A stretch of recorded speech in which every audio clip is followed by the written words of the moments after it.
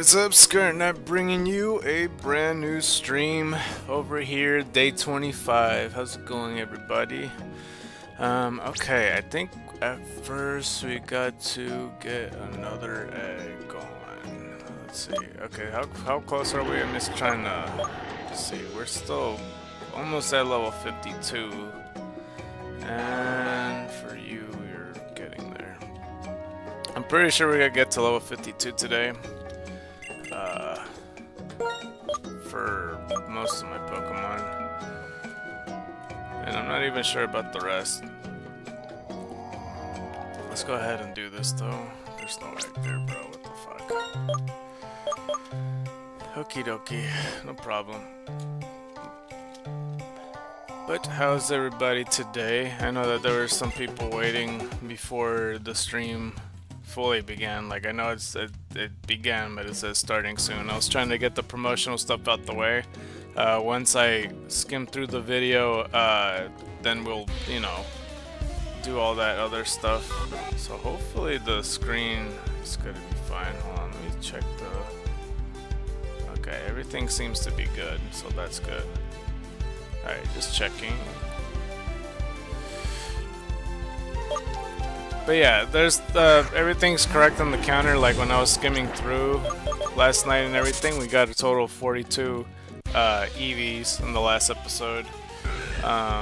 We're at this point going for 1500. I don't know how far we're gonna, you know, stream in this episode. Probably up to 545-ish, somewhere close to that, unless something happens, of course. But we shall see. I mean, I don't know. I'm still kind of not really indecisive, but like I put the verdict as the title because, like, you know, we're gonna see if, you know, we truly get answers on whether or not we could actually get a vintage Eevee. It's still up in the air. I wish it was a little bit more transparent with that, because if it's the latter where it's like, you know, you have to get a vintage deck and vintage decks in order to get any vintage mon, where you have to defeat 500 to reduce your odds, and after you get the vintage decks is when it's 1 out of 4,000, then that would be kind of dookie. Because it's all like, you know, most people would just play the main game and that's as far as it goes, you know?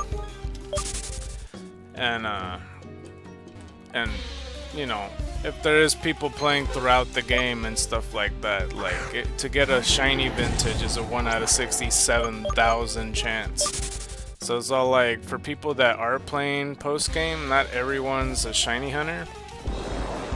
And, you know, like, I know a lot of the time shiny hunters do beat their games and then they do shiny hunts like that. But like, if you're doing a shiny log, for example, or something like that, then you're gonna spend a lot of time doing it through the main game and stuff like that. Like post game, I don't know.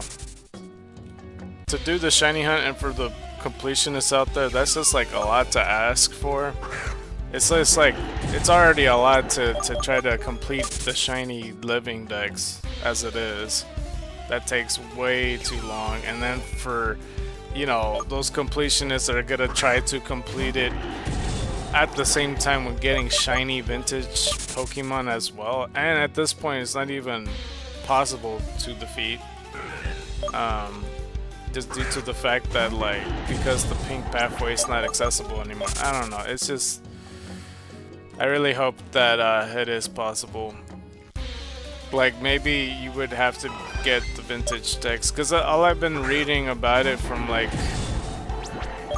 the posts on the thing, it said pretty much about, it said kind of more so just to keep track of them and stuff like that. I don't really fully understand it, but I don't know. I might have to, like, through the weekend, like, get, you know, do a real effort on trying to contact one of the developers. Hopefully one of them speak English or something, or understand at least. Because I don't want to, you know, like, it's good that I got the 500 Eevees out the way for the future to do this, but, like, you know, I'm mouse-locking the game, and if I want to really do this, which, you know, in hindsight it's kind of unnecessary because I just want to show off one thing and use one thing pretty much, that, like, you know, it's in order for me to break the Nuzlocke rules. It's kind of, I don't know, I just don't like the feeling. It just kind of reminds me of the whole leaf green situation where, like, oh, if you want to do this one thing, you have to see every Pokemon or whatever. I forget what it was. I don't remember the specifics, but it was something post-game that I had to, like, break the rules and catch other Pokemon or see other Pokemon or something like that. But it's our first Eevee in the thing and everything like that. For people that are here, if you're interested in, you know, either one of the 3 shiny Hysterics or one, or the shiny Nosepass, let me know. Just let me know also if you have pretty much Pokemon Xenoverse in order if you want to trade, and then by the end of the stream we'll go ahead and trade it to you. I'm really just tempted to just do it straight off the bat because it's been a few weeks and nobody really claimed it. So, like, as long as you have Pokemon Xenoverse and you want one of the shinies, we might as well just go straight off the bat. You know, especially if you have something to do later on and won't be, you know, here damn near 6 hours later in the stream or something like that. Then, you know, we could probably get it done for you and trade for whatever Pokemon you have. It doesn't really matter what I get. It's really what you prefer and, like, what nickname you want for the shiny Pokemon. But yeah, I think personally the shiny Nosepass is a pretty good nature, I would say. For the other shiny Hysterics, I don't know. It's if you want it or not. I don't know. Let's see here. But yeah, yesterday we didn't cover Pokemon 13 or anything like that. But we did, like, you know, finish up with, like, Don's Bulbapedia, and we made, like, our own Pikachu short in my headcanon, you know, pertain to the solar eclipse, because in real life they kind of did it, you know, they did some promotion with the actual solar eclipse in IRL to promote Arceus, and like, oh, Arceus is coming or whatever. So I figured that'd be a appropriate Pikachu short to make out of. Except, you know, it might be a bit too much, and it's not really confirmed that fire Pokemon would get stronger in the solar eclipse or weaker or whatever the hell. Because I just basically made a storyline basically saying that 1444 that Moltres and Entei and Groudon gets enraged by the fire, despite Groudon not really associating with fire type unless he goes primal. But I thought it was a good storyline nonetheless, you know. Maybe the island in particular that they're fighting on, like, you know, he feels the heat and something like that. He's like, wait, I'm not fucking up there. And then he goes up there and gets pissed off that these two are fighting. It would be a really hype and memorable Pikachu short for sure, even though a lot of the Pikachu shorts aren't really meant for action, you know, for most of it. But yeah, that's pretty cool nonetheless. I still feel like there should be a one short that's kind of revolved around Gliscor though. Oh, this motherfucker here, I hate these Dittos. Yeah, and the last one, fucking stupid imposter cheating ass Ditto, it just wouldn't let me go, and he ended up killing Starscream, which I have to find a solution to you know, punish myself once I'm at episode 47, because yeah, throughout the 25 days there was, like, Wreckage for one died, but Starscream basically died twice, only because of those, because for some reason Imposter Ditto is faster than my Starscream, which is more than 10 levels higher than it, and it's copying my stats, which makes no fucking sense, and it doesn't let me go. Every now and then Halucha does the same, where it doesn't let my other Pokemon go either. So I really don't understand it. That's just how it is. Let's keep doing Fire Punch. 1445.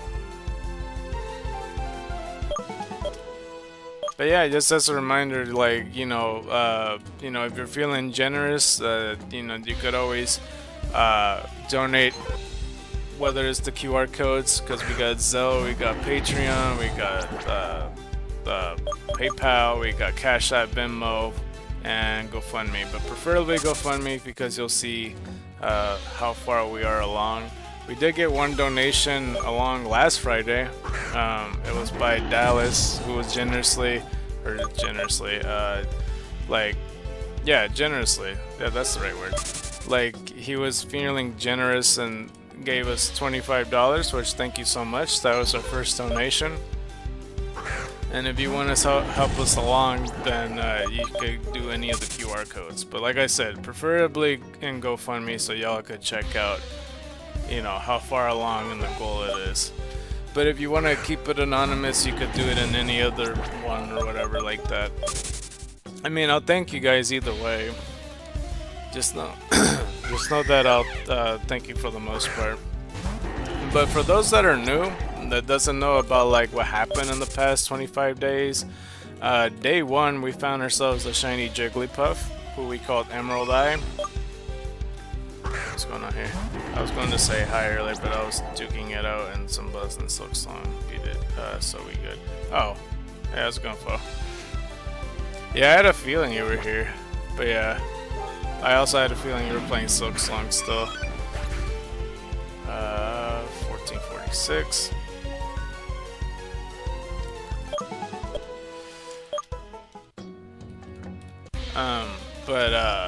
What was I saying?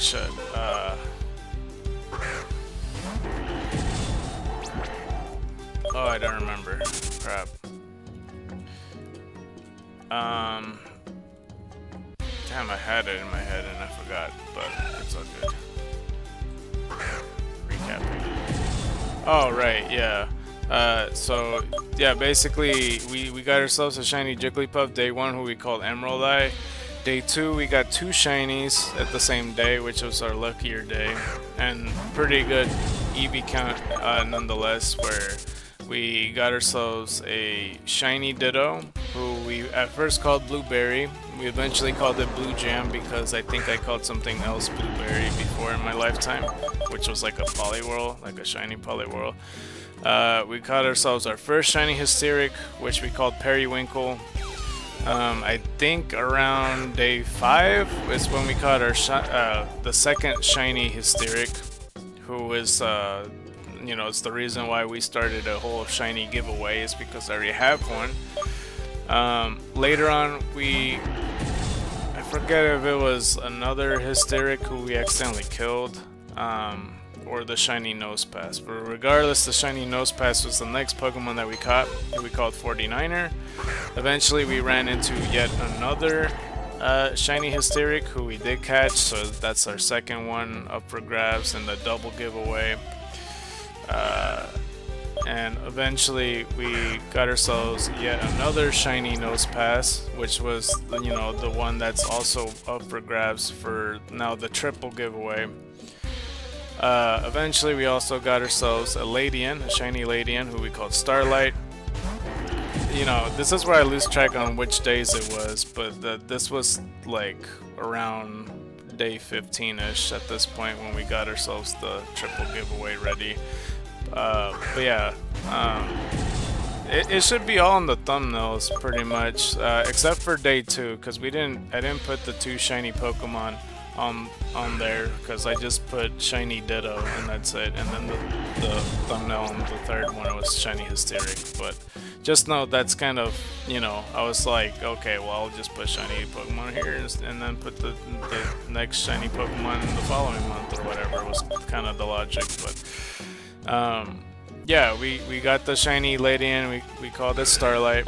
We eventually got the most recent shiny Hysteric, which was like on Tuesday. Yeah, Tuesday. So that's like day 22, and that's the most recent one. So now we got 3 shiny Hysterics, which I don't want anymore. And Wednesday we got ourselves a shiny Halucha, who we called Maroon. So quite a bit of shinies. That's like a total of 8 or something like that.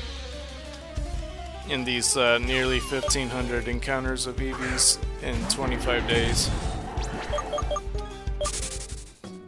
There's only a few shiny Pokemon I didn't catch in this grass. It's just like the only ones missing is Coin, there's Bremen, there's Roselia, obviously Eevee. Because like just basically what I see on this grass is what I've been grinding on, because this is literally the only grass in the game that has Eevee, or else I'd be searching somewhere else and such like that. But yeah, that's for the most part.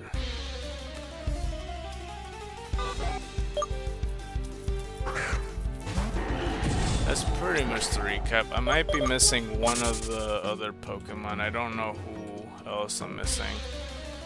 Technically not all the Pokemon though, because there is some Pokemon in the nighttime too that I don't go for because EVs are only available in the daytime. Because there are Pyroars and like Swaddle, or what's it, Swaddle? Swadloon actually. Swadloon, Pyroar, and Cricketune, I think. Oh, and Chanseys. I haven't gotten the shiny Chansey. That's another one. But yeah, that's kind of part of the reason why I put Roselia in the screen. It's just, you know, since she hasn't had really an interaction. I was considering putting Coin on here, but like I had put him on a thumbnail before, but that never stopped me before. It's not the first time I put a Pokemon on a thumbnail already that I used in the past. Like Drakia, I put Drakia on a thumbnail and stuff. And I also put Scoville on a thumbnail too, so I mean, I don't really mind. I don't remember if I put Pepequeño on there. I might have. I don't remember. I don't think I did.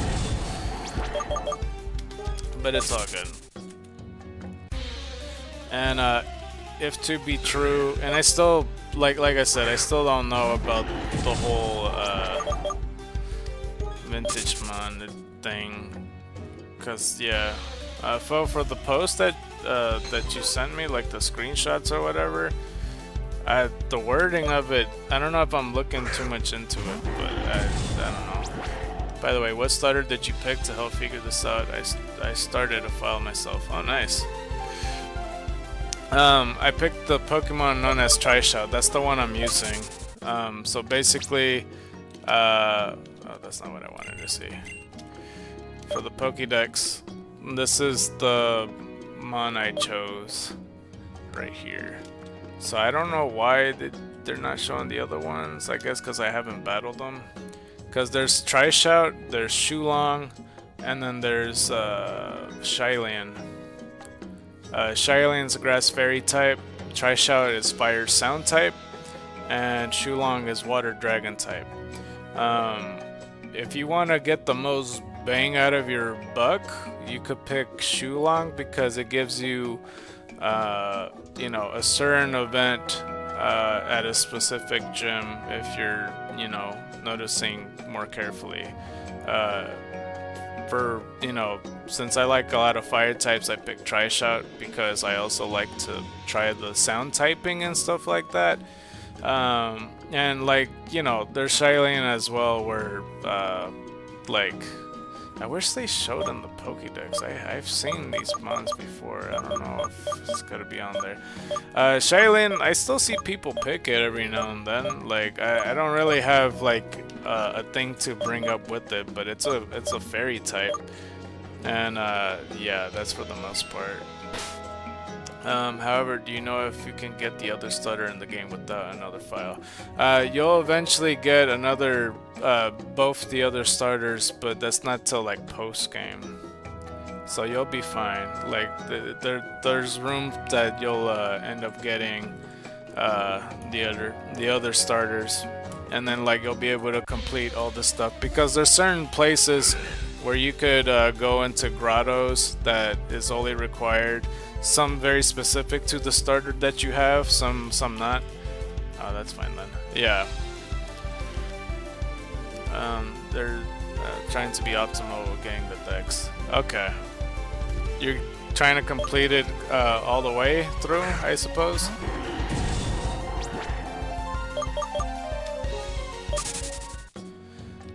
If you're trying to complete the Pokédex, because if you're trying to get the most out of everything, my suggestion would be like you could pick Shulong, but if you want to try out the sound typing, then you pick Tri-Shout. This is just a different form of Tri-Shout, because like I kind of give them my own name throughout the series and stuff, because it's depending on the items that you give it. So I'm holding the Xenoversal Ring. It's kind of a spoiler that you see this already, but that's the part of the game I'm currently at right now. Might as well not caring too much with getting shinies. Oh, well. But yeah, I mean, it's whatever Pokemon you want, like whatever starter you want. You're gonna have to keep until like pretty much the Pokemon League, because it's required in story. That's why the Nuzlocke portion of it's kind of difficult to deal with. But yeah. Let's see here. And yeah, there's a lot of pretty good Fakemon as well when it comes to all this. I figured Water Dragon is a bit strong. Yeah, there's still answers to beat the Water Dragon typing as well, because like if they what's that ice move that hits water type Pokemon? I forgot. There's that, and that would be quite effective. It's a counter of a lot of common moves and types. Okay, so you are going with Shulong? Yeah, and there is a way to like put a different file, because there's as soon as you open the launcher, there's like a little gear on top before you click play, and it'll get you to this mode that's, I forget what it's called, it's like saving mode or whatever like that. There's like a little file switch where you could have multiple, you know, different files possible on there. It's just harder to switch in between them. You would have to close the game and then like switch back into it, because I have 3 files on here just for like future footage if I want to show something off. So I'll show in the Shulong file or the Shylane file that I have shown in the series before. I don't think you could copy files though. Dry freeze, I think. Yeah, that's the move.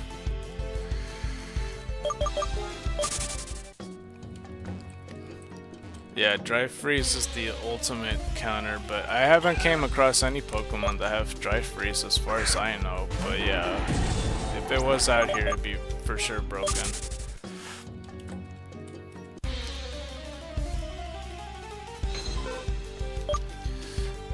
All the X Pokemon and stuff like that, and the gym leaders, I would say that they're pretty well paced. Like, you know, you don't feel like you're spending too much time in between not doing anything. Like, there's always stuff happening within this game that, yeah, I think it's pretty well paced. It's just sometimes when you're battling certain X Pokemon or certain boss battles that they get outrageously strong. That like Gengar X almost gave me a run for his money, and like certain other X Pokemon and shit like that. Like I mentioned, the Rapidash, that almost fucked me up completely. 1447.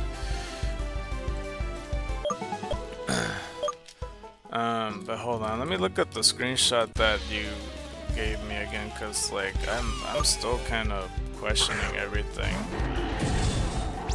I think I was on the Discord thing before, but it's like, I think it's the second one that I get confused with. Cause from Diego, oh yeah, this is Italian, huh? from Diego has said, how do you unlock vintage hunting exactly? Glosser says, kill 500 mon of the type you are hunting. Diego says, doesn't that just boost the odds? I'm talking unlocking the ability to find them at all. And Glosser put, creates the chance for a retro to spawn. You could only start tracking them once you have the retro decks. And like that wording alone, it's like it doesn't specify it to me, because it says create the chance for a retro to spawn, which is kind of like my hunch to begin with. Like after you defeat 500 mons, like, because it's already a 1 out of 4,000 chance, you know, initially when I thought, right? But if you do the 1 out of 500 chance, that's the initial spawn rate that increases more, is how I'm reading it. And then when he put, you could only start tracking them once you have the retro decks, that's what you could do anyway, because it'll tell you how many Pokemon you killed. So that's why it doesn't really specify it for me. And then Diego put, how do you unlock that? And then Glosser put LG decks and Xeno decks completed up to before past 3. And Diego put, wow, that sucks. Which, yeah, I don't know. It's not too specific. It's like, but you could still find it nonetheless, right? Would have been my question.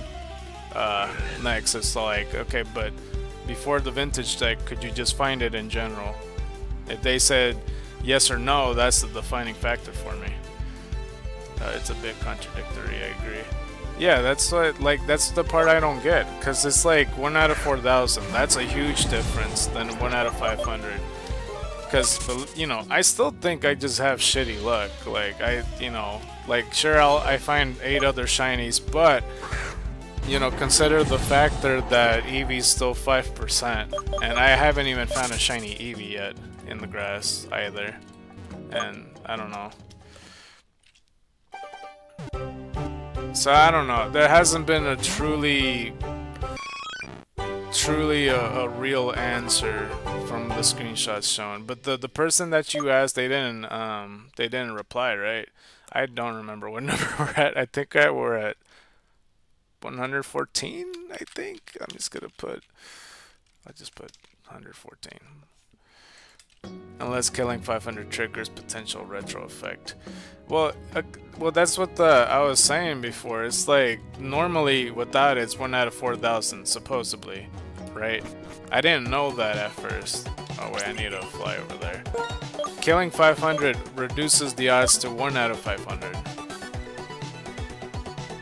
Like, before I found out about the 1 out of 4,000 thing, that you know, if you see the other streams, like, I always been saying that was the hunch I had. So like, I don't know what happens after the 500 mark. Maybe there's just that now they spawn or whatever, which I guess was still technically true, but I don't know.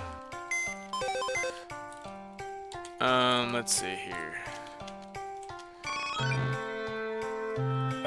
Hold on. Oh god, I did put 114. Likes to relax, calm nature. Okay. Special defense attacks down. So we're at 115. Shit. Okay, well let's put you back and then we'll rename you then. My bad, Eevee. My bad, Eevee. We'll do that run now.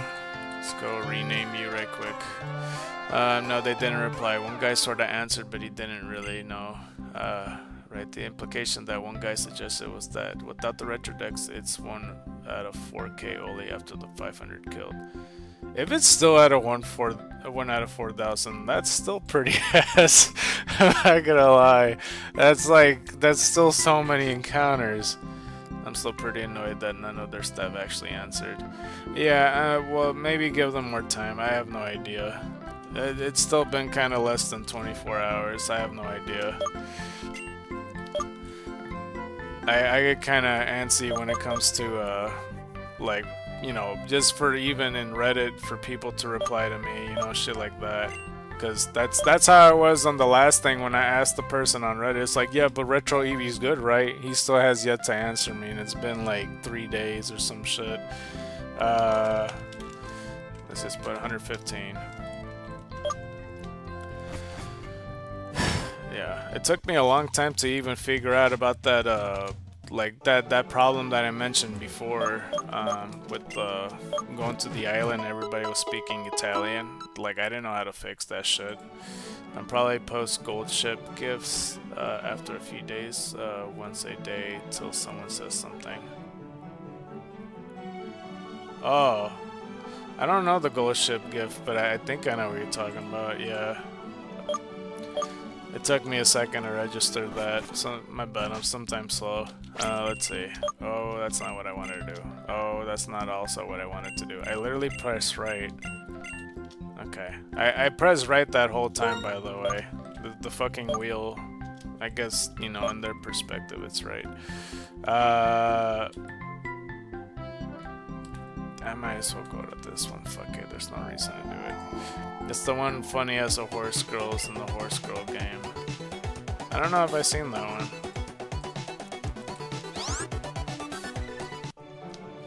You could post it to me if you want. If you want to, I don't know. There's some memes I just don't know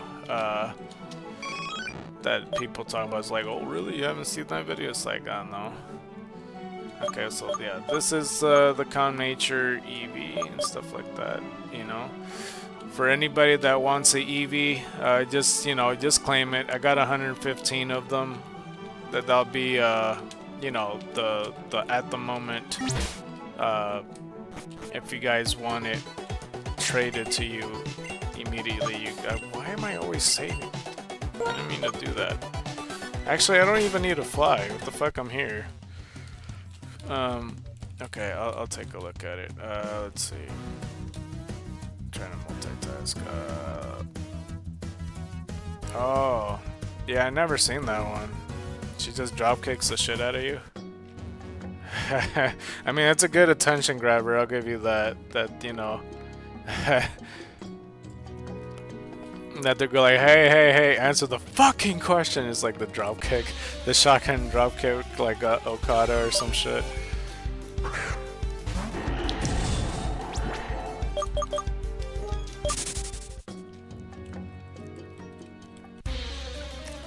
That's how most people say hi, at least, where I'm from, so. That would be funny as hell, though. There's some memes that I know that I get surprised when other people don't know them. I can't think of it at the top of my head, but there's a few out there. The horse girl game is basically the Kentucky Derby, but based on actual horses that have raced in Japan. Oh. Gold Ship was a super funny history. Oh, I see. Earlier in the, I think it was last month or some shit like that, or 2 months ago, I went to the fair and like we were trying to look for the video game spot, because usually they would have tournaments, and you know, sometimes it's enjoyable to watch whatever game they're playing. Except, like, and I swear I went to the fair the year before, but I guess I hadn't been there for 2 years. I don't really recall. But we were trying to find that spot because it used to be at a different place last time, but the little schedule / map thing told us it was at a whole different building. And this building that it took us at, like, we saw, like, you know, fancy cars on the side, and as we went inside the building, we weren't sure at all. There was like no signs pointing to us where the, you know, the gaming tournament center was at, or whatever the hell it's called. I still don't know what it's called.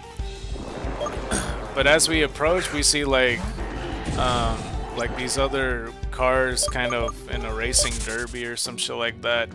And then upstairs was a spot where they were like betting on horse racing and shit like that. I'm like, oh, I didn't even know this place was here, and I've been to the same fair for years, and I guess it's been there the whole fucking time.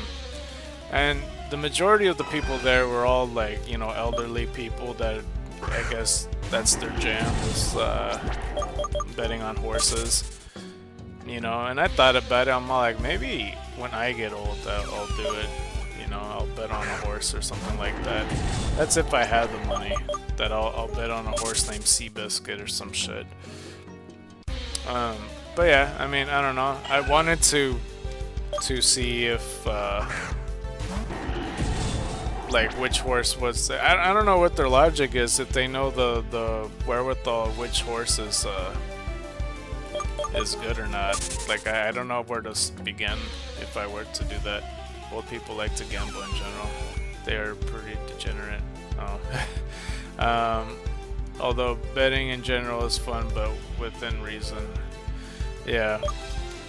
And yeah, it took us a while to find the video game place, but we eventually found it. It was just tucked in the corner upstairs. It was really random. I'm like, I don't know how the fuck anybody would have guessed to go up here, because we just went upstairs just out of a whim, because we didn't know where the fuck it was. We're like, what the hell is this place? It says it's here, but there's like nowhere to be seen. Like there's barely any people walking around.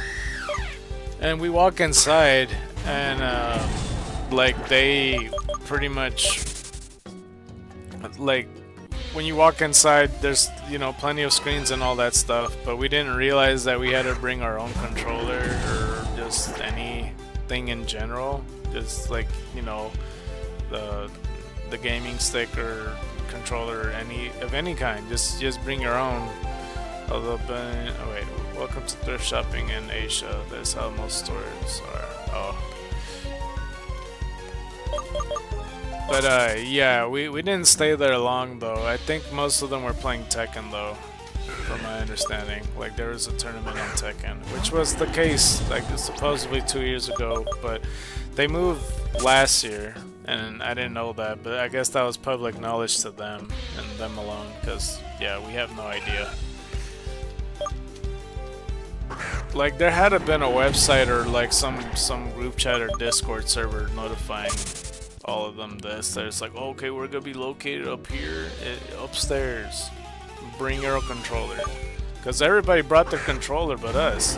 We're like, okay, well, I mean, we were gonna watch anyway, but shit. And you had to pay to enter the tournaments too. Like I feel like the older spot was better though. It was more open. There was a section for the audience to sit. For this one, it didn't. I mean, there was still a place for the audience to sit, but it wasn't like, I don't know, it felt smaller and it wasn't as enjoyable. Like I said, we didn't stay there long. We were like, like, I don't know, maybe next year. Because the building before, there was a proper stage and everything. And yeah. And like there was also other spots where you actually could play yourself. Like there's controllers available for you to play. But maybe it's because, like, I don't know, it just kind of reduces the chance of other people stealing or whatever. But I mean, it still doesn't stop other people stealing your controller too, if that's the case. And I feel like that'll be more problematic because, you know, the person will go to the, we'll just say in this case a manager or something, and they'll complain about that. It's like, oh, that person got our shit stolen or whatever. And then at that point, then they're responsible for that. Or maybe not, I don't know. Maybe that's part of their deal. It's like, okay, well, you bring your controller and you're responsible for it, or I don't fucking know. I feel like that's standard-ish. You can't accuse the attorney from rigging it. Yeah, I mean, I don't know. Not really a rig thing that I'm saying, but yeah, it's kind of, I don't know. I wish that the whole, like, the public play spot was still available, because that, like, from 2 years ago, we were able to play any game, and there was different varieties of it. But this time it just wasn't. There was no public space to just play for free, pretty much. It's regardless, you still had to bring your own controller. For this time, well, from last time, they just had a spot that people could just play, and another spot where you could watch the tournament. And there's even commentators and shit like that. You know, even 2 years ago, there was people that would pay to, you know, cooperate or participate in the tournament, I should say. 1448 though. But yeah, I don't know. I wouldn't say rigged or anything like that. I mean, honestly, I haven't been keeping a close eye on how they run their tournaments either way, whether, I don't know, like, if they are keeping track with it and whatnot. I imagine they do. I don't even remember a single person's name or username, to be honest with you, that participated in any of these gaming tournaments.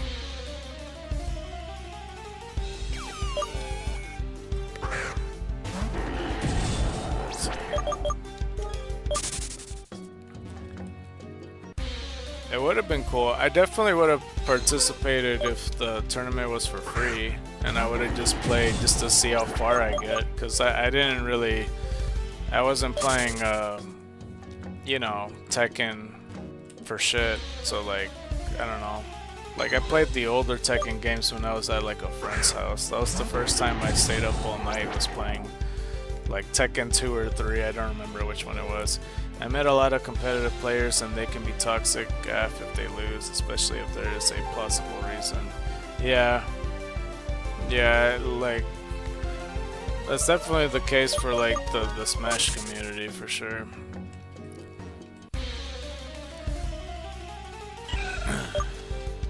Yeah, I got a relative that's a pretty good Smash player and all that.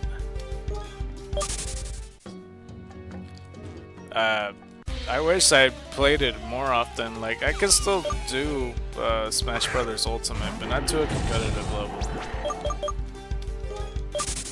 I remember I used to play Brawl like a lot. Like a lot.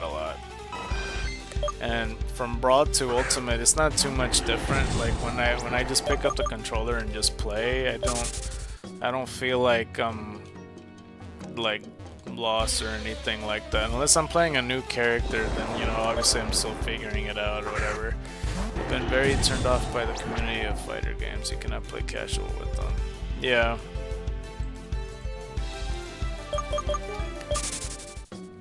It's just easier just to, like, you know, rather than going to a competitive scene or a tournament scene or going online or some shit, just to go in a public space where it's like a party or something, they just have it on. Unless that person's also competitive, then I guess you don't win. It's like fucking Becky's birthday or some shit, and she's like competitively toxic. That'd be annoying. It's like, hey, you want to play Smash? Get out of here, you fucking nerd! Who the hell uses Ike? Or whatever. And then he shits on you with fucking Mewtwo or some shit and juggles you around. That's what happened to me a long time ago when I was a kid. Like, I had this kid neighbor named Eric who, he played Melee, and I don't own Melee at the time. I don't think I've ever owned Melee. Like I said, like when I mentioned about playing as Roy, like that was my worst character. I was fucking utter garbage as Roy. And this fool Eric juggled the shit out of me with Mewtwo. Just non-stop did his stupid triangle move where he does psychic, and I was just suspended in the air for the longest time. He just kept doing it and doing it. I'm like, bruh. He died every time because he did that same fucking move. I found Tekken one of the worst because to play that game you basically need to study a PowerPoint presentation on frames. I got shat on for using Cloud. Yeah, Tekken is very specific. Like when I went to, I forget which PAX was it. It might have been PAX South or something like that. I went to one of the PAX conventions, and they had a Tekken tournament, and that was very enjoyable to watch, I will say. I was rooting for this dude that was playing as King. I don't remember the username or the name, like I said, with these gaming tournaments ever, but it was for sure enjoyable to watch. And I was just hanging out there like practically the whole day. Like, you know, when I was finished exploring the convention, I would always go there and I would just watch whatever they're playing. But yeah, that shit was really cool. But yeah, it is for sure. It's like one of the most technical fighting games there is.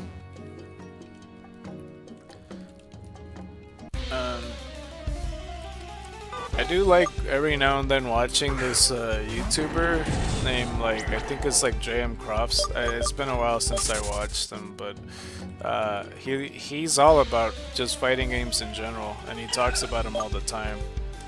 And I don't know, I think I started watching him because for some reason, like, the Marvel vs. Capcom 2 just kept on going on my feed.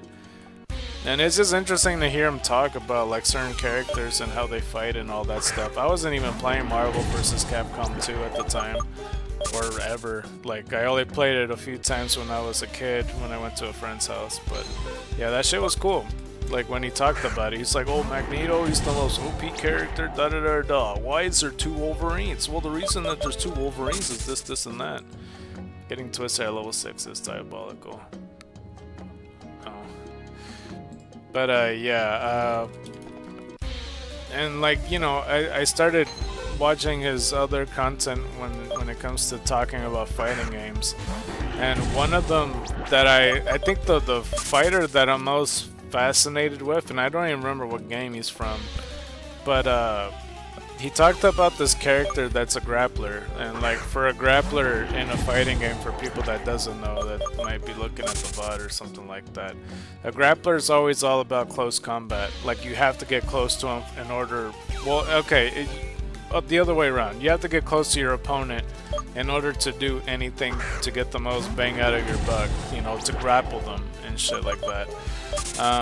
But like, you know, in order to beat a grappler that's only known for his close combat moves, you have to keep your distance, or, you know, maybe prioritize projectile moves if you have any, or, like, you know, do anything that will keep him at arm's length where he doesn't get close to you or whatnot. But there's this character, I don't know if it'll resonate with you, because I really don't recall what fighting game it is. I don't remember for the life of me. But he has like metal gauntlets, basically, and he's all about magnetism, pretty much. If he touches you one time, then he puts some metal on you or something like that. Like, he makes you magnetized, like electromagnetism. So then he could just bring you to him, so then he could grapple you. And I thought that was like the most clever way to make a grappler work, and I thought that was so interesting to me that he was talking about. I'm like, oh, that's actually really fucking smart, because then that way it kind of you know, it covers and it just covers all his bases. The fact that, you know, you electromagnetize somebody, you touch him one time, and then boom, he brings it to you, and you can still, like, even so, the opponent could still fight back, you know, even flying towards his opponent, he could still, like, potentially kick him or punch him or whatnot. But you know, it's still fair game, where it's not like the person's just like, oh, you can't get me, oh, you can't catch me, or whatever. Looks like you can't use your fighting moves if you can't hit me or get close to me or whatever. Because, you know, there's always people that would spam the shit and keep their distance, and I imagine that'd be fucking annoying in a fighting game. It's like, okay, stop running like a pussy, dude. Like, stop. It happens. I don't know. It's just kind of the whole thing.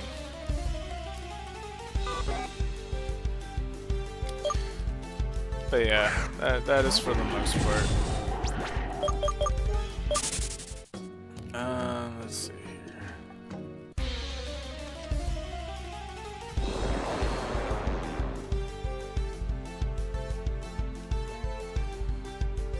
I keep forgetting that Brock Lesnar has a daughter. I just briefly looked at my phone, and that's the first thing that popped in my feed. I like looked down for a second.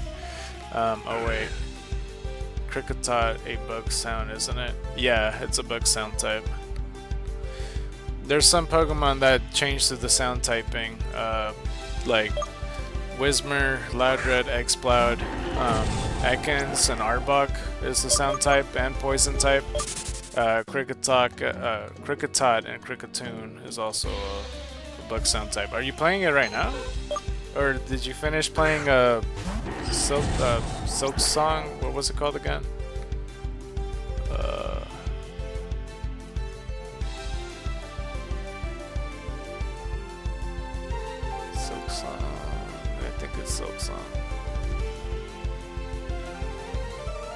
Oh, okay, you're playing Xenoverse right now. You're gonna catch up to me in no time, trying to speed through it. I mean, you don't have to. Silksong, by the way, yeah.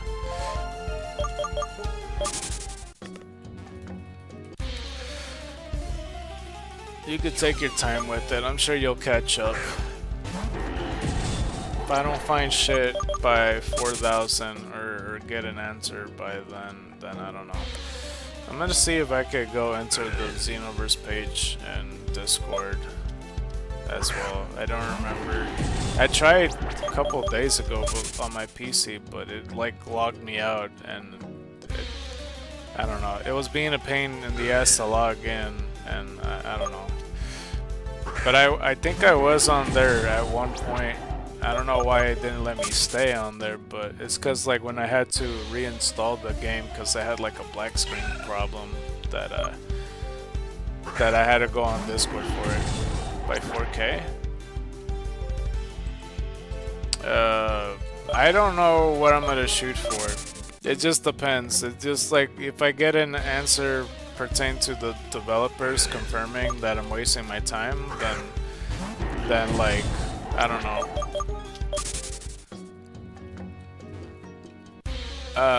But yeah, I don't know. The game normally it would probably take you like if you play throughout and because this game doesn't really requires a whole lot of grinding, to be honest with you. Only a few times because like since I'm nuzlocking, like you know, when one Pokemon dies, I have to train them up if they're not high enough in level or adequately enough in levels or whatnot. But for the most part, if you're just like not skipping every trainer in the route, then you should be good to take on gyms and stuff. Like they're not unfair, like they're fair enough to fight. It's like I said, it's the X Pokemon that are really unfair sometimes. So here's what I want to do. I want to get the retro decks and then go for a retro mon. Yeah, sure. It's gonna be hard till you get to that point just to see how many it should take. You might have better luck than I do though. But that thing will take you a long time to do, to get to the... because you have to complete the Eldu decks and the X Pokemon decks. The X Pokemon decks ain't so bad because there's not that many of them, and there's ways on going around it where you could, you know, even if you fail to capture X Pokemon, that you could just like, there's certain spots where you could find them and then catch them and then evolve them and such like that. So it's not so bad. But yeah, to help with the decks. Oh, I might conscript a buddy of mine to play. Yeah. I mean, it'd be cool. I mean, the more the merrier for people to play. Like, eventually when you get to the point, I could even trade you something if you wanted a shiny. Like the Hysteric's a ground sound type, or grass sound type. Or the Nose Pass for the rock type.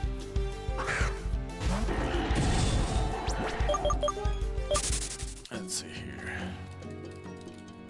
Yeah, the more the merrier on Pokemon Xenoverse. I really like this game for the most part. The story is very interesting.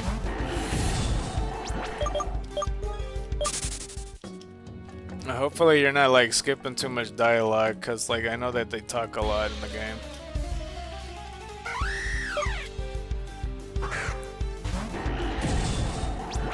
In case that you are, like I could just say the summary of what they were saying pretty much.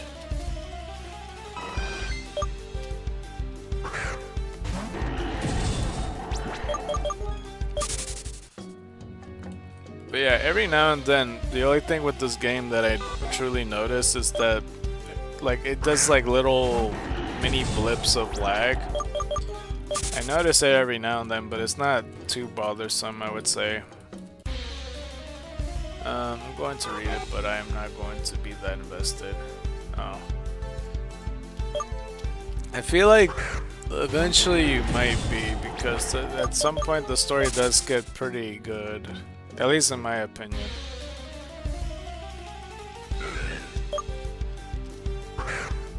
Like in the middle and the 3/4 section of the story, maybe not so much so, but like, you know, shit does go down for sure.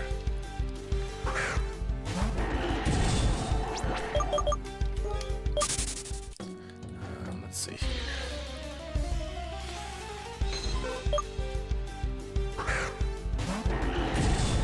See, if I find another shiny Ditto, that would probably be helpful. Well, then again, I don't know. Because I was gonna say, if I have another shiny Ditto, then if that one cooperates with Drakia, then maybe they'll get along and give me another egg. I don't know.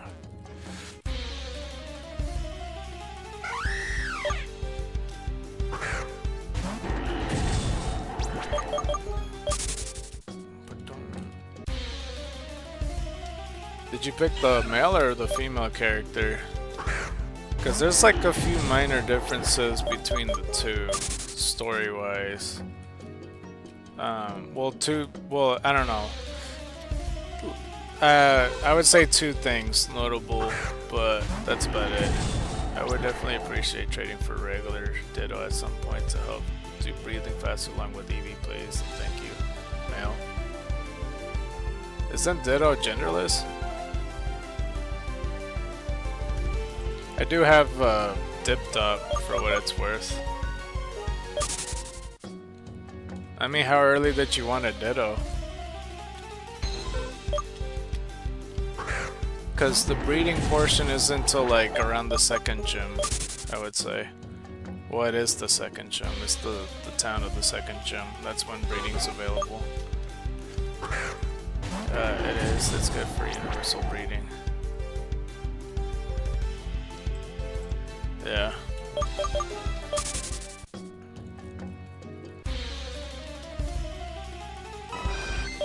Another Chansey.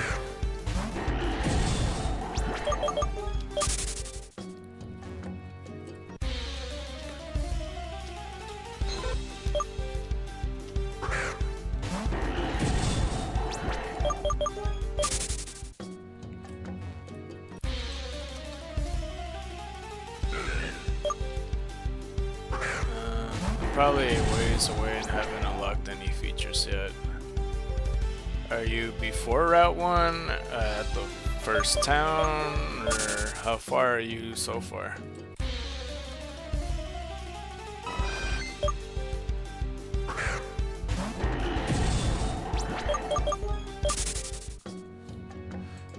At Route 1. Well, I mean, you're making your rounds then. That's fine. Route 1 isn't too long. I'm also multitasking with trying to message my buddy. Oh, you're good.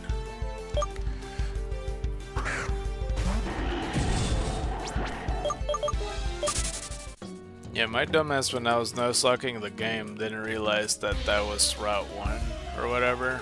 Like passing through the gates. Like I was talking about fucking Bug's Life at the time. And then I end up like, you know, finding my first encounter, not realizing it was my first encounter. I'm pretty sure I just ran from it or killed it or something, I don't know. Because I definitely didn't notice it, like, scroll down and tell me that was a new route. I guess I should have known, but I don't know. And for the longest time it took me a while, because I was thinking to myself, like, with a certain part in the game where I'm like, oh shit, there's multiple zones. It's like, should I count that as separate encounters? Which obviously in hindsight I'd be like, well no, because there's all these other areas that have more than one zone, but that's still like, I don't know. It should just still be route based.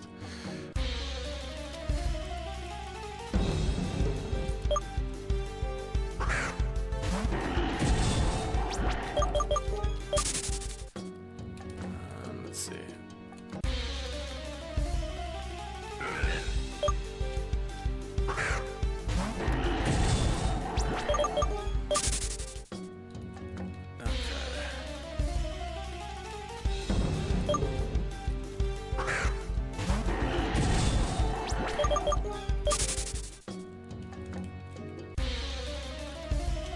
usually nickname your Pokemon or anything like that, or do you just keep it at its normal name?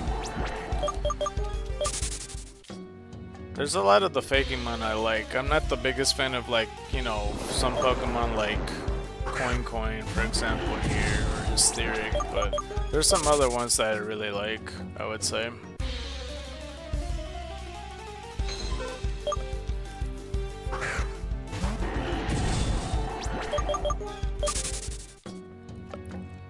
There's certain Pokemon I would have liked to catch, but I didn't run into at the time. Nah, I'm not picking unless there's a story behind it, like some shinies I have at home. Okay.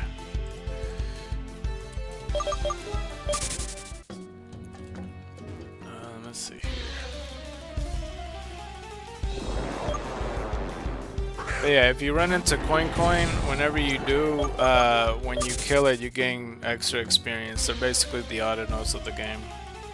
So keep that in mind, and that's a lot of the time they have you know, items that, like, when you kill them they just instantly drop it. That, like, I mean, that's all the Pokemon. If they're carrying anything, they'll drop it if you defeat them. But a lot of the time the coins carry money on them, like pearls or whatnot. Alright, 1450.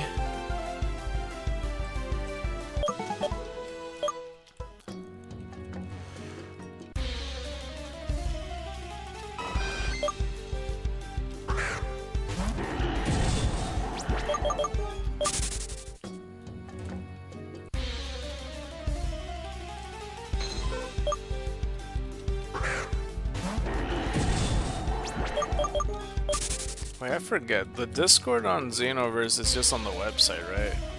That's where it's located. Because I don't know if there's multiple Discord servers pertaining to Xenoverse. I don't want to end up in like Dragon Ball Z or some shit, you know? They have their own Xenoverse. You get lost and they're asking about Pokemon. Where the fuck is Retro Eevee? Like, what the fuck are you talking about? There's only one Discord. Yeah, I imagine that.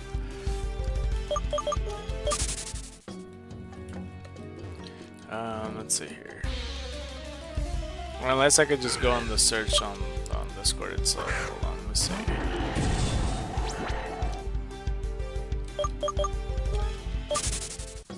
Actually, yeah, I'll just go to the website, actually. It's the Beehive Studios official. I'll just type in. Oops, I almost fire punched the shit out of this. Halicha. Beehive Studios Discord.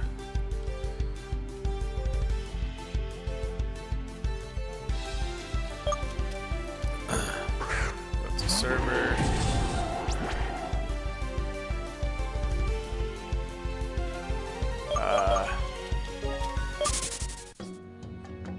Yeah, I have been here before. Well, why are you saying new messages? I guess I haven't seen these. There's a lot of Carlbot. I imagine this is the one. Verifications and links.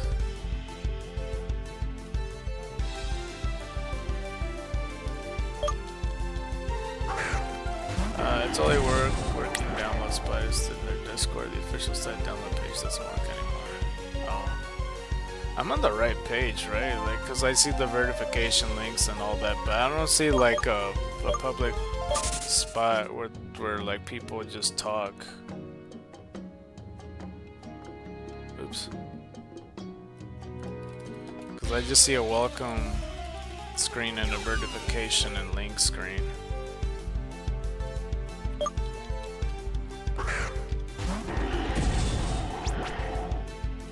Oh, it says 10,039 members, I imagine this is it.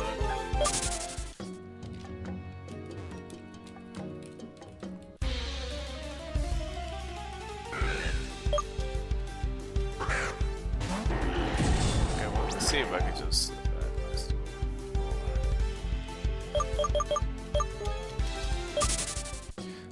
On the verifications link page, you have to press the green check mark to get the access to everything. Oh. Okay, let me try that.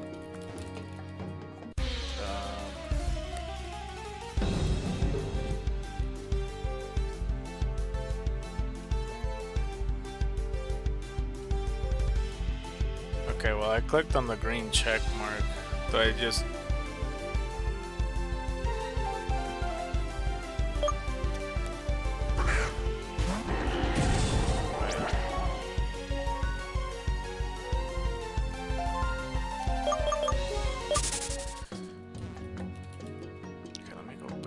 Oh, there it is. Okay, I felt dumb for a second. I'm like, then what? Like, I clicked on it. I'm like, expecting something to change. I should load the rest of the tabs automatically. Okay.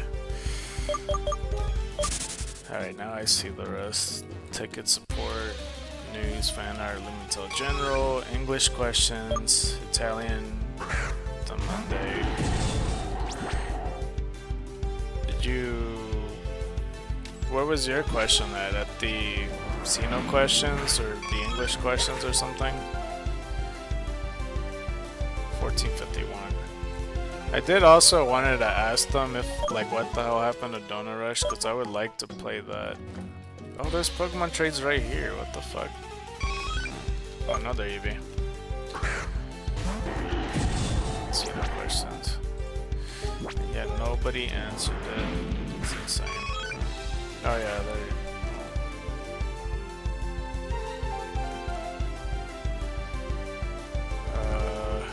Okay, I see your thing here. There's someone who's regularly streaming trying to get Retro Eevee from a route, and he's done the kill 500 part.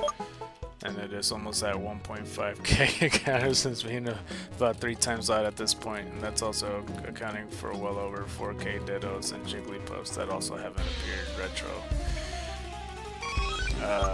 For encountering no retros at all, he's almost at 6 to 7 times odds, and that's just repeat. But he made it to a goal and get his Eevee before progressing the story of the Nuzlocke. Hopefully I counted the other Eevee I just killed, but 1452.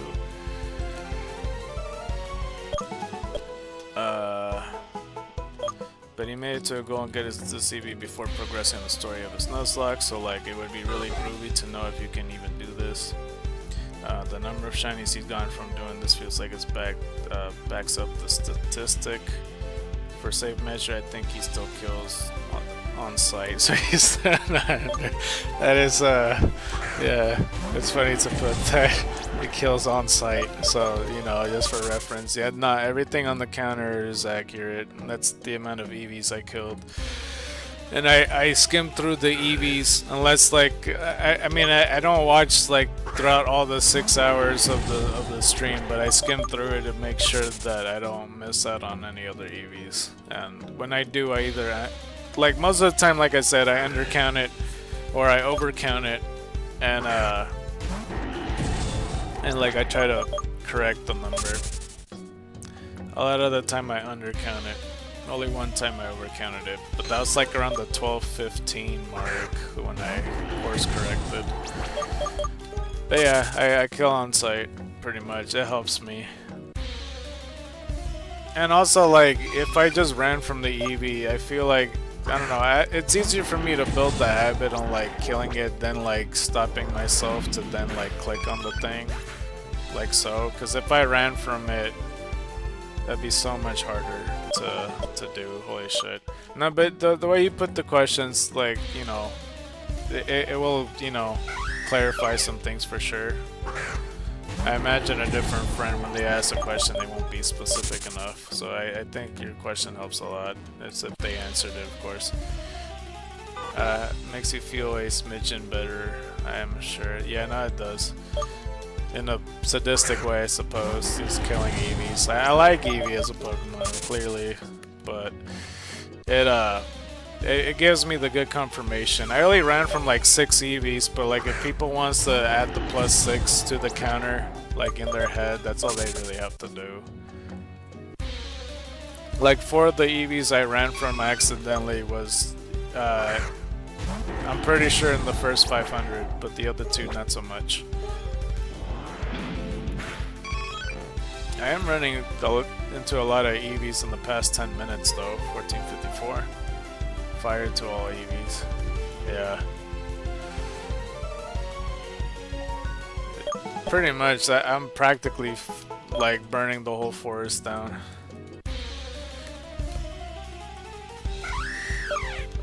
I'm burning the whole forest up until this fucking retro Eevee shows up. I don't even know who's the well, I mean, okay, hold on, let me look at the Discord again. What was the last time the person before had asked a question and then they answered it? Well, one of the dudes answered 2 minutes later on this one.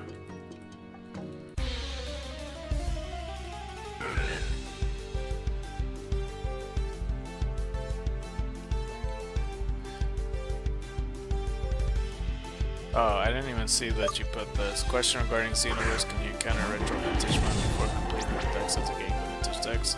I don't know the answer for the 1 out of 4,000 retros, but there are various retros from passes plus Pichu. You know, what? I mean, for the dude that just says, I don't know, but there's this as the answer, so it doesn't really, yeah, I don't know. Doesn't really narrow it down for me, for the Cosmic Soul.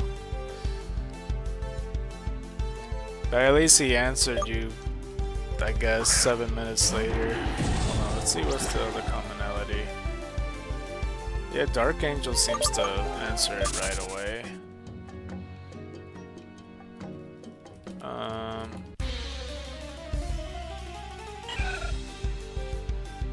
Yeah, Dark Angel is I don't know, maybe he's just busy or some shit, because he seems very attentive to answer all these questions immediately.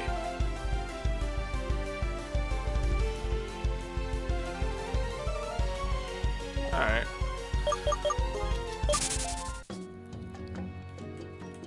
Shiny vintage swap. What's this?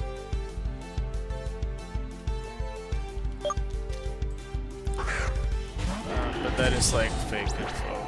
Oh my bad, I didn't read the first part. From what I gathered, most people's knowledge seems to stem from the Blossom event that you told me about, but that is like fake info. Yeah, I don't know, I wasn't there for that event. Like, when I looked upon it on stream, that's the first time I heard about it. I haven't seen any YouTubers in this Pink Pathway event, but that's I guess it was just an event that had like a timely manner to it that was like, I don't even know how long it was. It might have been 2 weeks, maybe a whole month. But it's basically like a swarm event. You go to the grass and you could get all these retro mons that you wouldn't be able to before. From what I've seen on the Discord, they were talking about, you know, or the screenshot that they showed me, it was like talking about a Tauros. I didn't even know Tauros was in the game, so maybe that's why. Like, maybe Tauros wasn't available in regular grass, but only this Pink Pathway. Because they said that the vintage decks is now, like, it can never be completed unless they fix it. Which they might not, because they mentioned that they weren't going to do any more final updates. But when they did say that, then the whole Italian language glitch happened, and then they had to update the game anyway. So, you know, who knows. It just seems like Beehive Studios is very focused on Lumentel for right now. But hopefully, you know. Oh wait, Donor Rush News is right here. Wait, hold up. Oh, this is in Italian though.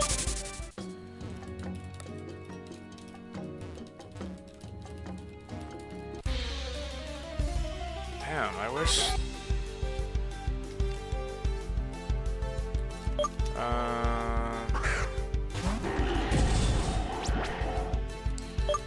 Actually, I'll look into this later. I wanted to know about Donut Rush if there's a way for me to play it, because I wanted to play it on stream. I was thinking about looking into cheat engine I mentioned before regarding speed up. Okay. Oopsie, I almost... See, that was that little lag delay that happened there. Because I pressed right the moment that happened. I don't know, that was weird.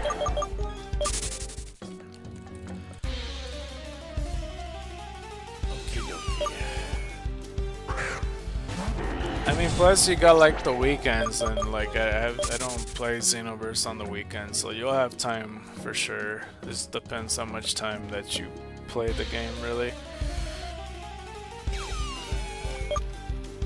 I just remember that like when I did wanted to show like the alternatives for footage, and that I realized that like my other files has to do pretty much all that I had to do to get to that point. That it was a pain in the ass to replay, like, cause I had just played it, you know, using my Shulong and Shylane to do the stuff that I just did. But it for sure has replayability. It's just like not when it's too fresh, you know. There's some mention in the Discord about cheating, and it seems like they use that IMO cheating to get stuff unavailable as fair game. I wouldn't know how to do that, to be honest, with this type of game. This is a different fan-made game where like the launcher's different and not so much used as like a regular emulator. So I wouldn't know where to start to cheat in anything, to be honest with you.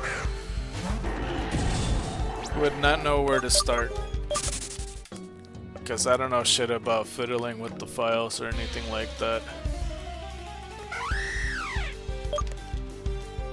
It just still bumps me out that the mystery gift was just unavailable. The Mask Go one's unavailable, and the Eevee one, and there might be other ones too. I don't remember at the moment.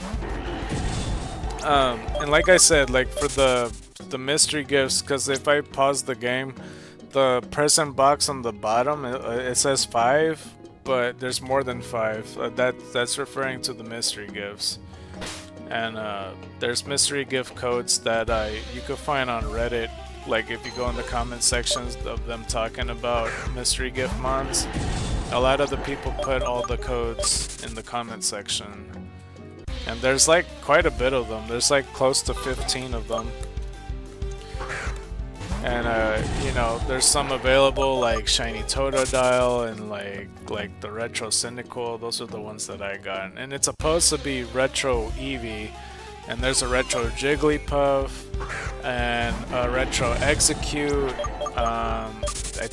From my understanding, there's like a Shiny Absol, I think. I wager that isn't that hard to mess with, since I highly doubt the devs built with security in mind. Yeah, probably. I forgot what other shinies are available, or retros, or mystery gift mons in general. It's supposed to be Mask Go though. The ones I got was, yeah, Shiny Totodile. I plan on for Gym number 2 to get Mask Go, but that didn't work out. So in Gym 2 I think I got Jigglypuff? I don't remember. No, Jigglypuff was Gym 3. What did I get for Gym 2? Crap. Oh, I don't remember.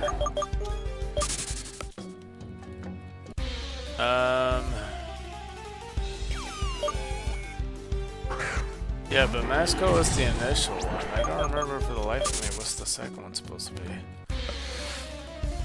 Anyway, Gym 3 was Jigglypuff, then Gym 4 was Execute, Gym 5 I got myself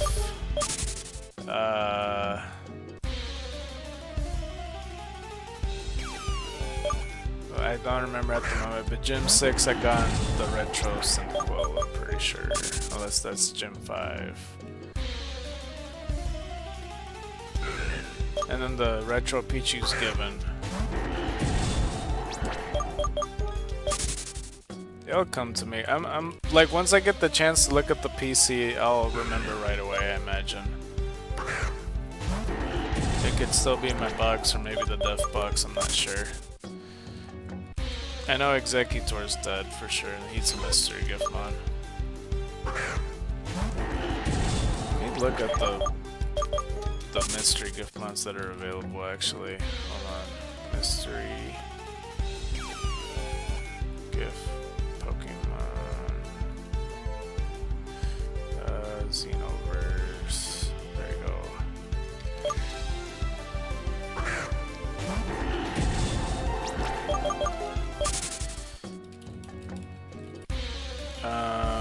Shiny Absol. Oh, right. Shiny Litten. That's the one I got. Yeah. Shiny Beeful. That's what I got in Gym 2. That's right. Okay. Yeah. That's Lancelot. That's the A-Drive one. And then the Shiny Litten's Munching Oranges one. It would be cool if Weedle did one for me, but you know, knowing myself, I probably would have said Shiny Cyndaquil or something. But yeah, Shiny Absol, Shiny Litten, Shiny Beeful, Shiny Totodile, Vintage Igglybuff, Vintage Execute, Shiny Huntail, Beta Weedle, Retro Cyndaquil, Shiny Sharpedo. I had a feeling it was Sharpedo. There's a Donanis one for Happy Birthday Donut Rush. I didn't know that. I hope it's not just like a shiny Donanis. It just says Donanis, so it might be just regular, who knows. I don't see a mystery gift for Eevee though, like it's supposed to be. This is the Xenoverse wiki though I'm looking at, not even the Reddit one. Let me look at the Reddit one. But there's even a screenshot on the computer of a Eevee right here, and it's a shame that it's not there. Let's see here. There's some that I'm not too excited for, like I kind of don't care about getting Shiny Huntail, which is why it's not like a priority of mine to get it in a mystery gift. But we'll see. If the 7th and 8th gym, like for the mystery gift, like when I do beat the 7th or 8th gym, like, you know, maybe I'm talking too confident, but you know what I mean, like, we'll see which mystery gifts will allow me to get them, because I know there's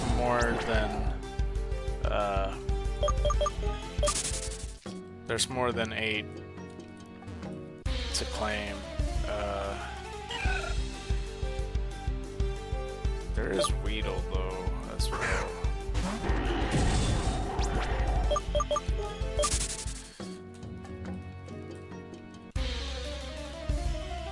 Hold on, I don't recall.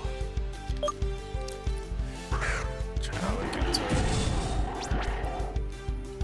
There's a lot of people just putting the codes and not saying what they are, as well.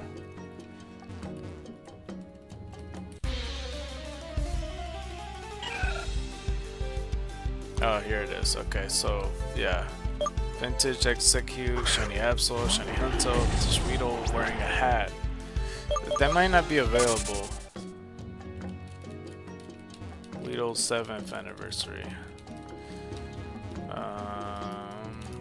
Shiny A-Drive Beeful, Shiny Munching Orange, Litten.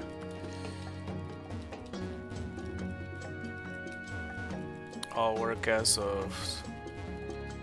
Yo, what the fuck? This all work as of September 4th, 2026? A whole year from now? What are they talking about? And they says Eevee 25 Xenoverse. I literally... Oh wait, no longer valid. It's above mentioned date. Okay, never mind.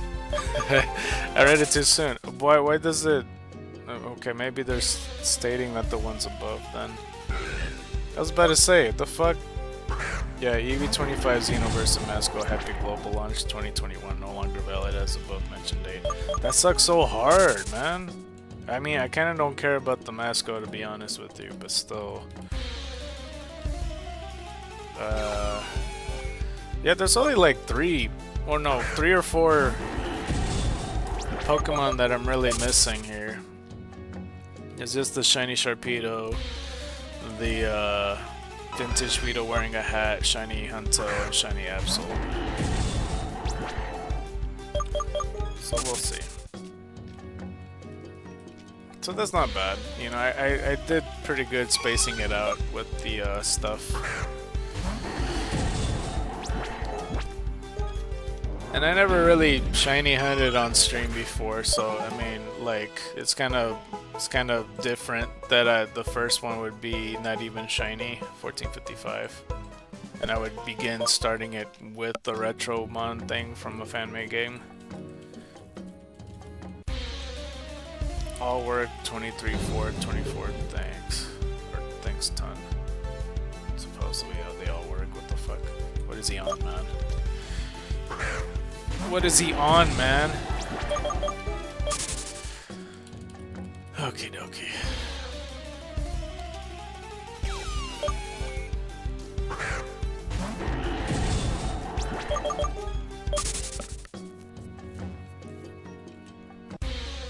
It's like, fuck it. We'll go for 10,000. I'm just kidding, no. I don't think I could do that. Again, like, I think the limit here, if I get near 1,000 videos, which I'm at like 945, so if I do practically close to 60 more streams from now, then that's probably where I'm gonna call it, because I'm not doing the 1,000 video on stream.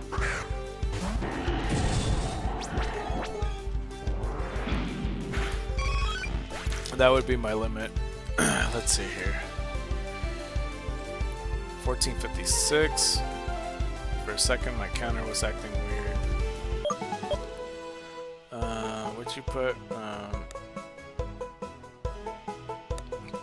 Currently trying to get an Abra. May request for a trade back when it gets to 14. I think that is when it gets to Kadabra.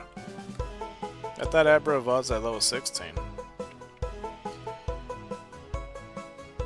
Oh, when you get Kadabra to trade back. Yeah, sure. I don't mind. I never actually traded on Xenoverse before, but I'm willing to figure it out. I mean, I wanted to know either way.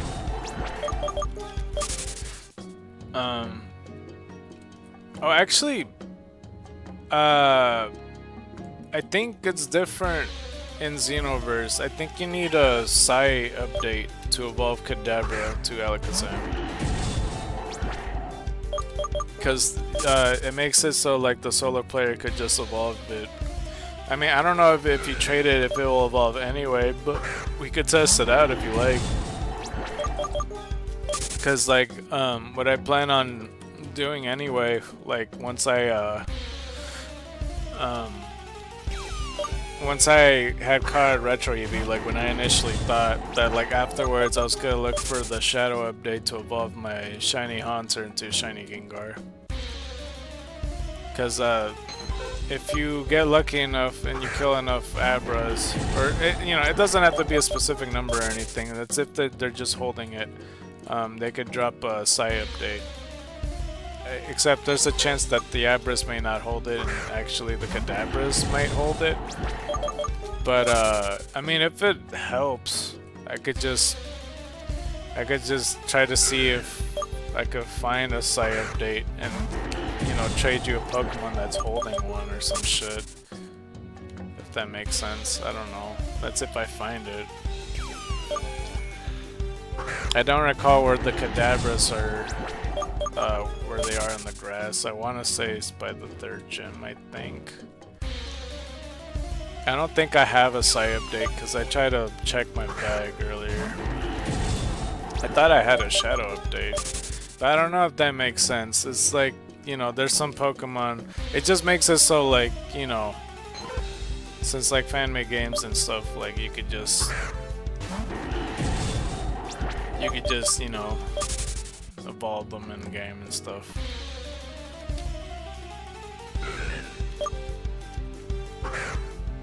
Honestly, like allow with what ROM hackers do is just have them evolve at like level 40. Because the level 16 Alakazam is fucking insane, to be honest with you. Route 1 is filled with some ridiculous spawns. Yeah.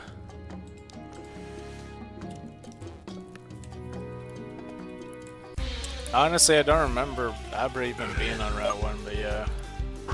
Are you already trying to catch as much as you can, or are you like... Or are you just trying to see what the options are there? Because I imagine you don't have that many Pokeballs.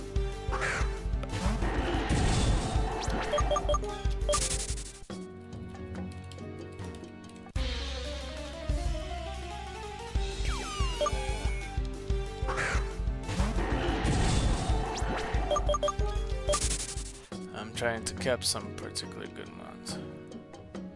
Oh, okay.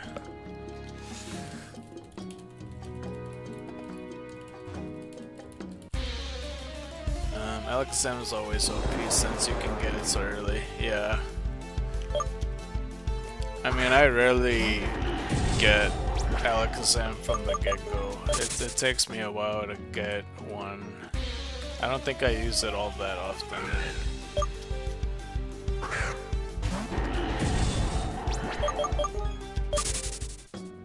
Okay, let's see here. Katamari. Oh, nice.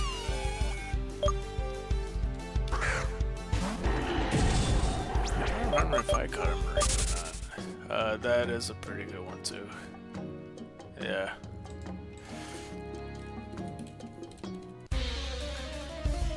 And I think Sparkle and the fucking Tumnus Rabbit, I forgot his fucking name. Like, he's pretty good too because there's a hidden ability one that has Technician. And he hits super hard very early game. I call him Tumnus, that's why I don't remember his name, but it's the rabbit.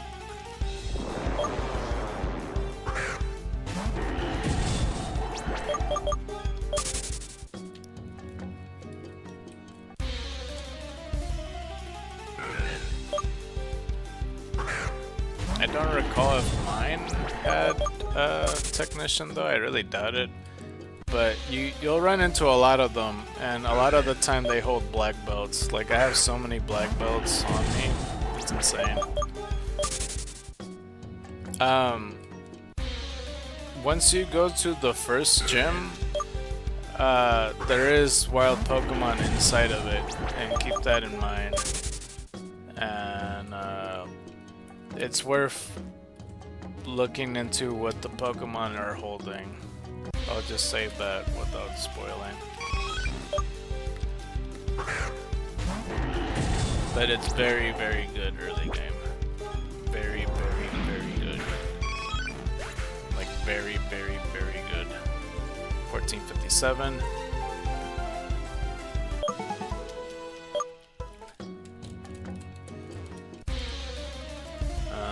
That is a pretty good one too. Oh wait, no, I just read the same thing he put. Never mind, I thought that was a different text.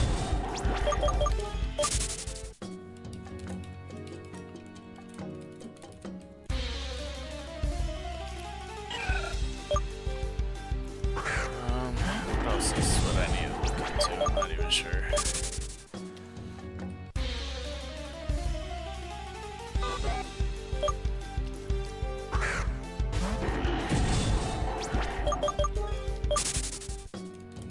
Let's go get some more flowers. Not gonna lie, I'm being pretty lame and let experience shirt be on since I'm speeding a bit. You might be over leveled. Then I turned off the experience shirt thingy. Cause even with the experience share off, like you'll be I don't know. It's like I said, it's pretty well paced. I would say it doesn't require a whole lot of grinding unless you are trying to constantly switch out your team members and stuff like that, like I am. Like if you're using experience share, then you don't really need to fight as much trainers then, because you'll be pretty well caught up in levels. And yeah, like I said, you might even be over leveled depending on who you face. I don't remember, I think you do get experience even if you catch a Pokemon, I'm almost certain.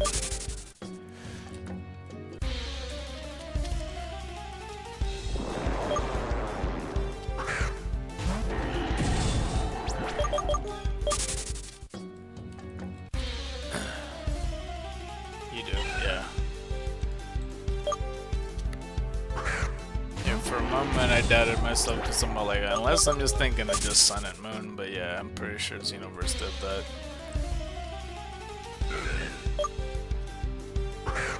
I know the YouTubers that I did watch play this game, like I hadn't watched any of the post-game content whatsoever, so I really have no idea what happens in the post-game. Well, it's not true either. I know a little bit, like the whole Dial Beat thing. That's 1458.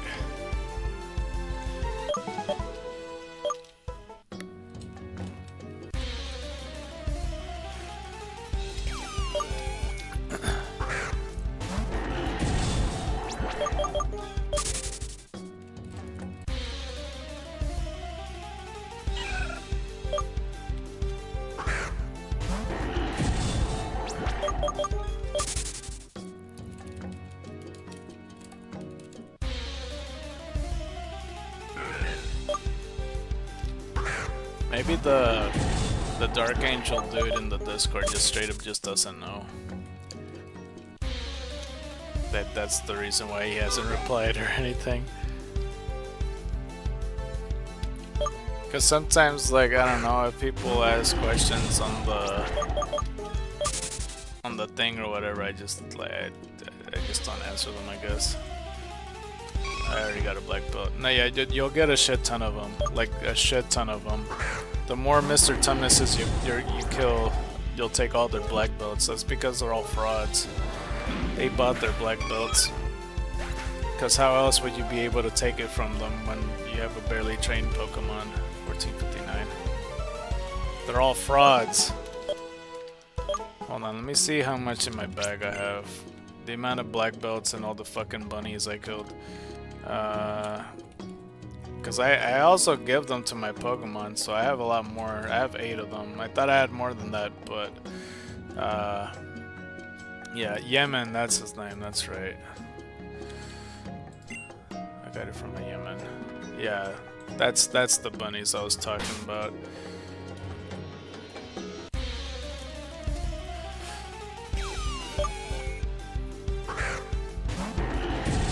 Now there is on certain grass, well, it just depends which grass you go as well.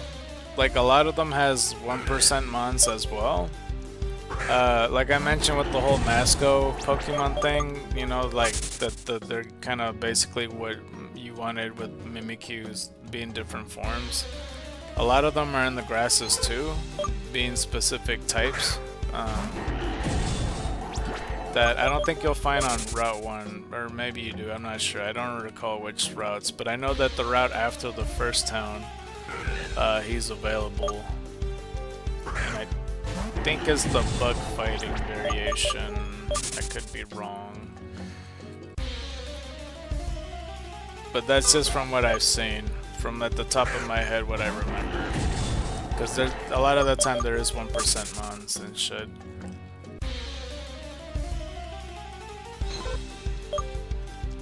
Because for this route in particular, the 1% mon is Bremen, the bear with the sticks.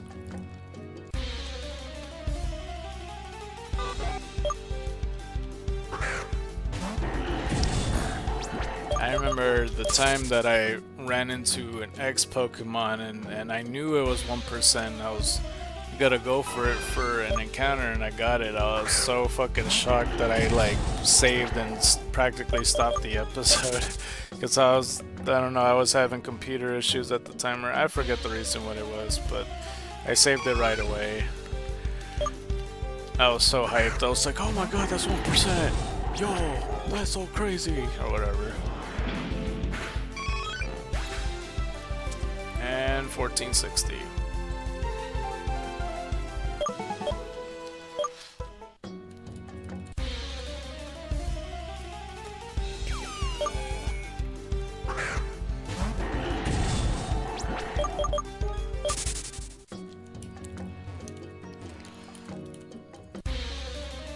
I also remember that Tumnus is also spell weird, because that's like the character from the Chronicles of Narnia or whatever. Or, yeah, The Lion, the Witch, and the Wardrobe. Black belt number 2. Oh yeah, yeah. Don't you worry, you're gonna get a lot of those. They might as well be black ribbons.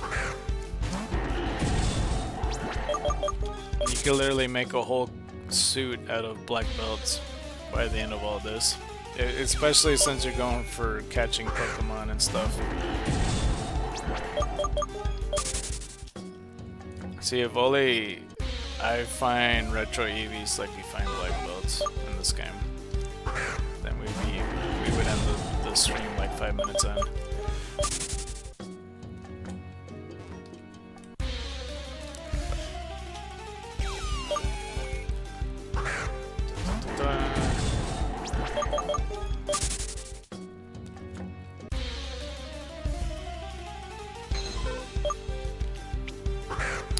Feels like a long time since I hatched an egg. Hold on, you know what? I'm gonna fly over to check on if the egg is available or not, because that feels like it's been way too much time. Like, I've been here for damn near 2 hours and, like, nothing. How the fuck, man? Sir, what is going on? Man, Blue Jam and fucking Drakia hate each other, dude. That whole time they didn't do the deed. They can't stand each other. That's so obnoxious. And then my eggs got a hatch, watch. I mean, I know that they got 80 eggs and they've been tired with their shit, but come on.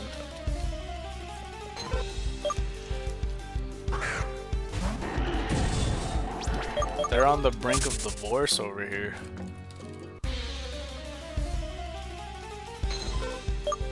Like, I don't even remember the last time I checked that place. It feels like it was over an hour ago.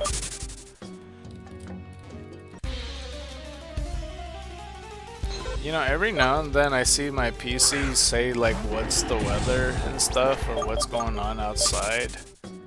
And, like, right now, or a second ago, because it just faded away, it said moderate pollen. Oh no, it popped back up. Like, it just says moderate pollen. I've never seen that as a weather condition.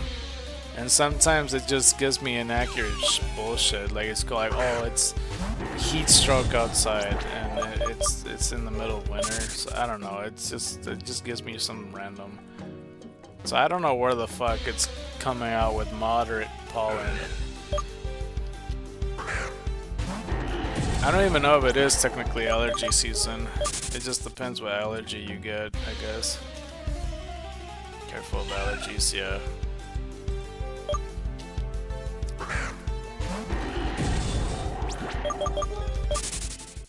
Okie dokie.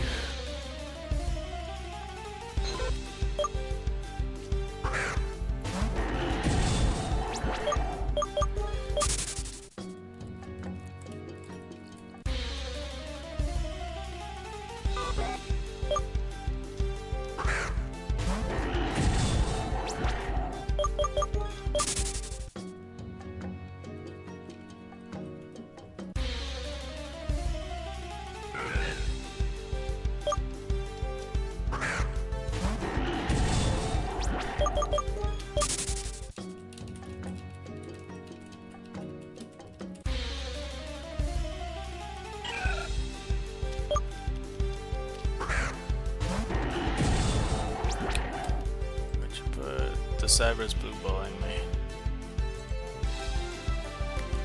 You weren't able to catch it straight off the bat. 5 encounters and 4 of them had been 3 shakes. That was for a while, like with the shiny Hawlucha. It took a long time for me to catch it, and I knew it was gonna be a problem. Because Hawluchas in this route are the only ones besides like Imposter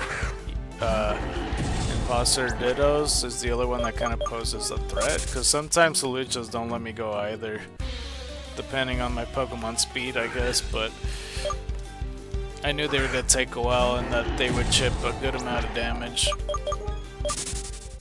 Oh, fucking A, the leaf blowers are here. I might have to mute myself. Bro, why? Alright. I'm gonna mute myself for a little bit.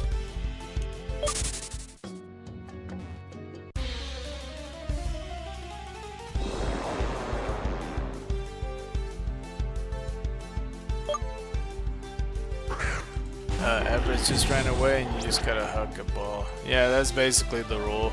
That's what I do a lot in like red and blue version, to be honest with you. That's as soon as I see them, I just throw a Pokeball and just hope for the best.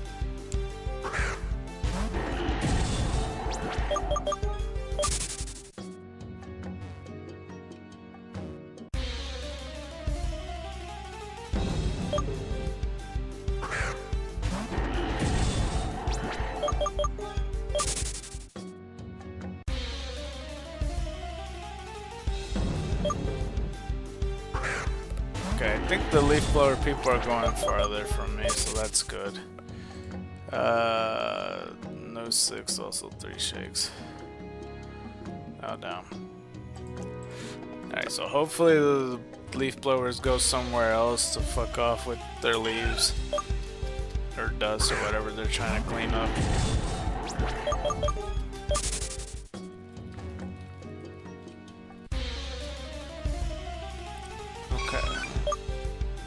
Eevee. Last fire punch. Oh, 7, also 3 shakes. Damn. 1461. I think they're U-turning back. Fucking A. Alright, Pokemon Center.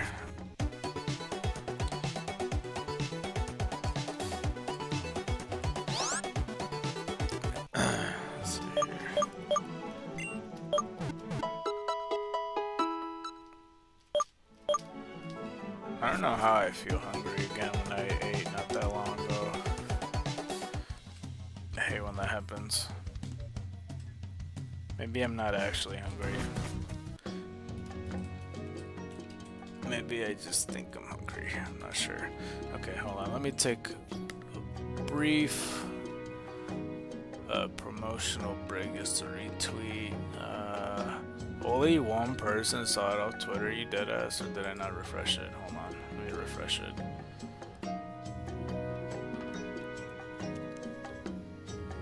Let's see here. Okay, 58. That's more like it. I just didn't refresh on time. Okay.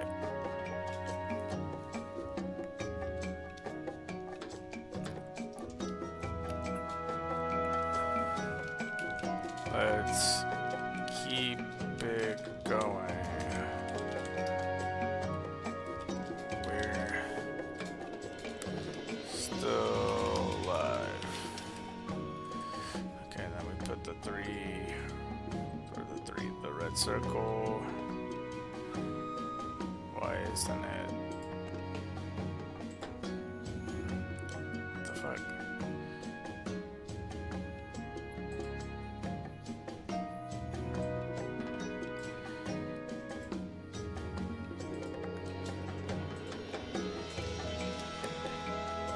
Still alive.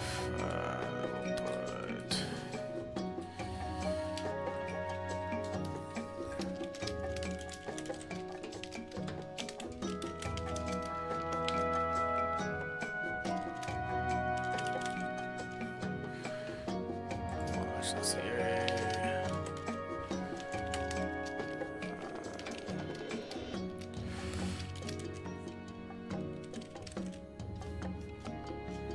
go.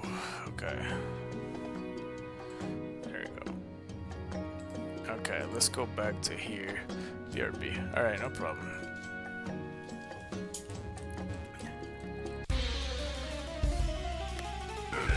Nose pass.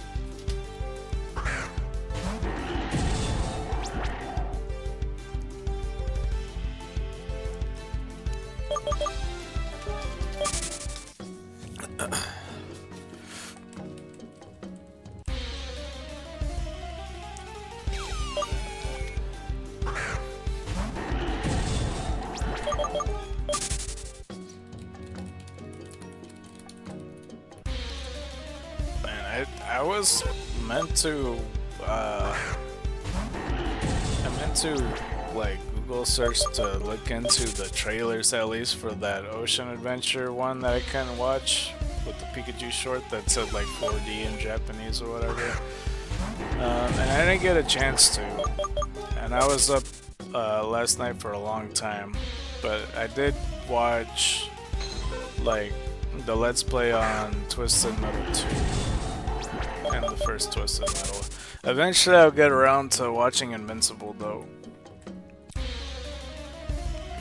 But I might end up rewatching it just so I could like remember everything in the series. Even though for the most part I do, I think I don't remember Season 2 as well though. Season 1 I do remember. Even though I watched it like a year ago or something. This spacebar's getting all weird. Unless I wasn't pressing it right.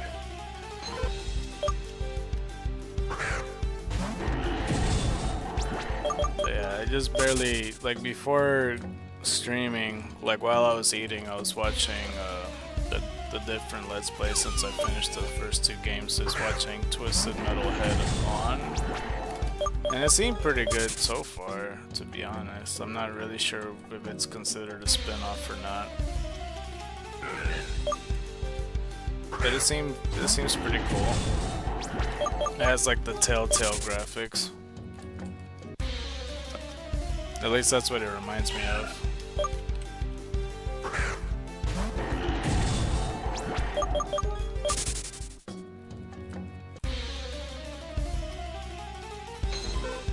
Okay.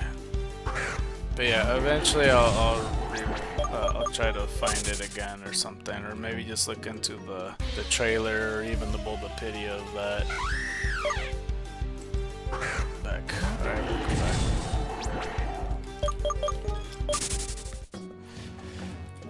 Let's take a look.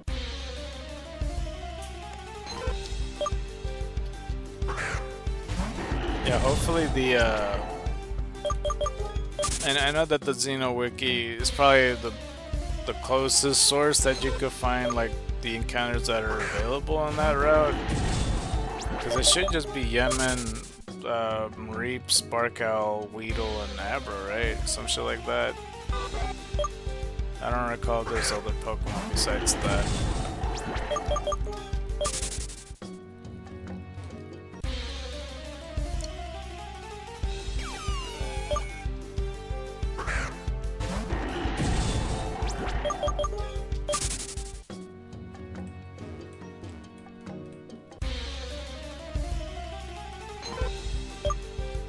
I can still hear the leaf blowers way far in the distance. Just hopefully they don't come back. Be gone!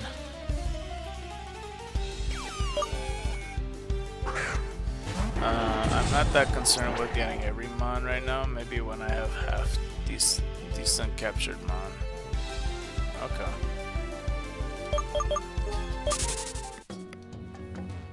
I never actually caught all the Pokemon before, like completing the Pokédex, for the exception of the Vedlock, because like I said, with the whole party randomizer thing, with the amount of battles I do, even with wild battles, like it eventually randomized where I got every Pokemon eventually, so it counted me obtaining it in the Pokédex, so that's technically the only time.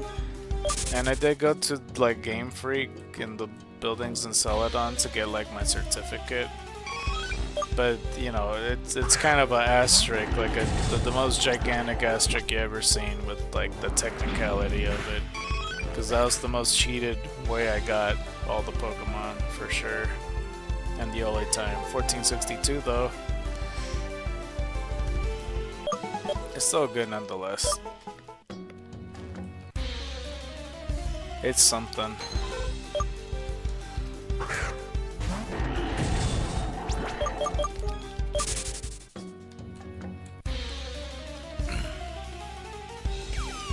Oh, also I tried the cinnamon roll yesterday, since like I said, like after everything and after we got all of which situated, you know, celebrated my mom's birthday and stuff, and we ate the cinnamon rolls. And it was pretty good for the most part. It's just cinnamon rolls get really fucking messy for sure.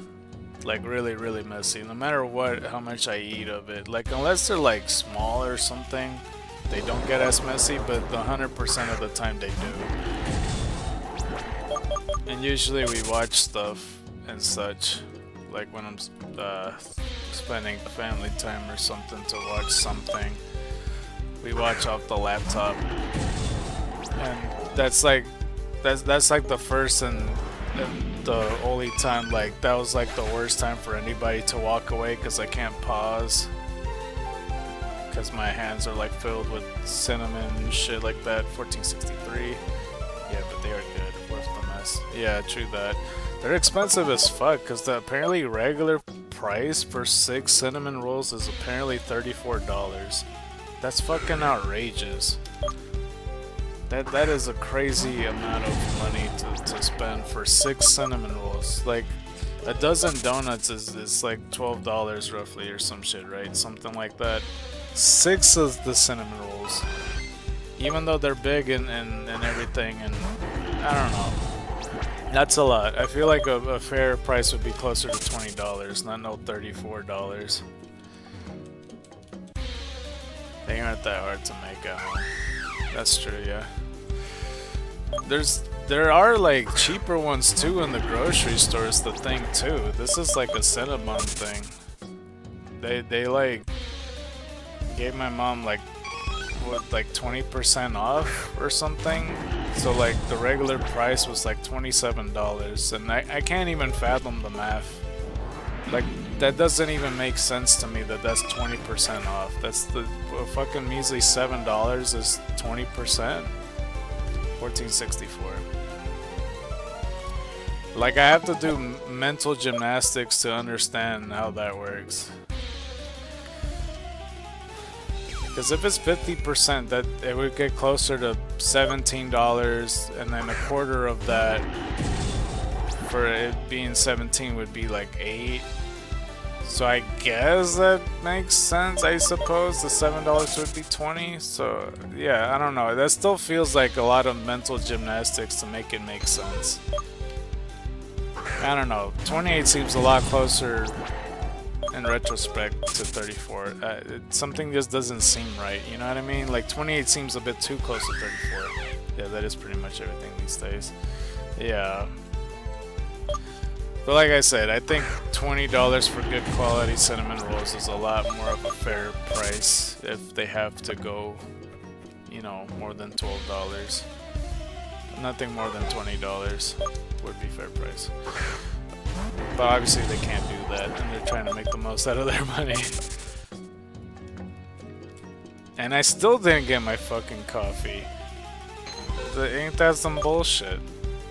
They kind of get the barely $20 to scrape the fucking tax, and then they couldn't get me free coffee. Number 9 was captured. Oh, nice. Cool, cool. Let me see if I could. I don't know if I. Oh, that's not what I wanted to do.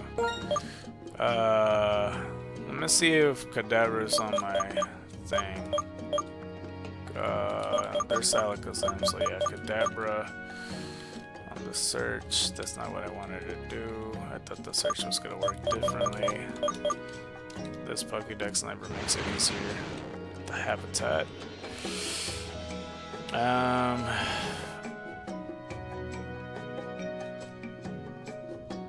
think that's the temp. Wait. I don't know my map all that well. What'd you put? I was holding a twisted spoon too. Me likey. Oh my fucking god. It's also lower attack and up special attack Abra. Holy shit. That's a good Abra. I don't recall what routes these are. So this is the second gym. So yeah, that's the route I thought it was then. Oh, okay, I know where that is. That's like before the third gym. Okay, cool. And then nighttime. I forgot that that's an option there. Okay, okay.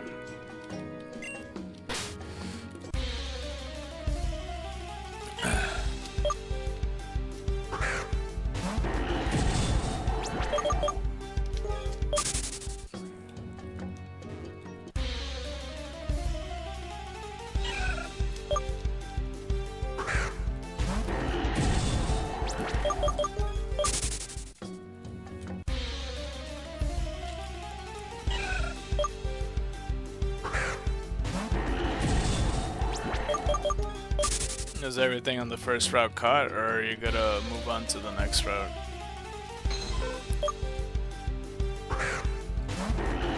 Because Yemens, I'm pretty sure, are pretty easily captured and such, so I would say. Why the fuck? What is your fucking... Look how much damage that did. How does that make any sense? Oh, crap. I might have to hyper push.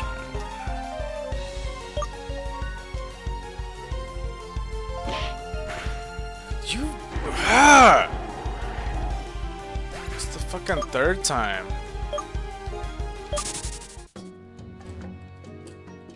That's the biggest crock of horseshit, I swear. What the fuck? That's 2 boom bursts and 1 crit just OHKOs my fucking Pokemon when it's like 12 levels under leveled. That doesn't make any sense. That's such a cheating ass imposter ditto. I don't even know what to do anymore with the punishment. Like that's fucking... I don't know if that's 15 fucking Eden berries I have to feed my Pokemon or not. Moving to the next route. Huge Parrot does that. Yeah, mine does have huge power, but it shouldn't. Like, I don't know. I forgot where I'm at. I think I'm at 116. Okay, well, let's go over to... It shouldn't be able to outspeed either, I don't think. Well, I mean, it may not be based on speed, like you said. I don't know.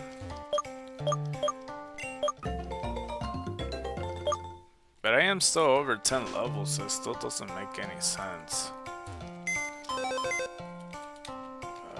Okay, well, now that I'm here, I could look at the box. I forgot why I was gonna look in the box, but yeah. So yeah, like I mentioned, like for example with Ekans over here, he's poison sound type. Let's see. And yeah, this Yemen, that's how you spell Tumnus. He's holding a black belt, so that's 9 of them I have. And I don't know if this one has... Oops, that's not what I wanted to do. This is the mystery gift Lancelot, and it says Auto A drive. That's through that. I don't know who else has the black belt. Maybe you? No, Rossberry. Okay. There's the other mystery gift mon. Here's this one. Well, it starts with the Iggly buff. And then, like I mentioned with Masco, this is the fire variation one. Yeah, let's see here. And then this is the bug one that we have. Or the poison one, I should render. We don't got the regular one, or the one that everybody knows it to be. And here's Dipped Up, he's at level 44. He's neutral nature though, yeah. Okay, okay. Oh crap, I didn't even... Hold on, let me go to the box. 11, wow. Did I even look at this one? Oh no, I did. Yeah, I did. Alright, so 116, runaway ability, special defense up, defense is down. Okay, so we got very finicky, general nature. Okay, interesting that.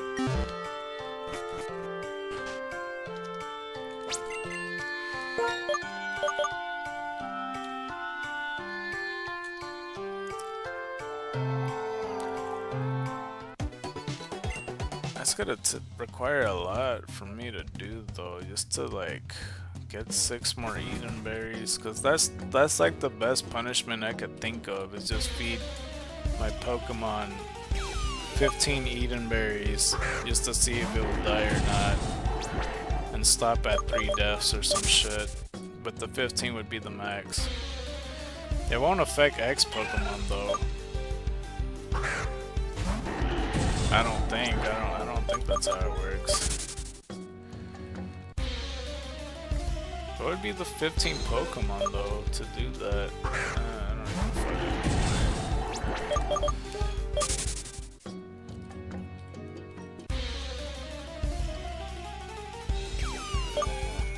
That's gonna be a whopping 10 to 20 minutes just to do the fucking punishment.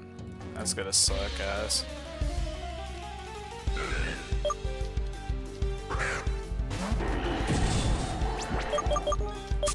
Alright.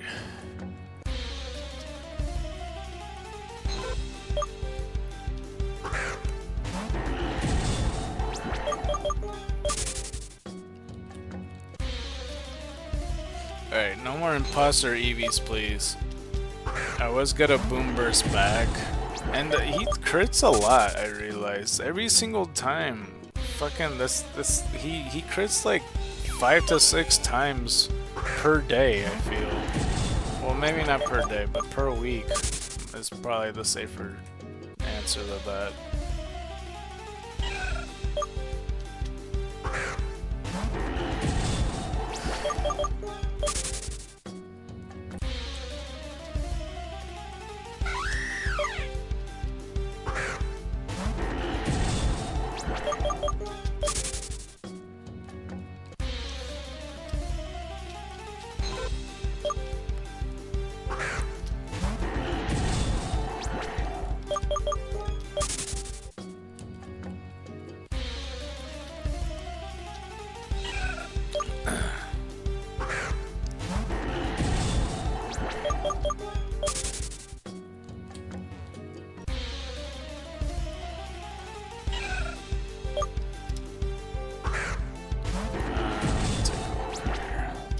Before I forget, let me go to, oops, that's not what I wanted to do. Marble Snap, claim my credits.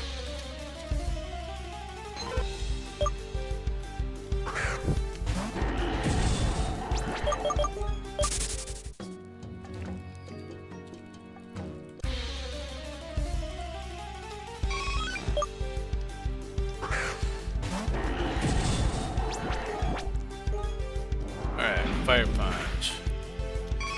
Critical hit. 1465. Alright.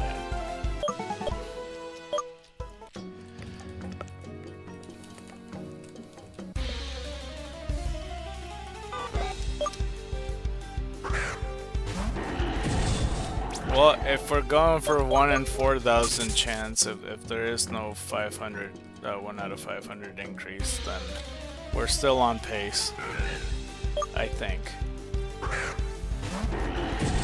I still think it would be kind of dumb theoretically to have a 1 in 67,000 chance after the fact. Okay, let me claim that. We got Iceman boosters. Let's go to this. This is the Bremen, the drummer. I don't think those sticks would be that good to bang on a drum, to be honest with you, but you know, whatever. What do I know? I don't know shit about drumming.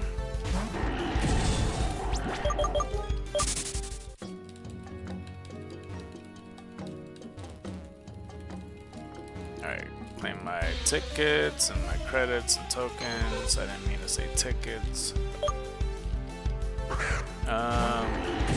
Taiko drums are like that. Oh, really? Well, the one sticks that he has, it has like leaves on it. They look like twigs. More than drumsticks. Once we see him again, yeah, I'll point it out.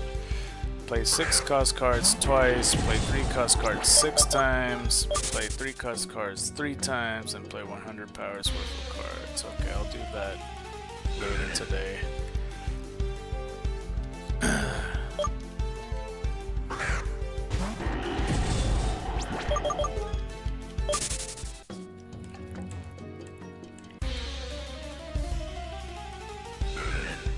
Taco drumsticks are like short rods. Oh, okay.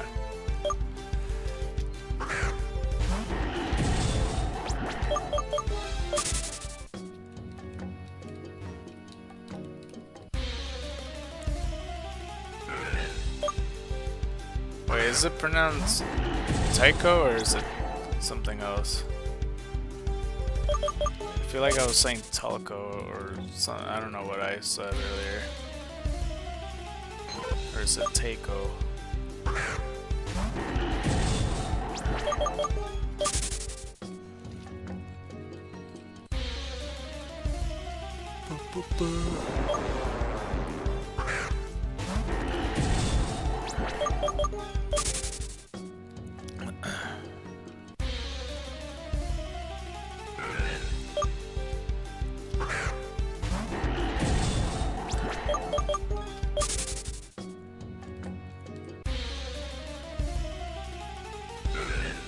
Alright, nose pass. Thai like Thai food and Co like cooperation. Oh, okay.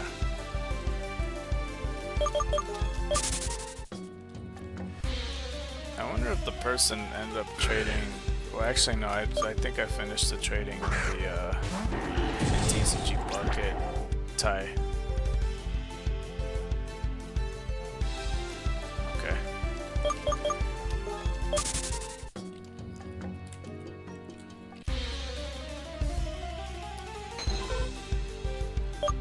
I do have booster packs ready, and I got another one in an hour and a half. I'm not sure. Let's see.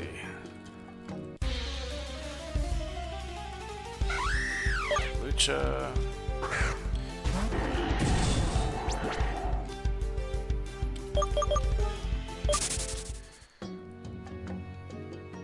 Ooh, a Trevenant. They're trying to trade me a Trevenant. Okay. I don't know what card they want. Fuck. He doesn't have anything on his wish list.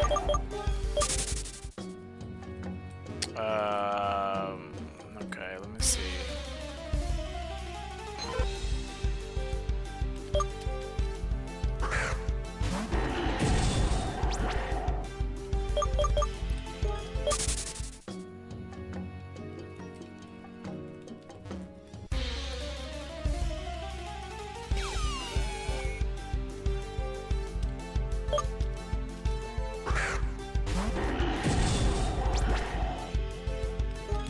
Damn, I deadass don't know what to trade this person. They're trying to trade me a Trevenant on TCG Pocket.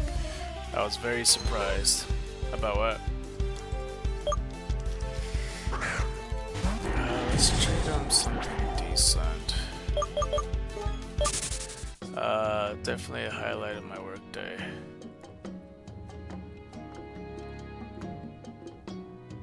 What happened in your workday?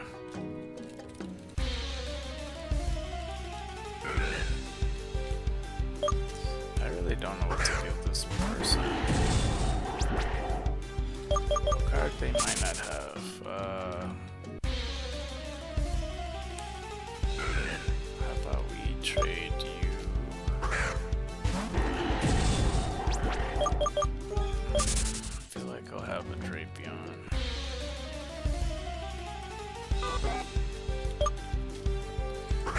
Messages that didn't go through. Message didn't go through.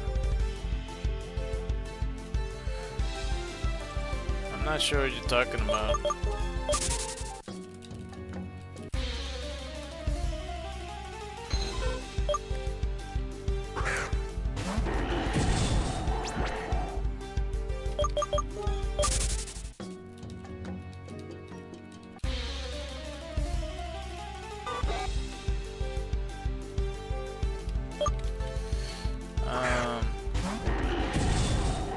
Suicune card in this set.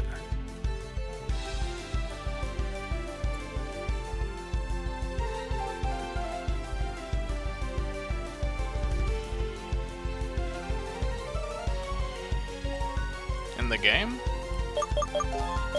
Are you at the first town? Or are you talking about like the TCG Pocket?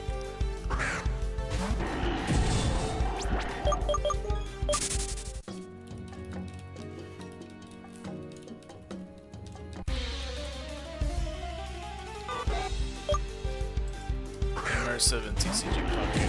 Oh, I haven't seen any of the Suicune cards except for like a few. I hadn't opened any of them.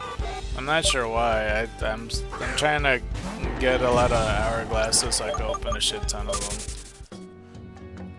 I was considering doing it on stream at some point, but at the same time I'm not sure because I have to put the emulator up and shit. It's alright. Yeah. Let's see. I still don't know what to trade this person though. Because he's trading me a common card. For some reason I can't trade him a cargo. That's fucking random. That's like the only card that's crossed out.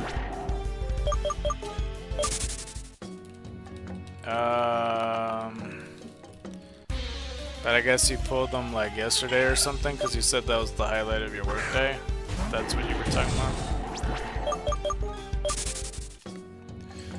It has some good cards. Ho-Oh and Lugia set was definitely more bonkers. Yeah. I had the very rare card of insert card art here, some shit. Because I think I got the Lugia one, and then a friend of mine had the Ho-Oh one. I think I got the Ho-Oh or the Lugia one.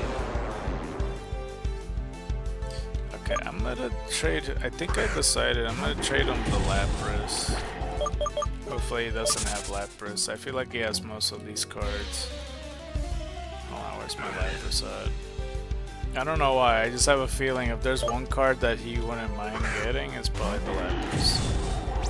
Because he doesn't have shit in his wish list, and it doesn't tell me, because everybody just put all the EXs on their wish list, so all the common cards, when they trying to trade it to me, I don't fucking know what they don't have. And now I can't find my fucking Lapras. Where the hell? Where are you?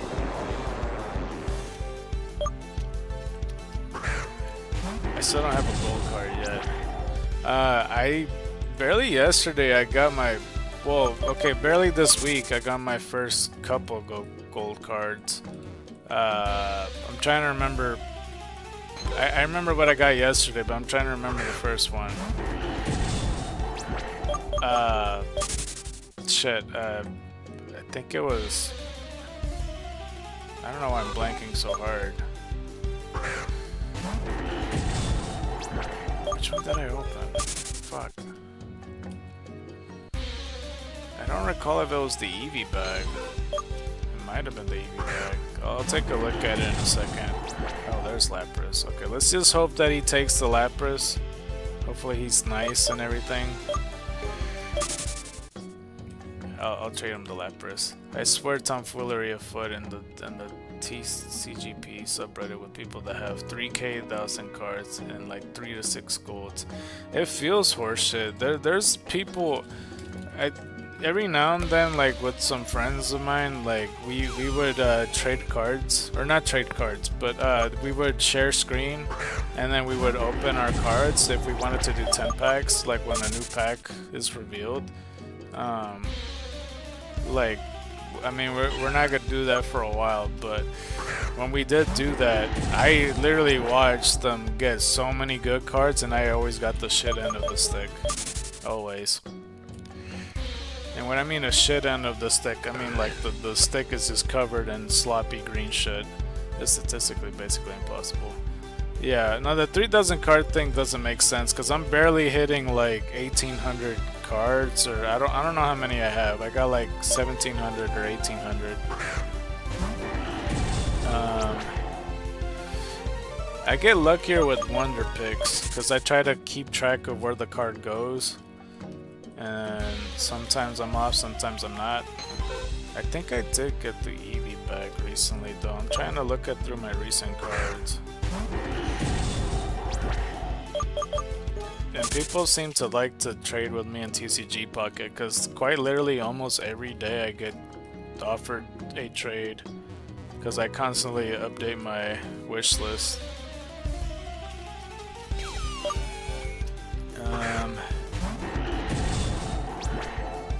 Wait, I thought I... I had a shiny Wug trio on there.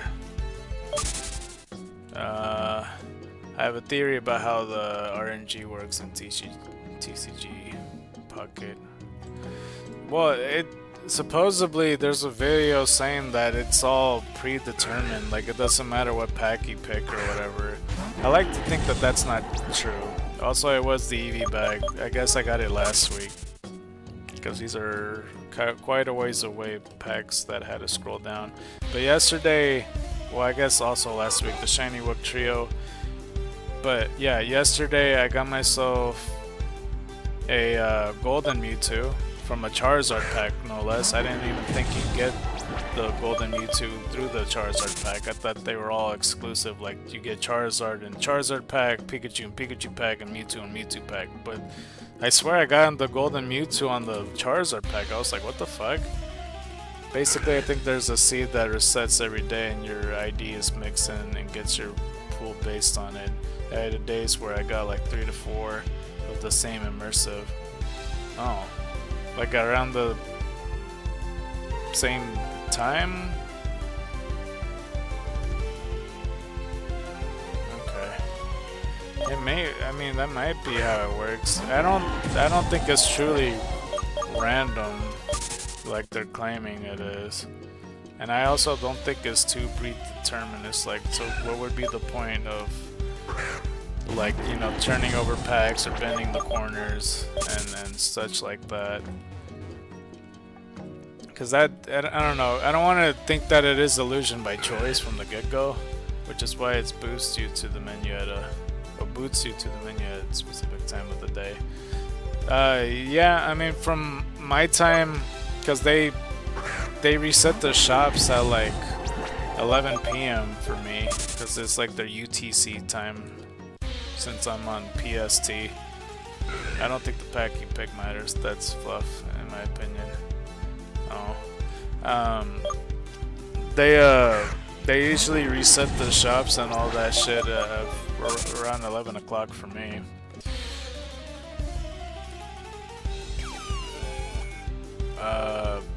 But yeah, I also got Glaceon EX, like the rainbow border one, like 2 days ago. And Dialga EX or some shit like that. I pulled the Milotic full art through the Wonder Pick. And through the Wonder Pick as well, I got Poliwrath full art with the rainbow border. I had to spend like the 4 full Wonder Hearts or whatever it is. Does this say? No, it just says Genetic Apex, so I guess you could get all 3 of them and no matter what pack it is. For me it's like 9 AM, but that is because I register from the East Coast. I think that sounds about right, because for you is the opposite for me. It's like 2 hours off. Because right now it's 2:36, so it's probably like 12, like at night, right? Midnight, past midnight. If I'm thinking it correctly. Alright, hopefully this man trades it.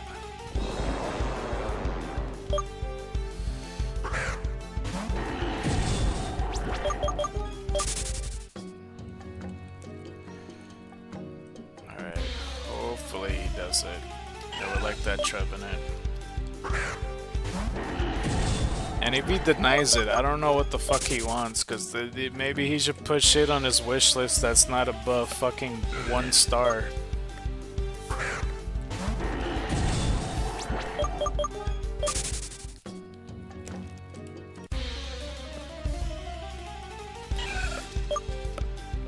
Did you finish the Zoroark event, by the way?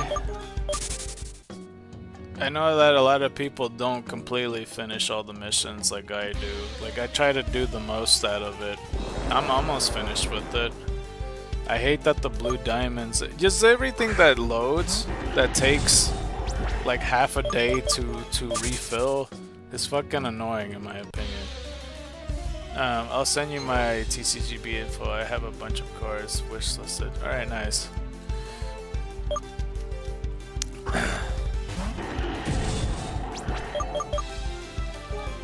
Yeah, mine's in trade progress, so you won't even see it available at the moment because I'm waiting for the dude to trade back to me. But yeah, I complete missions as I go. I have a habit of doing all the side quests. Yeah, that's what I'm doing. I'm barely. I have like one more mission to go to like with the ScarKnight one.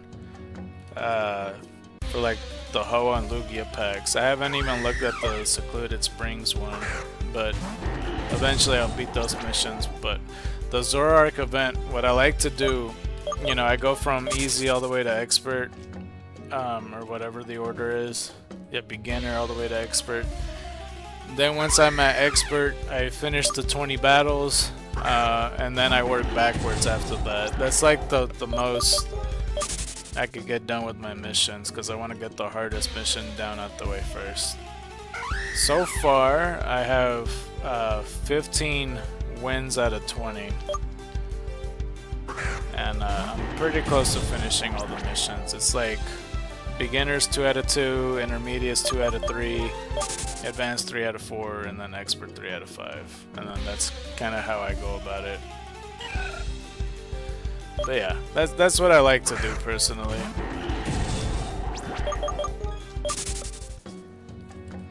Okay.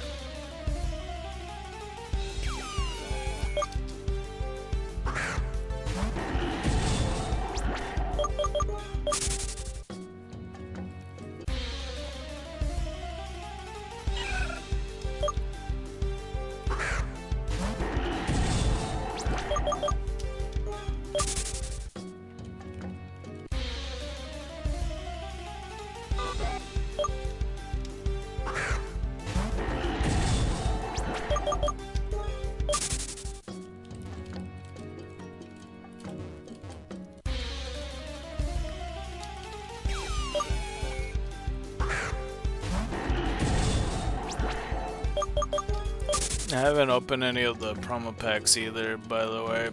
I don't know why like I usually don't like care if I open it right away, but for some reason this time I've been racking them up and I don't know why. I just kind of told myself that I was gonna, you know, finish the missions, then do that, and also open the packs. But we'll see.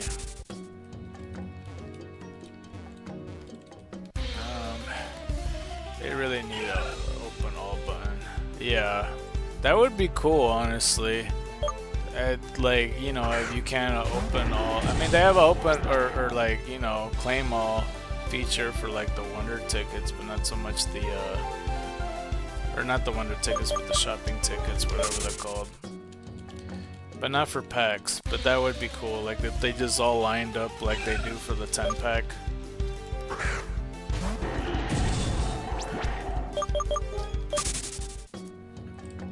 It'd be very repetitive because you might see like the similar and the same cards since there's only like 6 of them or whatever.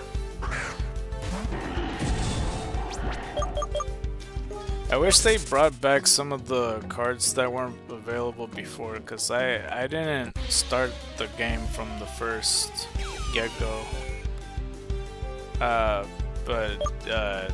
Yeah, I don't know, there's some promos that I missed out on. Like, I know that there's like a... I want to say... Shit, I don't know. I think I got in the game like January of this year. So I was around the time when the Cresselia event was barely introduced, I think. I think it was Cresselia. So anything before that, I don't recall. There's like I think there was like a Meowth or a Mankey or some shit that was a promo as well that people wanted or something. 1466. Opening cards that are only one card is rough. Yeah. I just don't remember. Oh well, here's the Bremen again. Like these twigs, they look like they will damn near snap for sure. There's the Taiko drums though. I know that is the reference because of his symbol on his belly and he's wearing that hat, but yeah. Yeah, but I think it's because at the time, early TCG Pocket, like the regular Mankey wasn't that good, and it's like the promo Mankey that's better or something like that at the time. It was something like that. I don't know. I don't recall. It might have been Meowth or something, but I'm pretty sure it was Mankey.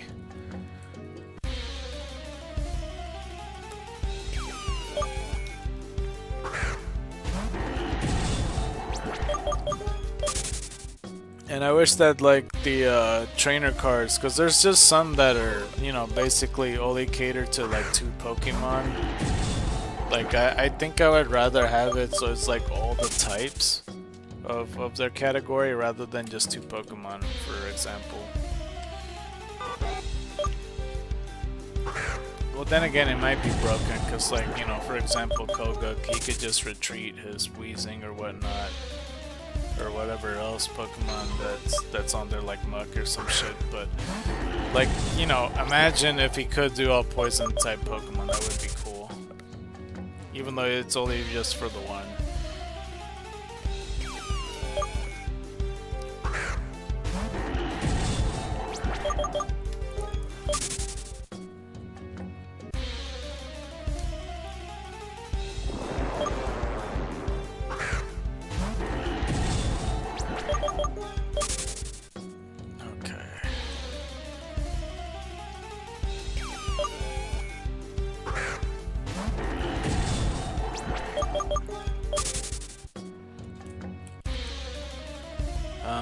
At Gym 1. Oh, okay. Did you already do the X event?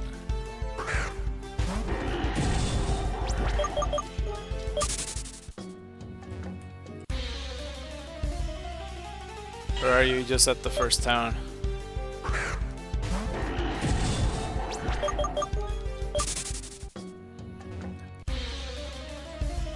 Yeah. Oh, okay. Did you catch it?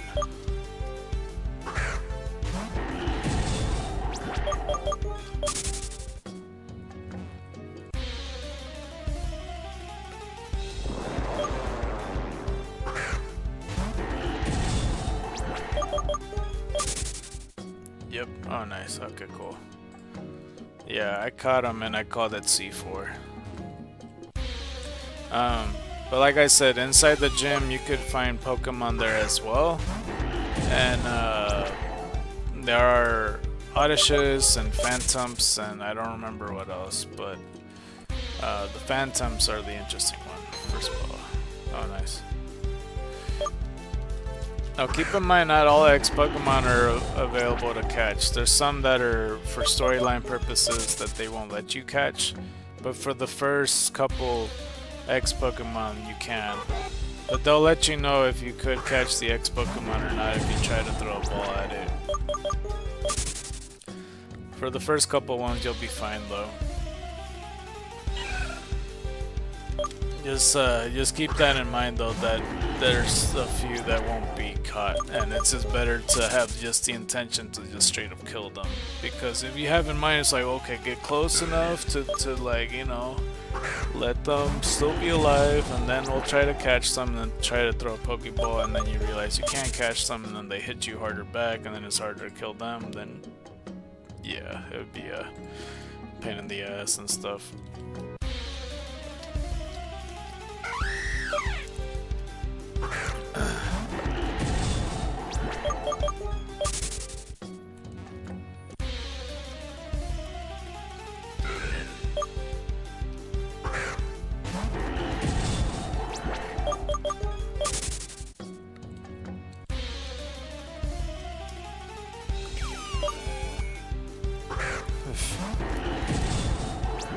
Let's see.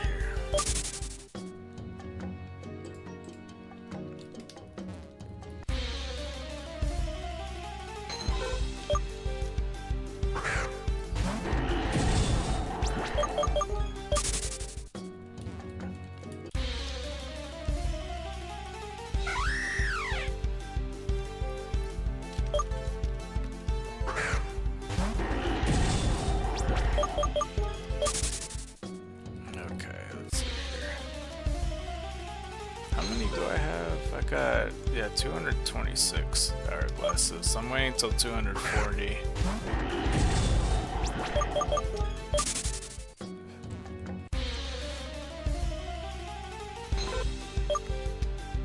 I honestly don't even know which pack to open.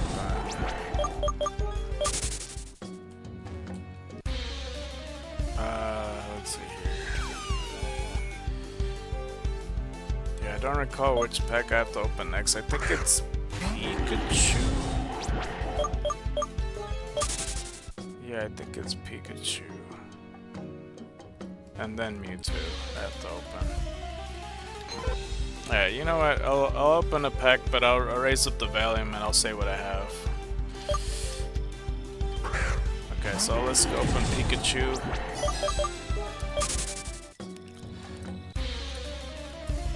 Hopefully there's a turnaround pack so I don't have to look through all of them or something. Unless I just pick randomly. Doesn't look like there was. Okay. Alright, let me just shuffle through them then. As soon as I get an encounter, I'll stop once it's on screen. Okay, well, that's super delayed, but I wasn't ready for it, that's why. I'll pick this one. Open it. Oh, what the fuck? It starts with the Zapdos EX. Okay. It's not a god pack, but that's the first card I hit there. I usually just hit skip. Oh. But yeah, it starts with the Zapdos EX. I got Ponyta with the Flare with 20 attack, Magnemite with 20 attack with Lightning Ball, Psyduck, Head Egg, 10 power, Blastoise holographic, Hydro Pump 80 plus. Alright, well, not bad for the first part or whatever. For a second, I thought it was a god pack. It didn't do like the little sound effect, but not bad. I already have a Zapdos EX, but you know, it's good to have another one in case somebody wanted to do this stuff. And yeah, in about an hour I could open the next pack. Oh, it's another one of these. You know what? Fuck all of you and your entire imposter family. I'm not even gonna fucking entertain the fact it's level 51 and he had quick powder. Yeah, he would have outsped me.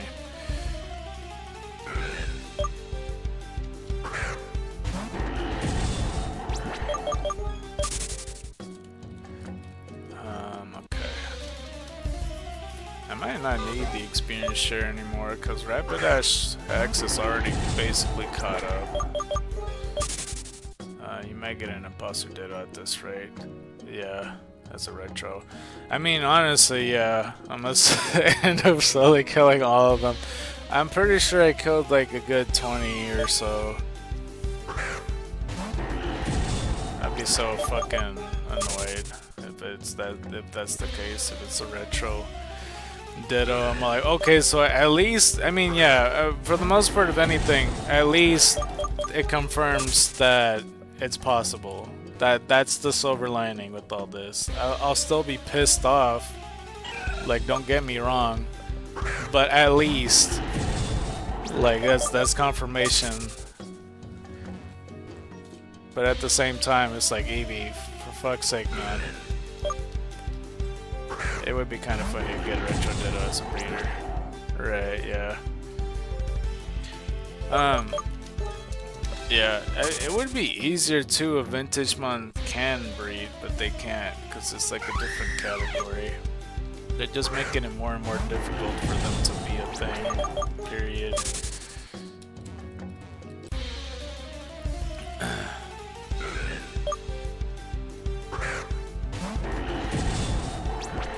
Okay.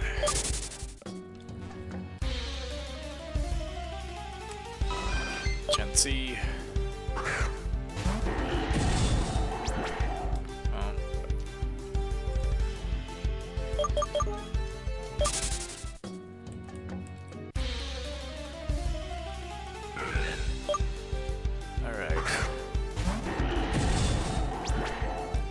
like I said, besides my mom having her birthday, my dad's birthday is coming next Tuesday.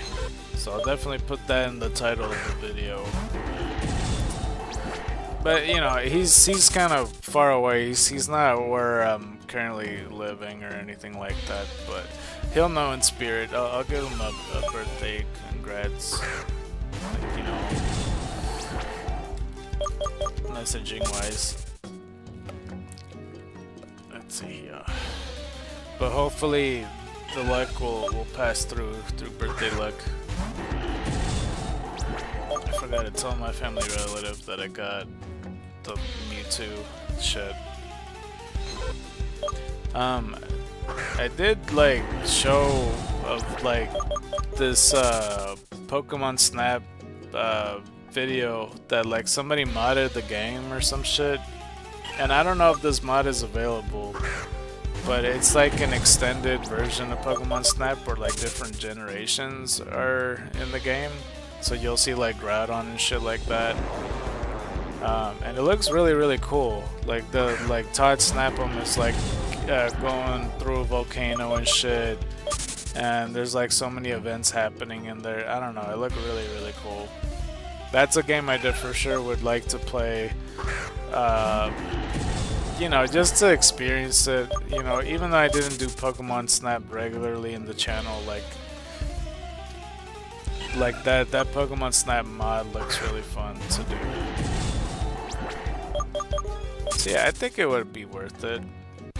Maybe someday I'll do Pokemon Snap. I don't remember if I even own the game, to be honest. I don't think I do.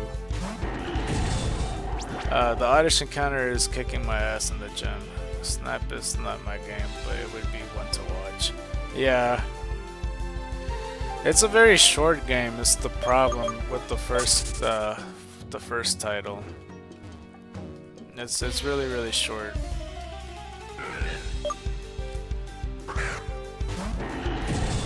Because if it was way longer or whatnot, I think it's because what the problem is, it's like, you know, to take all the pictures of the Pokemon, like, it just depends how many you put for every course, and it could quickly fill up to 151 very easily. Because there is 151 Pokemon in the first game, and since the game isn't long and all that, like, I don't know. I think it's just easier for like newer generations. Like, I don't know, like no matter what, even if they made a I keep always wanting to say Marvel Snap 2, but a Pokemon Snap 2, it would just be a little bit twice as long, but it'd still be a short game. Like, you know, had they kept it recent, because I know there is basically a Pokemon Snap 2, but that's, you know, that's like years and years later, and I haven't even seen that much footage of it or people playing it. But people were waiting that since the Wii U days. They're like, oh shit, if they brought it back, that'd be so clean, and then you could use the pad and it'd be perfect. So yeah, it would be cool. But the mod looks so much cooler because it seemed like it was thought out, and like all these Pokemon did different things and such.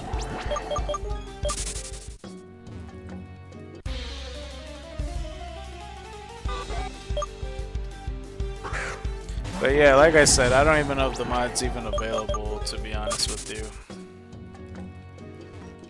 Let's see here. I want a mystery dungeon game, man. Yeah, like a new one? Yeah, that would be cool. Yeah, the mystery dungeon games are pretty cool. DX wasn't great, IMO. DX, I feel like, in my opinion, they made the game so much more easier and a lot more catered to compared to like the original games, because like regular Red Mystery Dungeon and Blue Mystery Dungeon, like or Blue Rescue Team and Red Rescue Team, it was a hard game, and like, I don't know, it wasn't very faithful. Like it's super easy, and there's like a lot more stuff that they give you and such like that. And plus, like in DX, it's so easy to get shiny Pokemon from what I seen. I forgot what else it was, but there were some things that that I don't know. I just remember watching Chugga Conroy play it, and he had like 6 shinies or some shit like that. And like it's so easy to train your Pokemon up. There's no dojos though. It's like what I also noticed, and I didn't mind doing the dojos. Like I even make the dojos their own episodes, and when I did Blue Rescue Team, because that was my excuse just to do regular missions on screen. Evo requirements, IQ skills being gone, leader skills were just broken, and they added stuff that wasn't there. Yeah.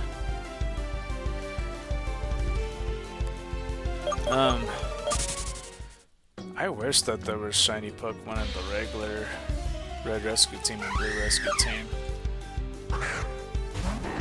The randomizers seem very difficult too. Like I've seen some randomizers, and it feels like the dungeons are just extremely difficult to begin with, because they have all the traps and shit like that just right then and there. I haven't even ran into regular traps yet in the regular game, and that just seems to be a reoccurring thing. Like the further deep you go into even post game to see like the brutal traps that there are. And honestly, I don't even know how to handle it, because I could barely handle like regular monster houses as it is. I LOL my ass off watching RT game trying to get a shiny Dragonite a few months ago. I'm almost certain that Chugga Conroy got himself a shiny Dragonite in Mystery Dungeon within the Let's Play. I think. I could be wrong about that. PMD isn't mean to be easy, let alone fair. Yeah. No, it is so unfair. That shit, like, I don't know. I've been stuck at some dungeons for a long time. And it's such a pain in the ass to restart them, and then like next thing you know, there's like 6 Nidokings behind you and shit, and they're like trying to fuck you up and everything, and you get cornered. You have no choice but to fight them. And then once you beat those, like 6 other Nidokings sneak up behind you, and like you're already at low health. What I hated the most is accompanying stupid ass Pokemon like Baltoy. This game made me hate Baltoy. Certain dungeons require straight strats, aka Articuno. Yeah. I seen some people use like ghost Pokemon a lot too, because they could go through walls and such, or something like that. Like speedrunners like to use Skitty and Delcatty just for like frustration or whatever. So that was an interesting strat. I forgot what are the other strats too, but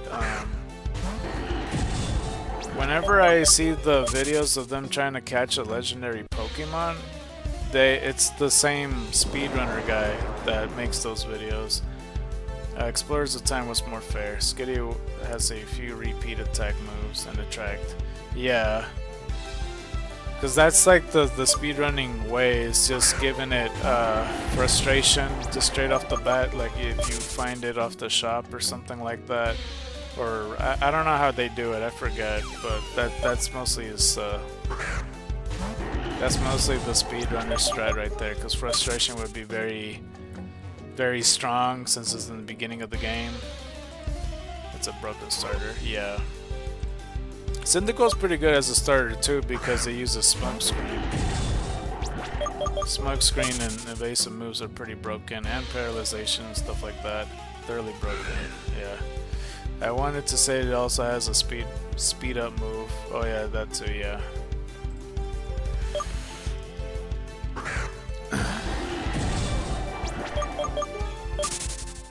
I don't know I don't think I've ever seen anybody play as Cubone. I don't think. I've seen plenty of Bulbasaurs, I've seen plenty of Pikachus and Charmanders and Cyndaquils, maybe a few Totodiles. I definitely seen a lot of Squirtles. I don't see regular Skitties besides the speedrunner. And I don't see enough Cubones for shit. I forget who else. I'm the only person that plays Machop because that's what my nature is, I guess, every time you go in the questionnaire. I say that, but it only happened twice. But yeah, Machop's my main, and that's like probably the worst starter to get because all the bosses in the beginning of the game are flying type. So yeah, I'm off to a big disadvantage from the start. Let's see here. Come on, Pokemon. Ground/Rock isn't a good type. It's a weak to the most common types. That's true, yeah. Grass and water is pretty common.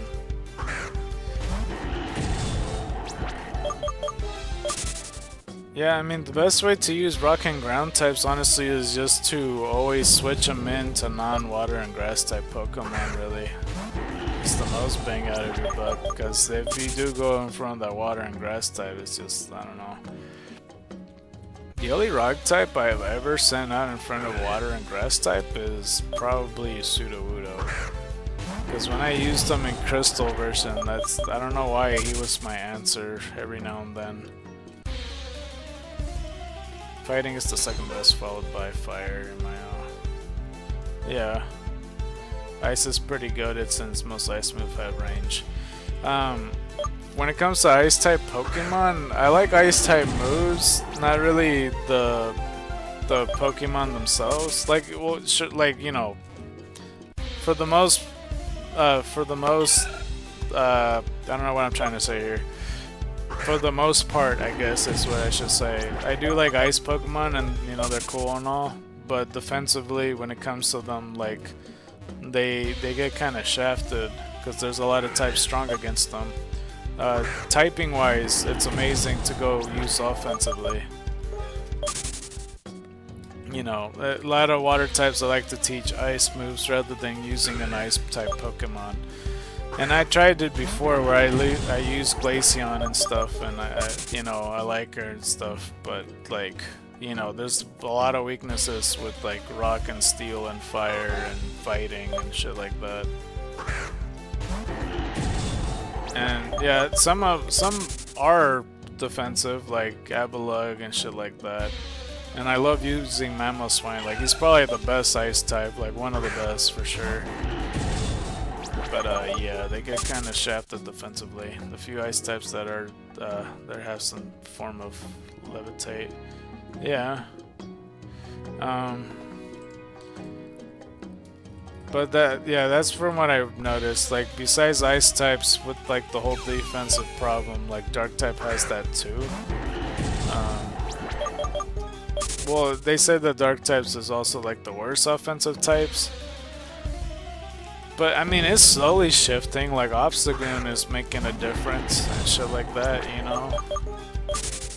He's not like terrible offensively, and Umbreon's good defensively and shit like that. People love using Umbreon, and I like using Houndoom and stuff like that. And I didn't feel like Houndoom was used very fairly at all because they put him in post game and in the opposite fucking region and shit. Only in the nighttime, so like you can't even use them.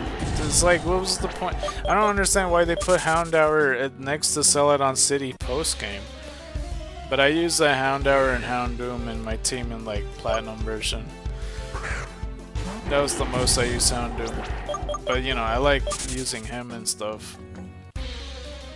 And like 3rd gen, I use Mightyena, like in the beginning parts sometimes. And it's good for the most part, like when Route 1 mons go. It's the same as, like, you know, the Lightbird stuff. I don't know. I do like Honchkrow a lot. Honchkrow's cool.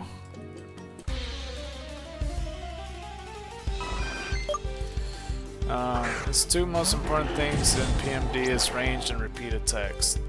Type advantage is pretty knowledgeable because they're nerfed the advantage and disadvantages. Yeah, the multi-attacks are pretty brutal. I remember, I don't know, Eradicate is a threat as well.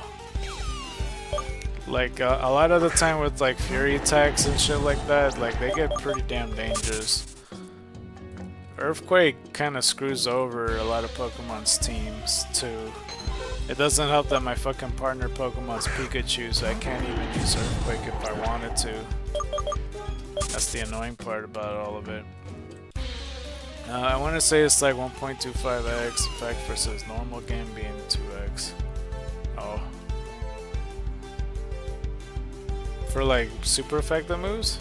Or type advantage? I don't know the numbers of that. I always thought it was double or whatever. They made it so like Pikachu could hit ground type Pokemon anyway, but then there's still some immunities even still in Pokemon Mystery Dungeon. I don't really know which one that is or what that attack like. I don't know.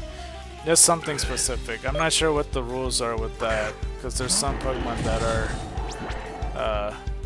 immune to some things, but I remember hitting Pikachu, or not hitting Pikachu, like hitting a Geodude with Pikachu's moves or something. Yeah, immunities are somewhat nerfed and it's kind of funny. It just doesn't make any sense. I'm pretty sure you could hit dark types with psychic type moves too in Mystery Dungeon. I don't recall if normal type moves could attack ghost types. So maybe it is mostly about the abilities that makes it so you are immune. I'm not sure, I don't recall. If the animated sprite is flying, then ground types don't cause effects. Yeah, that's probably what it is. That's probably the only immunity that's intact. Which makes sense. Yeah, it does make sense. But yeah, I was saying earlier about like accompanying Pokemon, like Baltoy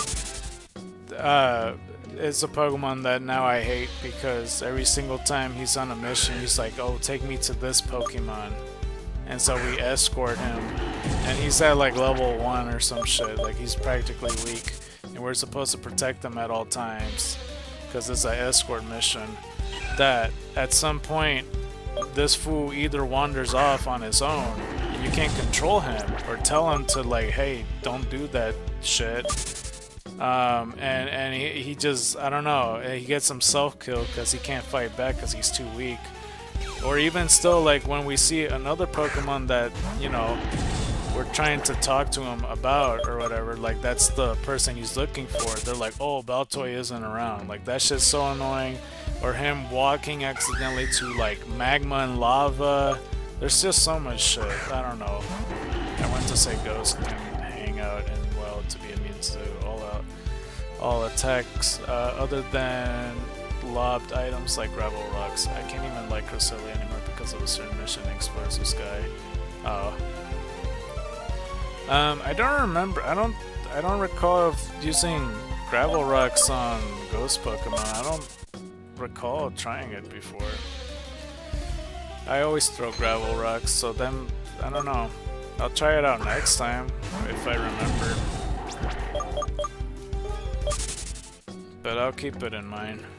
If I remember, that is. I might. I think I will remember that. Don't know why I said wiles meant walls.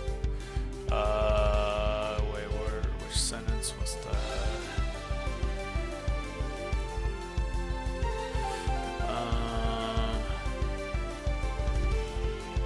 For the okay. I want to say ghosts can hang out in walls to be immune to all attacks other than loud items like gravel rocks.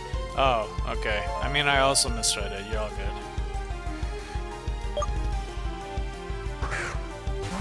I was trying to find where the wiles portion was that you were talking about.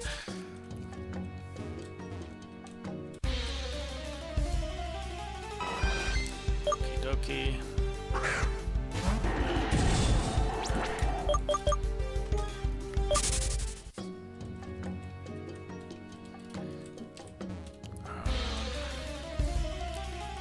Counter dyslexia. Yeah, no, it's all good. There's some people I know that type incorrectly and they try their best, but you know there's a friend of mine in the past that had dyslexia, so I mean You might not actually have it, but like I know people that does. So yeah, you're all good either way.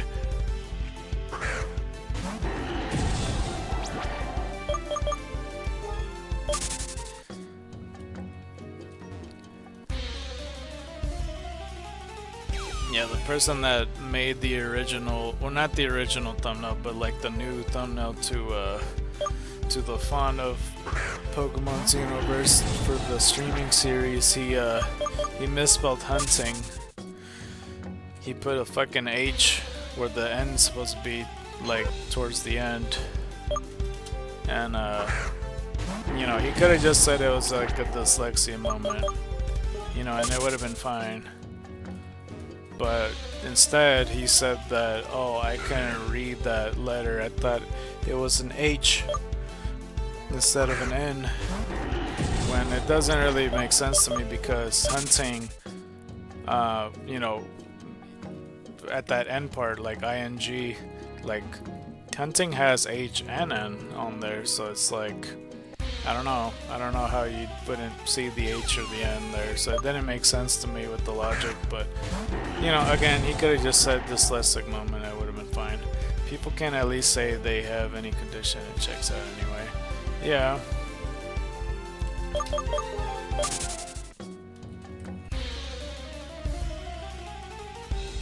But yeah, I mean, regardless, the hunting thing was fixed. I'm glad I noticed it, because or else I would have looked like a dumbass just putting the thumbnail where it's misspelled.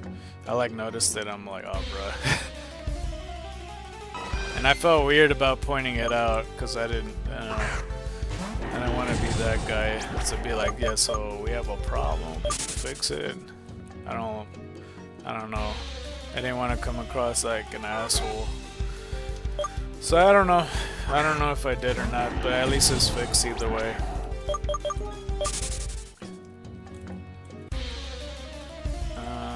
At some point you just ride with the air with pride. Yeah.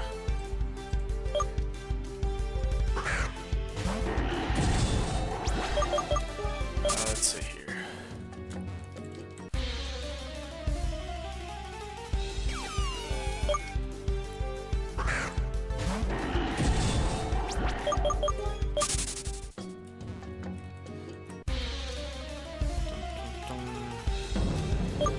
There's Mr. Drummerman again.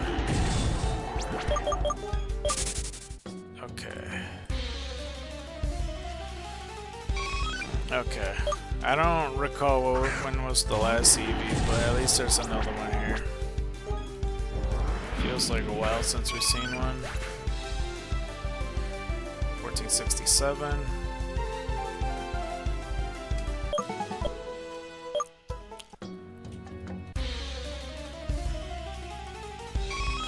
Oh, 2 Eevees in a row.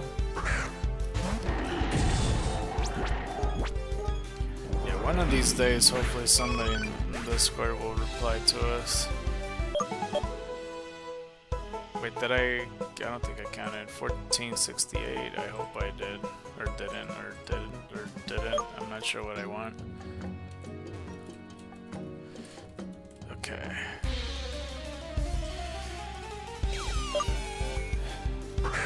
I'm tempted to get soda, but at the same time, I don't want to spend the money, even though it's $1.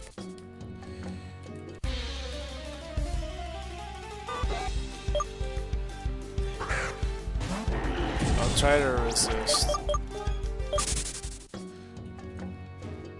Cause all I got is water. I finished all the fucking juice.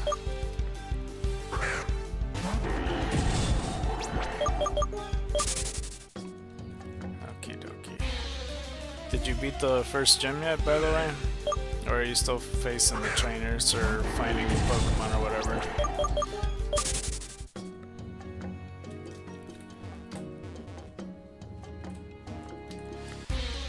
I think before the first gym I knew about the whole vintage Pokemon thing. And I think when I looked into it at the time, like Oddish is one of the Pokemon that can be a vintage Mon. But I don't think I was nowhere near killing 500. I might have killed like a good 50 of them or so. Been distracted, I looked it up and there was only 2 encounters. Yeah. It's just Phantump and Oddish. Phantump is the Pokemon I'm referring to that has a certain item that is worth looking into. It's a pretty good item. That, like, you know, if Nuzlockers sees it, then they'll always, like, you know, within their notice, will always snatch it up and use pretty much. I don't know what the percentage is of the Pokemon holding it though. It's a bit rarer than Black Belt from Yemen.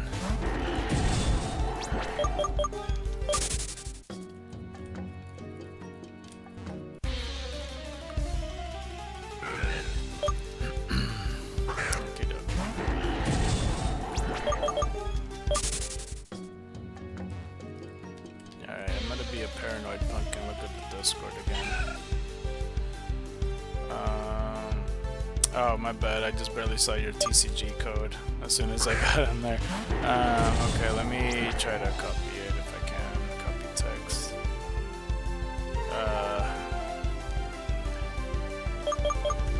I mean, I did think to myself, like, I wonder if he didn't put it in the YouTube chat or if he put it on Discord instead.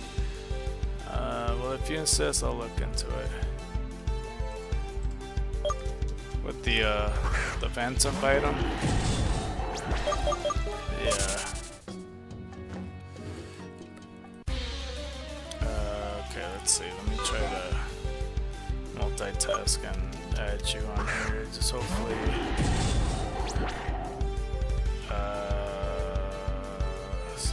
request. How do I do this shit from here? I don't remember.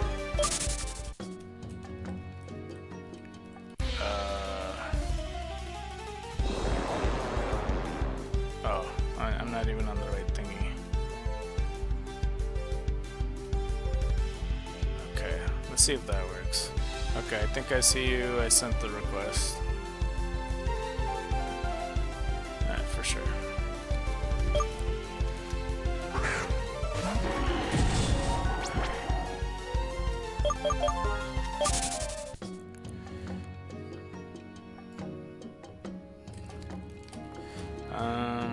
What's I gonna do? Oh yeah, check Discord. For some reason it didn't even notify me that I had a message on Discord. Nor the last message when I saw the screenshot. But I mean, it's all good either way because I barely had woken up like 40 minutes before then.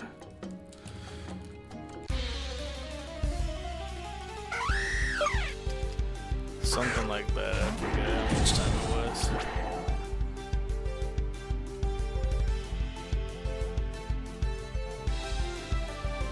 Oh. Yeah, I've been having this, never mind, what the fuck, okay.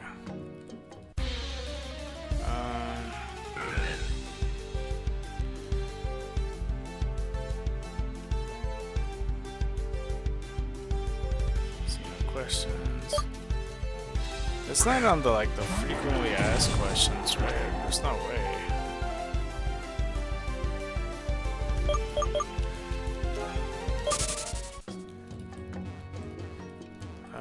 Let's see, my game is not running. After downloading, it gets an error and the game does not start.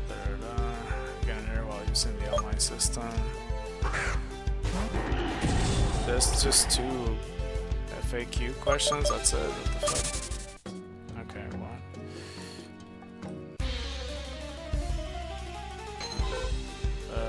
Shiny vintage swap.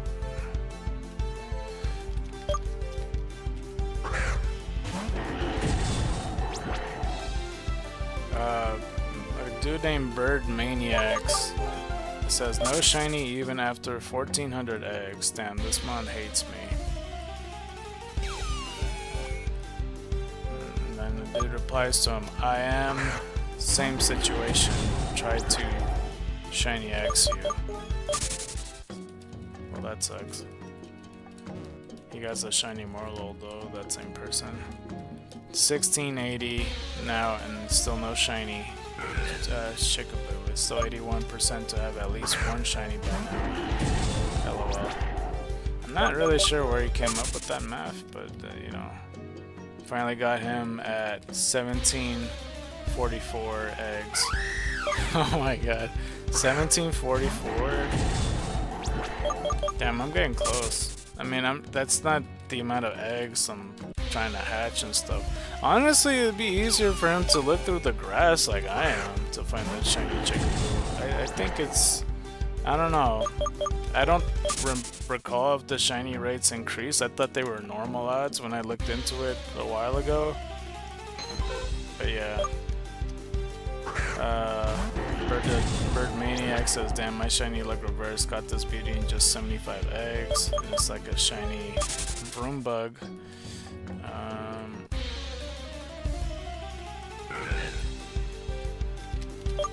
Archangel said GG to this person, okay.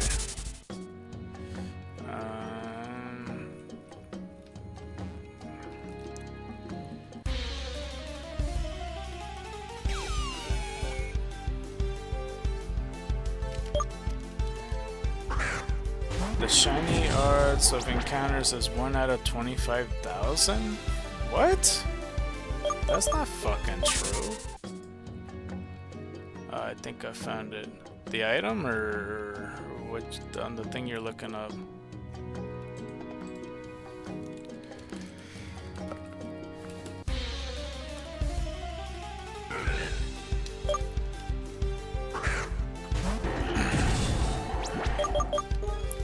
Supposedly from Bird Maniacs, it's a 1 out of 2,500 chance for encounters and a 1 in 1,000 chance for eggs. So the shiny mons that I found, like the 8 of them, was a 1 out of 2,500 chance. The item for Phantom. Oh, okay, nice.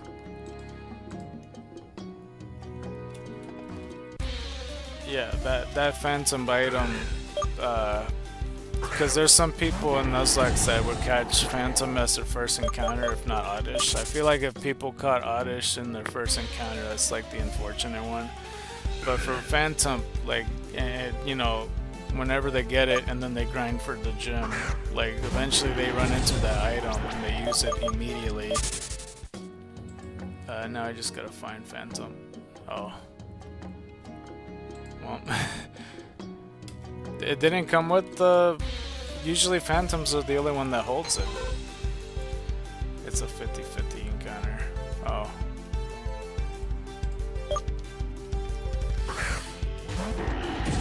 But yeah, from the 8 shinies that I found, that was 1 out of 2,500. That's insane. So I still don't know if I am lucky or unlucky. I don't know. That's up with Adamant. Oh.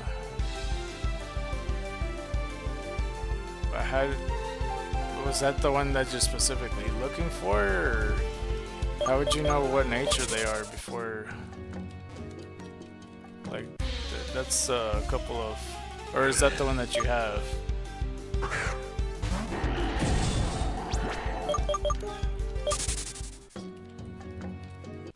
Let's see here.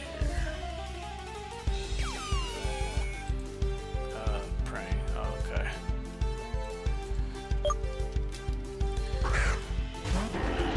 So this person got a shiny punch bug, but that could easily be a mystery gift mon. I don't know what that Pokemon is. I don't think I've seen it. I think that's the... yeah.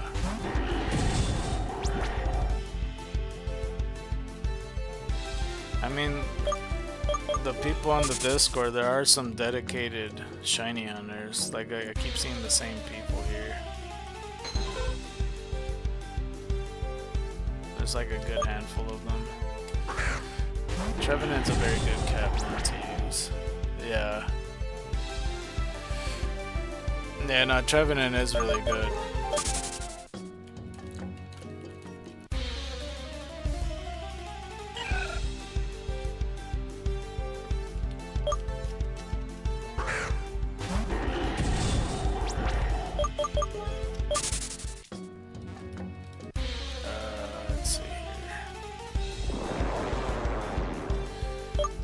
luck alternates like that. LOL. It took me 3,319 for Hylian and 384 for Hikalu. I'm going for Chubby Bernie next. I guess it's going to take 1,000 plus. LOL. I've also gotten the shiny Beefle from Mystery Gift that I never used in previous playthroughs for my shiny Oli run. At least it's the less shiny mon to hunt for. Okay. 1469.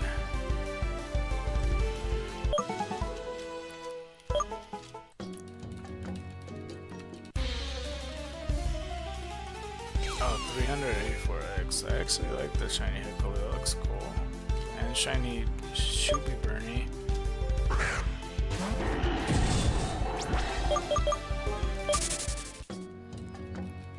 Okay, I'll look into the rest of the stuff later. That's interesting though. That's where the dedicated shiny hunters are at. It's in that page for the Xenoverse. I didn't see anybody hunting for retros though, I don't think.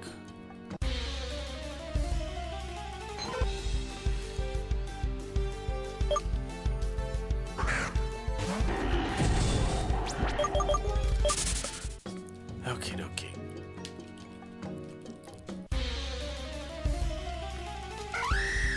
Lucha.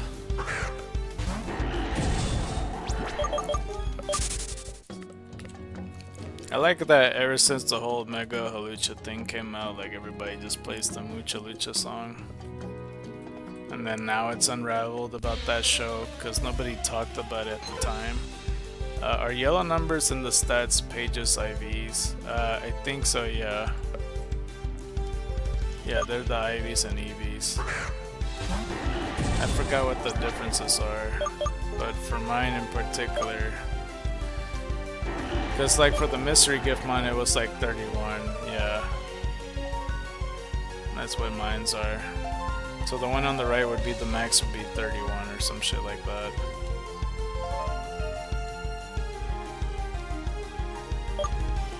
I forgot which Pokemon had like perfect stats. I'm pretty sure it was the mystery gift mons. Besides the ones that I gotten. Then I might have caught a pretty cracked Phantom. Well, that's pretty good. I'm almost positive that's how it works. Like the yellow one, it just maxes out at 31. I get the IVs and EVs mixed up. That's probably why I didn't get retro EVs, because I get it mixed up with the IVs. Let's see. I forgot which mystery gift mon I showed the stats on, but I remember looking at the numbers and it was at 31 each, which having almost 30 on most stats is kind of crazy. Yeah. Unless it's like the potential to be that. I don't recall. It was something like that. EVs are from defeated mons, IVs are the generics and can't stand. And can't change, I mean. Okay.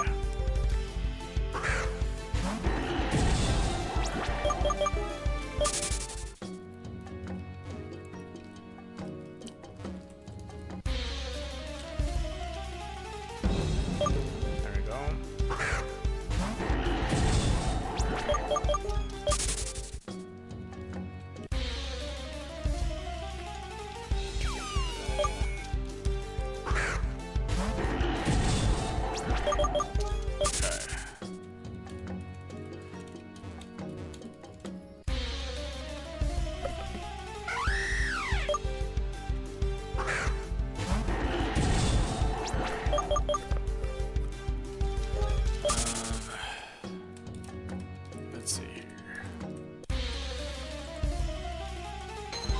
Pull up on your mons now, your green numbers for star screen are probably very disproportionate to whatever EVs values are.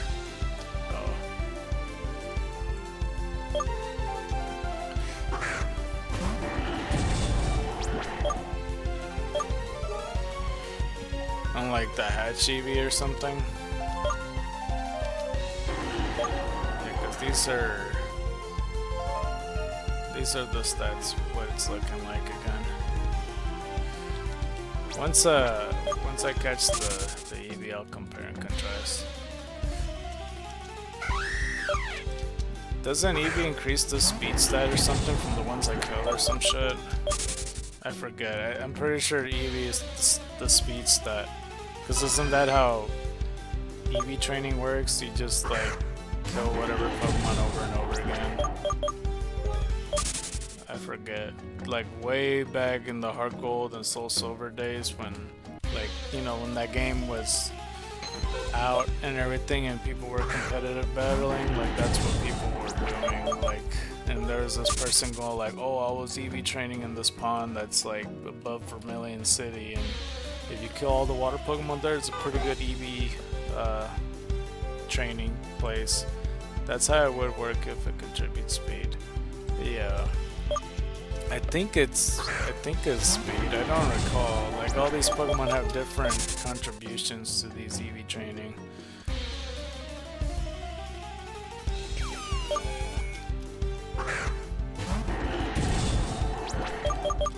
Cause I don't do that competitive battling to that degree where I'm like looking into Eevees like that. But if your Eevees are maxed out, then it won't go higher. Okay.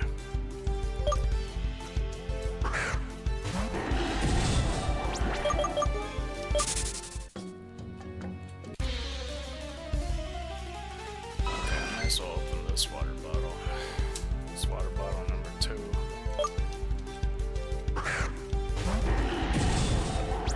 I'll be sure to go in the bathroom in like 30 minutes, I imagine.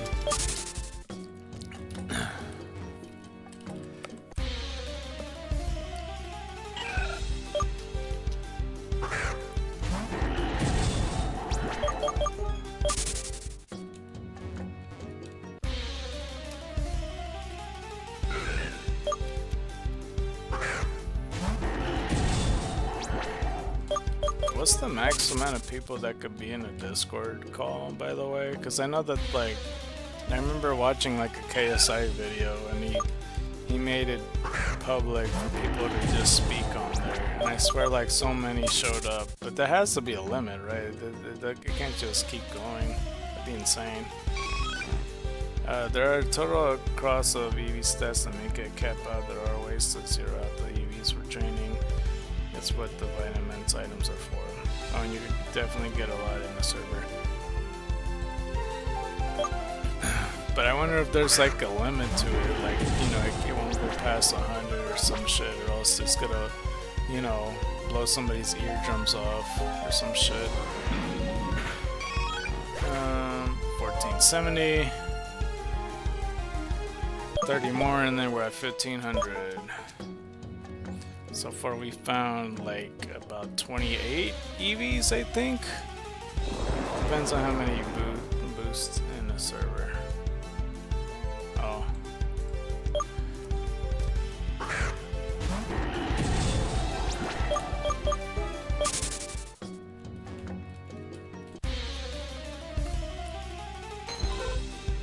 There is a limit, but you could get more throttled by bandwidth that is allotted to your server. Oh.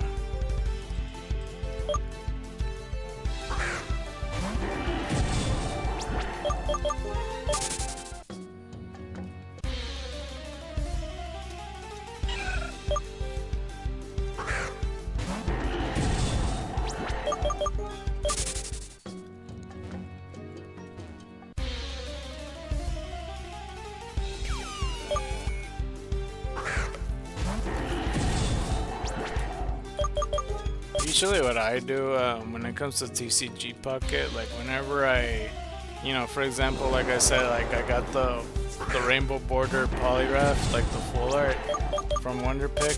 Like whenever that happens and I get a good card, I always like friend request them, hoping that they're my lucky charm. And so like next time I see them in the Wonder Pick, that they get more good cards, and then hopefully I get more decent cards too. I don't know. It doesn't make a difference either way, but that's like what I like to do.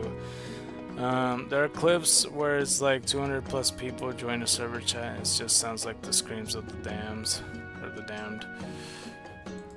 Yeah, that's what I imagine. Like that shit. Oh man. Especially that some people are gonna be like cancers and just do it on purpose just because there's so much sound that they'll make more sound because there's more sound. It's a very stupid cycle, pretty much. It's like a bunch of wolves just yelling at the fucking moon and shit.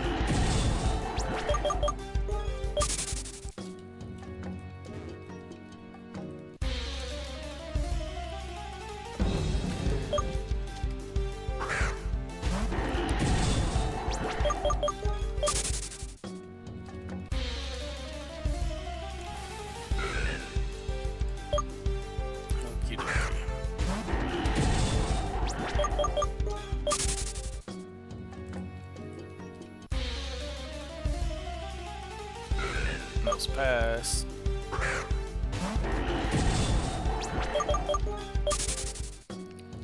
I think nose pass could actually smell through that nose, or does he just have it because that's just the part of his face? I don't know if I actually seen nose pass smell. Nose pass kind of throws me off, honestly, as a Pokemon, because he always has to face north. And I think they made it so, like, in the anime, that's like basically nose pass weakness, because, like, you know, you just go behind them. That, you know, anywhere else besides north in front of the Pokemon, then you just got it. Like, you can just attack it from the back because it can't fucking see you, making it predictable or something.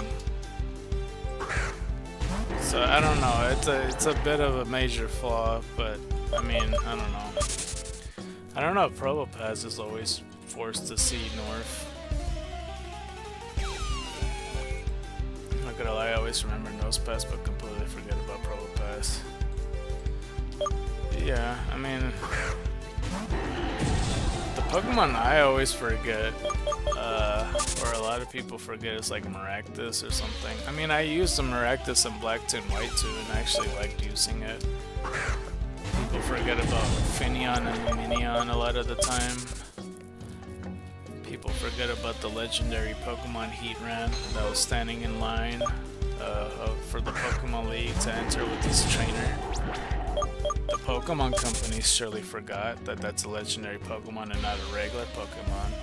So it really makes no sense how the people aren't reacting that there's a legendary Pokemon in their presence and he's like fourth in fucking line. It makes no damn sense. Because I mentioned it before on stream and I'm all like, bro, like imagine a trainer just chilling with the Entei right next to him. He's not even in front of the line to enter the Pokemon League. Like, I'm all like, bro, like, they're not gonna treat him that way.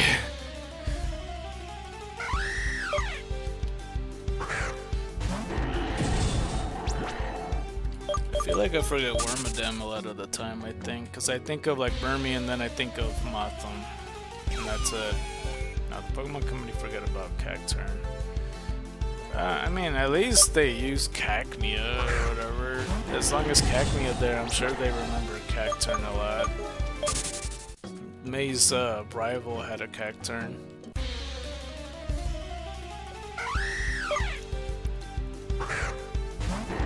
Because I was covering the 12th movie not that long ago, and it bothered me that the villain of that movie, he had a Bronzong, and then right next to his Bronzong is a Heatran, and I'm all like, why? Why is Heatran treated like an equal along with Bronzong? It's like, shouldn't it be like Claydol and Bronzong or something, or shouldn't it be a Heatran and some other legendary Pokemon? That's why I feel like they do Heatran so dirty. But you don't even remember it. James had a Cacturn? But you don't. Did the Cacnea evolve? I thought it stayed as a Cacnea, no? I didn't watch, I stopped watching the Pokemon anime around basically 5th gen, like towards the end of 4th gen.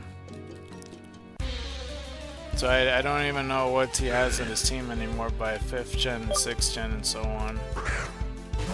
The 5th gen team makes no fucking sense to me, by the way, like what Jesse and James ends up getting. I think I remember one of them having a Yamask, and I understand that the other one has like a Woobat, and that makes more sense. But the Yamask does not make any sense at all, I think, and I don't remember all the other Pokemon. Did he have him rack this? Or am I just imagining things? I don't remember.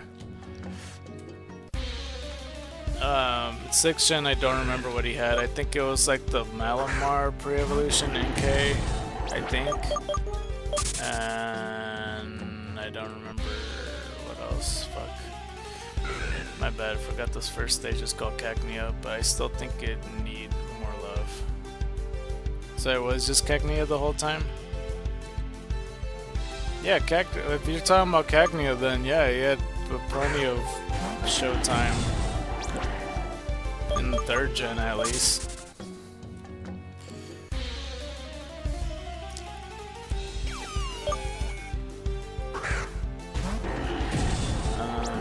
NK for sure, he loved that shit out of it. Yeah. What was the one that Jesse owned? I feel like I used to remember, now I don't. The Pokemon that she had. But yeah, like something like a mask feels hella random. I feel like they should just stick to having like a poison or bug Pokemon or dark or some shit. Because honestly, Jessie looks like she... I mean, I guess Woobat, like I said, is fine and everything, but she could also use a Purloin. I can imagine that. And like a Liepard. I mean, they did that anyway. Like, they did a whole storyline that Meowth liked the Purloin, but it turned out to be a dude or some shit like that in the episode. But like, yeah, Liepard for Jessie makes perfect sense to me, and James, I really don't know. Maybe James would have a... Let's see. What would James have? I could kind of imagine him with the Venipede and like Whirlipede, and I don't know about Scolipede. I feel like Scolipede might be too good for James.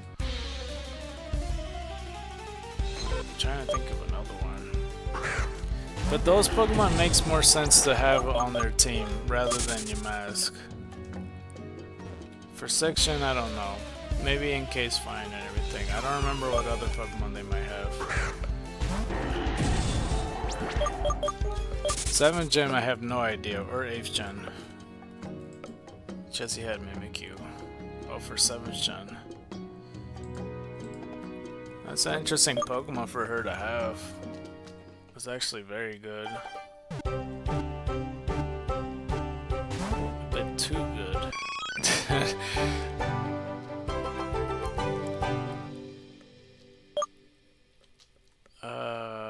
What are we at? 117? Or did I already say 17? Did I already say 17? Well, we're about to find out. Okay, let me look at the... Well, never mind. She fixed its costume. Well, that's nice of her. I don't know. I feel like Mimikyu's too good for Jessie. But it's a good Pokemon to have. I imagine that they wanted to put Mimikyu in the series because it was so popular. Alright, let's check out the stats. Yeah. Okay, so yeah, you were right about the green numbers thing. It's like how many Pokemon you killed and such. And then the other one's the 31 stat one. That won't change. Adaptability ability, and it also has good endurance and hardy nature. It's because I barely look at like the other stats that it may have, because I don't know. My brain kind of turns off when it comes to that stuff. Because I look at like the stats, but like more so the nature increase rather than anything else. Because if anything, the nature sometimes matters to me, but at the same time, like when I see, I don't know, a Pokemon that doesn't have a good nature or something, like if the Pokemon's mostly for attack and such, I'll still use it anyway because I caught him in my team, and you know, if it has some benefits to it. Was this 116? It looks like it. Alright, cool. It is 117 then. Alright.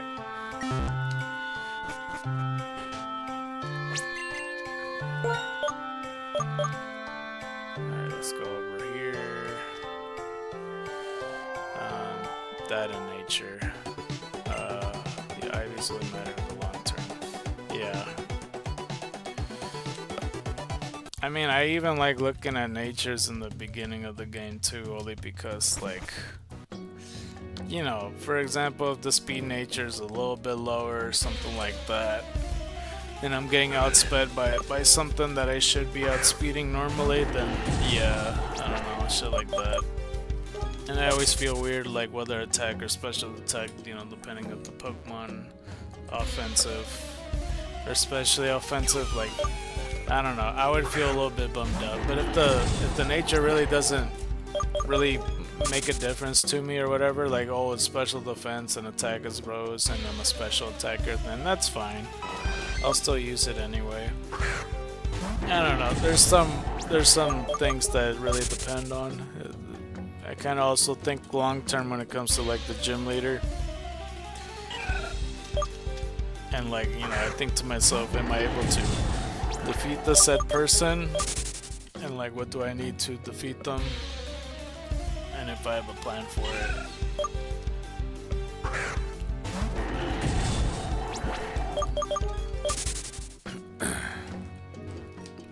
I still don't feel right that Trishout died 3 times in the span of these 25 days. It just kind of sucks. It sucks that that happened.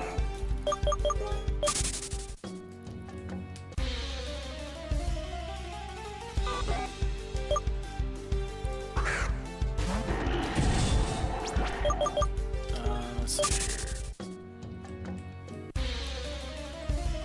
The only nature type that I avoid are ones that lower my main stat, mostly attack and special attack. Yeah. Yeah, pretty much same here.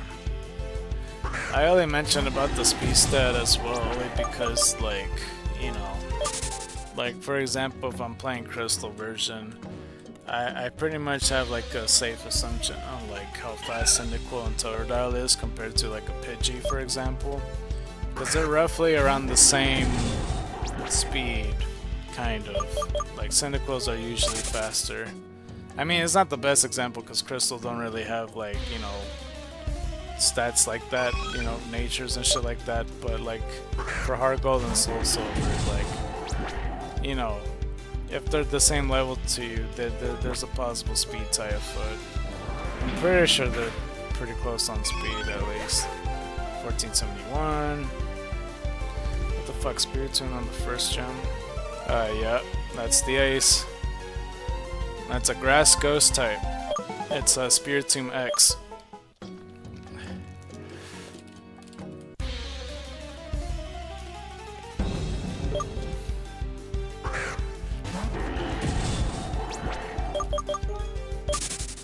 Welcome to Pokemon Xenoverse.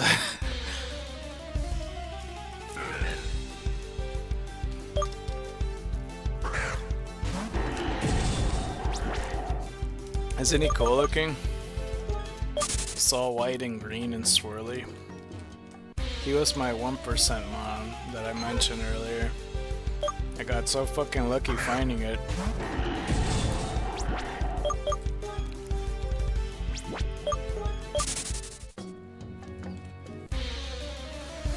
So yeah, hopefully your Electrodex is a little bit trained up for it. Maybe you killed some grass Pokemon along the way. That'd probably, you know, do the work or something. But at least, you know, your Shulong is neutral nature compared to it.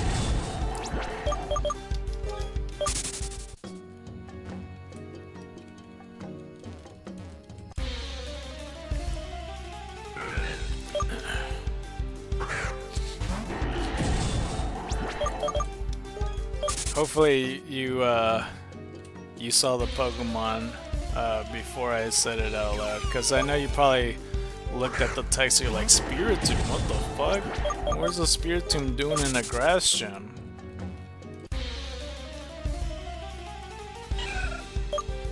That's what everybody likes to think whenever they're playing the game for the first time. They kind of look at it, they're like, what the fuck?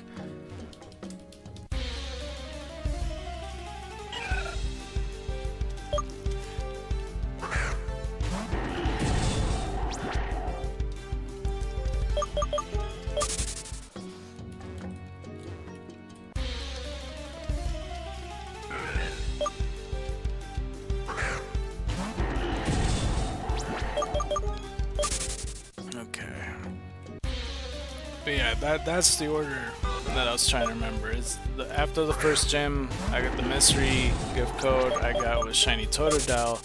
The second gym, I got Shiny Lancelot from A Drive, the Beeful, which is the bug fighting type that you may or may not have seen already.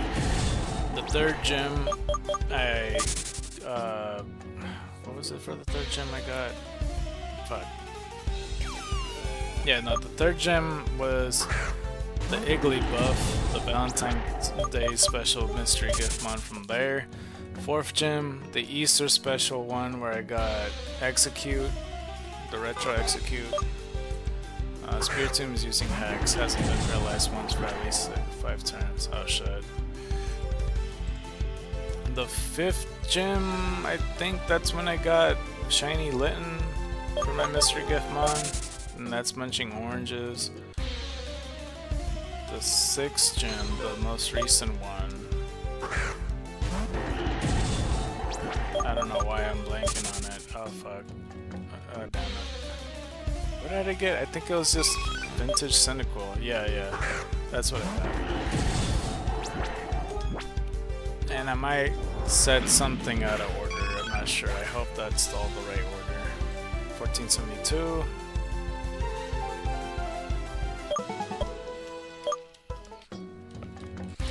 I feel like I'm not gaining as much as experience as I was a second ago.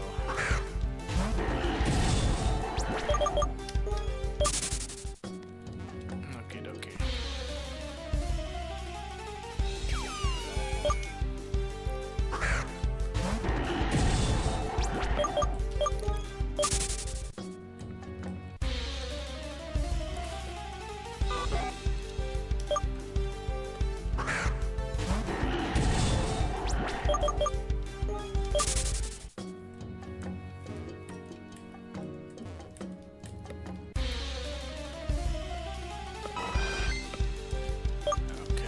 See.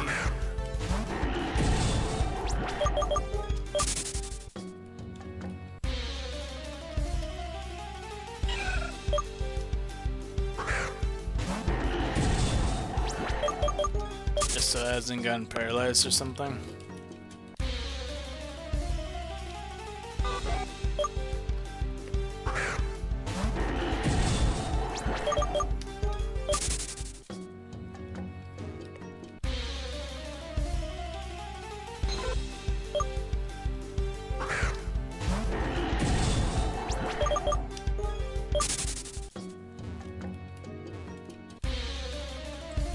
I didn't proc on his turn. I beat him without it, but it was still annoying. Yeah. Yeah, Spiritomb X is a tricky one to beat. But I mean, at least you beat him in the first try. Some people do fuck up on that gym because they don't see Spiritomb X coming. Because I think he also learns Will-O-Wisp. Or some shit like that.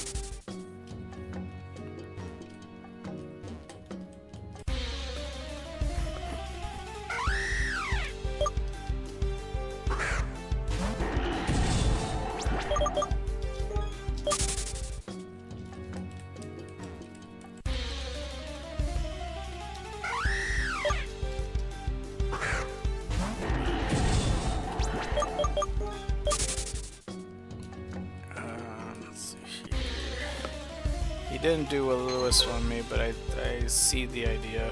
Yeah.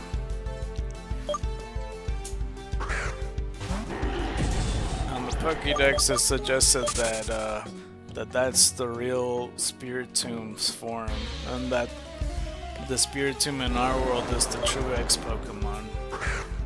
That's what the Pokédex says about him.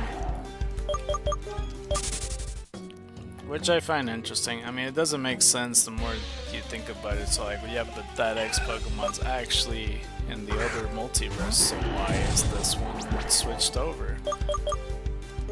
And not only switched over, why is it locked away? If it's like the supposed X Pokemon. You don't know.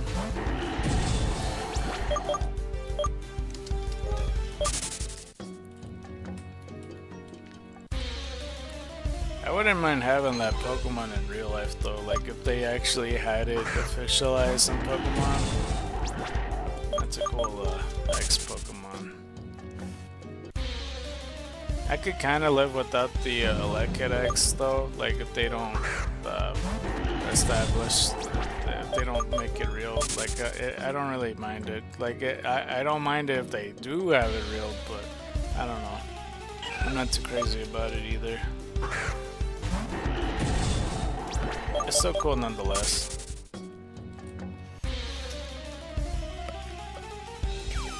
But the Spiritomb X for sure is really cool.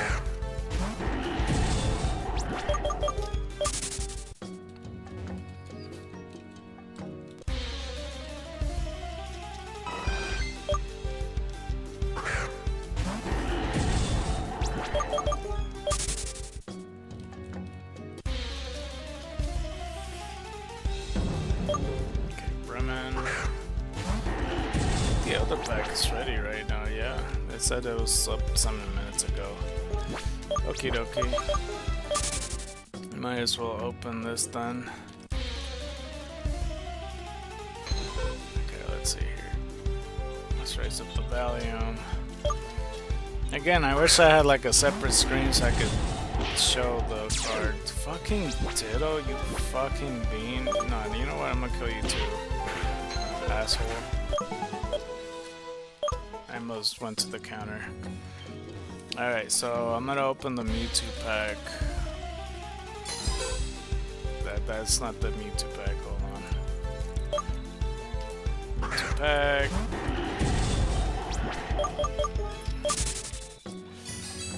Alright. Let's see which one to pick. Open.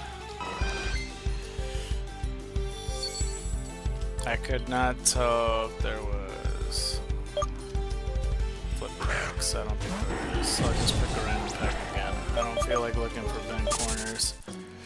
Alright, I'm gonna keep spinning till after this encounter. After I run away from it, that is. Until I see the next one. Alright, let's go back and forth. And stop. Okay. I'm gonna open this pack. Nothing. Yay me. I don't have any holographics on the back. I got Dubwool with Rolling Tackle, 80 power. Zubat with Glide, 10 power. Bruxish, Second Strike, 10 power plus. Petalil, Block, 10 power. And Cloyster, 70 power Surf. Okay, well, you know, that's something. I mean, I already got lucky earlier with getting the Zapdos EX, but you know, it's something at least.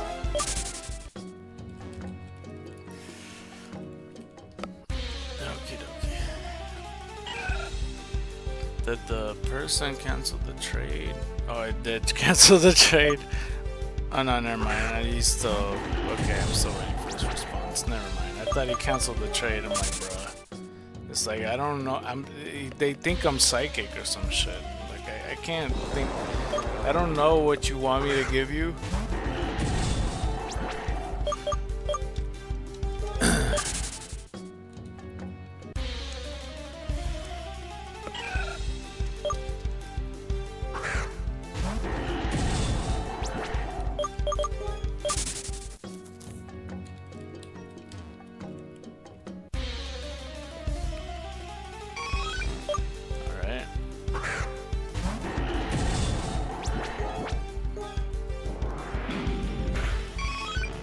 Another Eevee, 1473. I don't know why I'm always so aware weird when like it gets on the like every time I look at it, I always notice there's like a 2 in the number or something, 62, 72, 12 or some shit like that. I always notice it. Unless I make it known in my head, every time I look at it, I'm like, oh, we're at 72 right now. 82. I'm not sure what that is.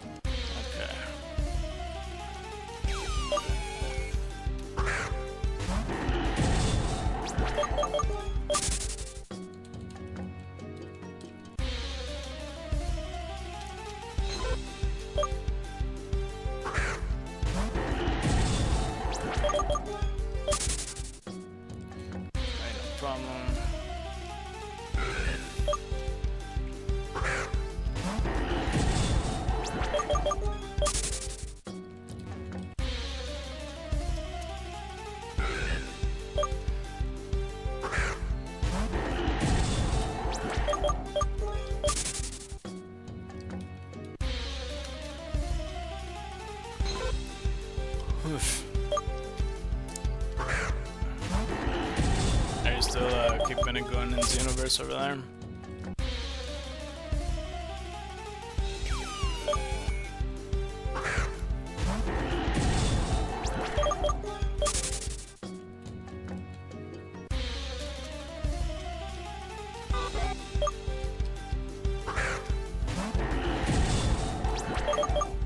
Oh right, I don't think I've shown you the shiny halucha yet, did I?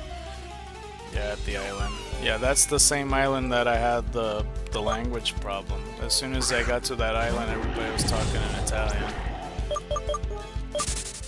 But yeah, all you have to do is just go to a specific hut, talk to the scientists, and then that's all you really have to do.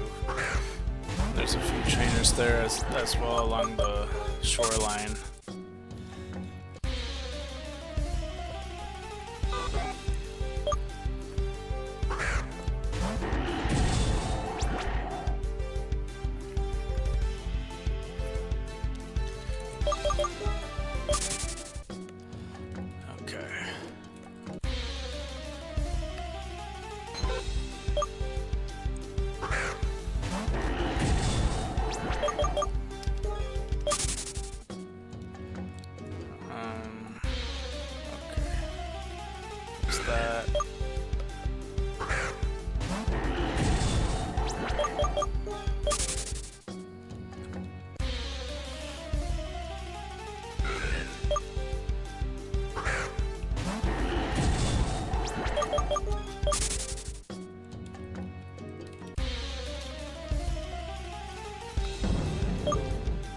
Been finding a lot of Brahmins today, I notice.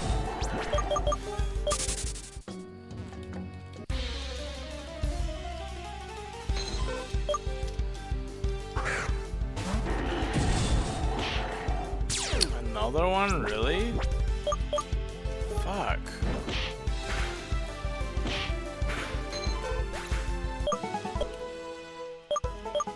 I picked up metal powder.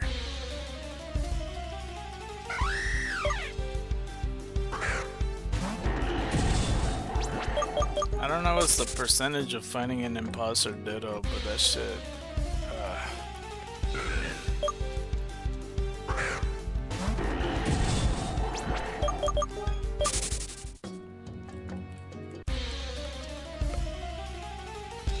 Yeah, even though it's day 25, I've been at this for more than a month now. Because I started like August 4th. With like a few weekends off and stuff, as this weekend will be as well.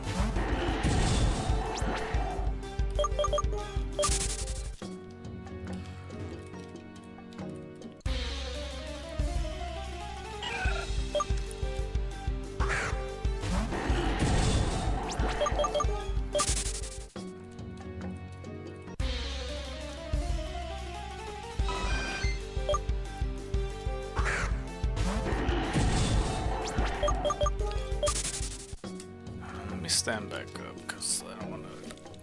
feeling a bit too lazy right now. We'll stand up for a bit. I don't want to get too comfortable.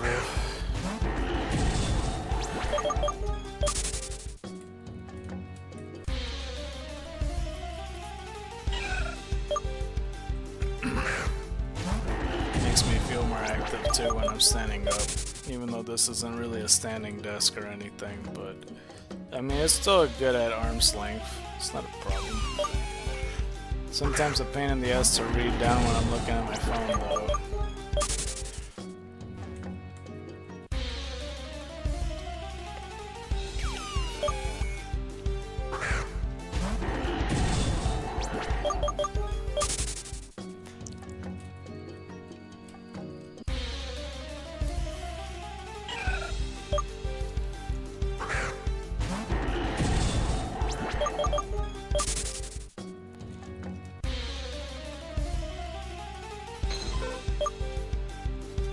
I think for the Mario 64 thing, because I do have, like I said, I have it on my laptop where I could emulate the game and play it, but I would have to put OBS on there and then stream it.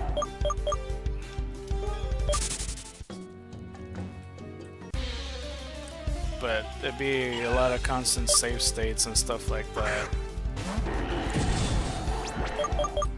And I don't even know if I could really count it either, because it's gonna be off a save state, because, well, I mean, not that it makes a huge difference, but, because, like, regardless when I feel the challenge, I have to run up all the way. Oh yeah, that's another thing about the level I forgot to mention yesterday. Every time you fall off the clouds, because, like, for example, since you're timed on the whole wing cap thing, like, it takes a minute long. If you just fall off or it fades away and you just go down the clouds, you don't actually die compared to other levels where you just fall off and then just, you know, die or whatever.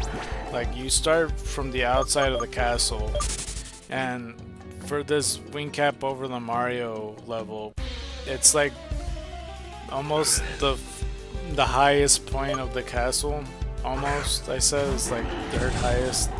So it takes a while to go there, like, you know, like a good 3 minutes, 2 minutes just to run up there. It doesn't seem like a lot, or maybe it's like a good minute, who knows. But it will seem like a lot when you're doing it over and over again. Because it's like outside in the water, then you have to go run towards inside the castle, go up one stairs, go up the second set of stairs, go through the third set of stairs, then go jump up onto the thing and then go in, and then if you fall, then you immediately do the same thing over again. That you fall into the lobby, or is that the doing wrong things? Well, the Mario 64 game is the original copy. There's no ROM business or anything. There is ROMs that do have the Green Demon Challenge within it though. But the way those ROMs work with like the 1-up mushrooms, like as soon as they touch you, they kill you. But in actuality, in Mario 64, all they do is just give you a 1-up, because that's what it's meant to do, is the green mushroom and stuff. But you know, through editing magic, you know, I just put the fail screen, and that's basically me dying. And then I just lower down a life, which also takes up some time, because then I have to, like, you know, unalive myself in the level somehow, or, you know, go to a different level and unalive myself and then go back in the original level. But yeah, that takes a long time, which is why I, on the emulator, I save state within the game, like, basically at the pole. But I already have like the wing cap kind of used up, and I'm like trying to position myself and everything. So there's a little bit of downscale time that the wing cap has less time than what I would normally do had I just start from the top and got the wing cap and then jumped on the pole and then jumped off. So I don't know if that makes sense, but basically what I'm saying, I have less time with the wing cap through the save state. And there has been times where I did make it all the way through around just in the beginning portion to get the few red coins, but the wing cap would run out a lot sooner at a random spot, kind of throwing me off. But I don't know, I still feel like I was close. It's been like almost 5 months either way. I think it has been 5 months actually, yeah, because it's been since April Fool's. But it's all good.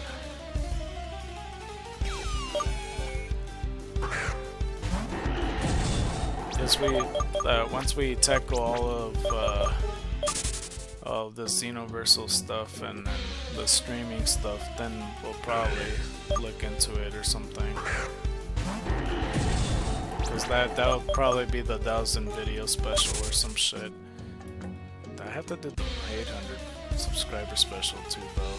Yeah, actually, yeah, no, that's the 800 subscriber special. That's what it was. The 1,000 video special, I don't really have a good idea what to do about that yet, to be honest. Usually I do with the video specials, I have like a Fortnite rarity challenge. That's a whole different challenge though.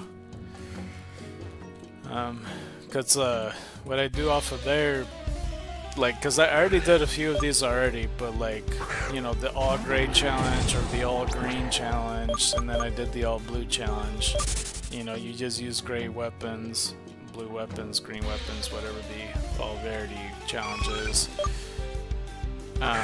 Except next for me is all purple, but I don't think I like that for the 1,000 subscriber or the 1,000 video challenge. So I'll think of a different alternative. I don't know if I can skip to exotic though. I'm not sure if I can do that.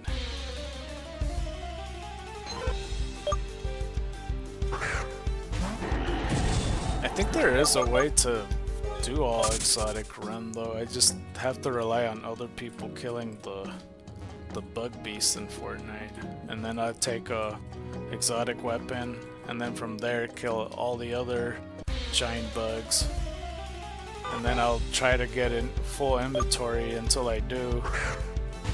But that sounds like it's easier said than done. I don't know. I'm pretty sure you get them from the giant bugs, right? From the Halo games. You kill those and then they drop the exotic weapons.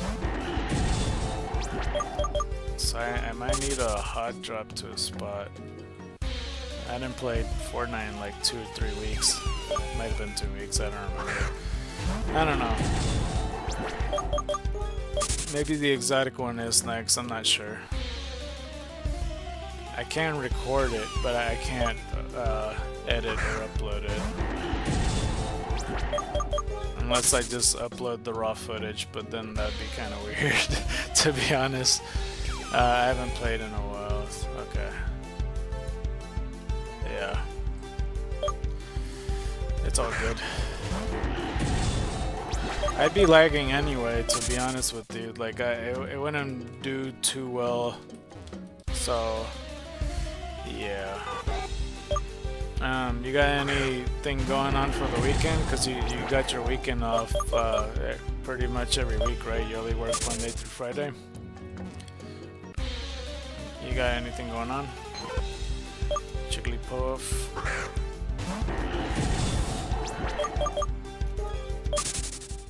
Oh, also, I was today years old when I found out that the Paradox Future forums, all their shinies are just chromatics compared to their regular selves.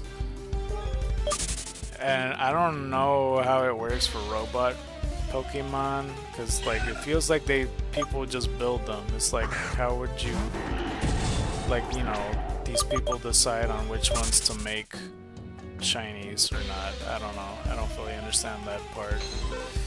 Yeah, I don't travel much. I was told I would be forced to play Minecraft, so we shall see. Oh shit. Well, we shall see indeed. Yeah, I played Minecraft not too long ago, but a lot of the time I just kind of fiddle around.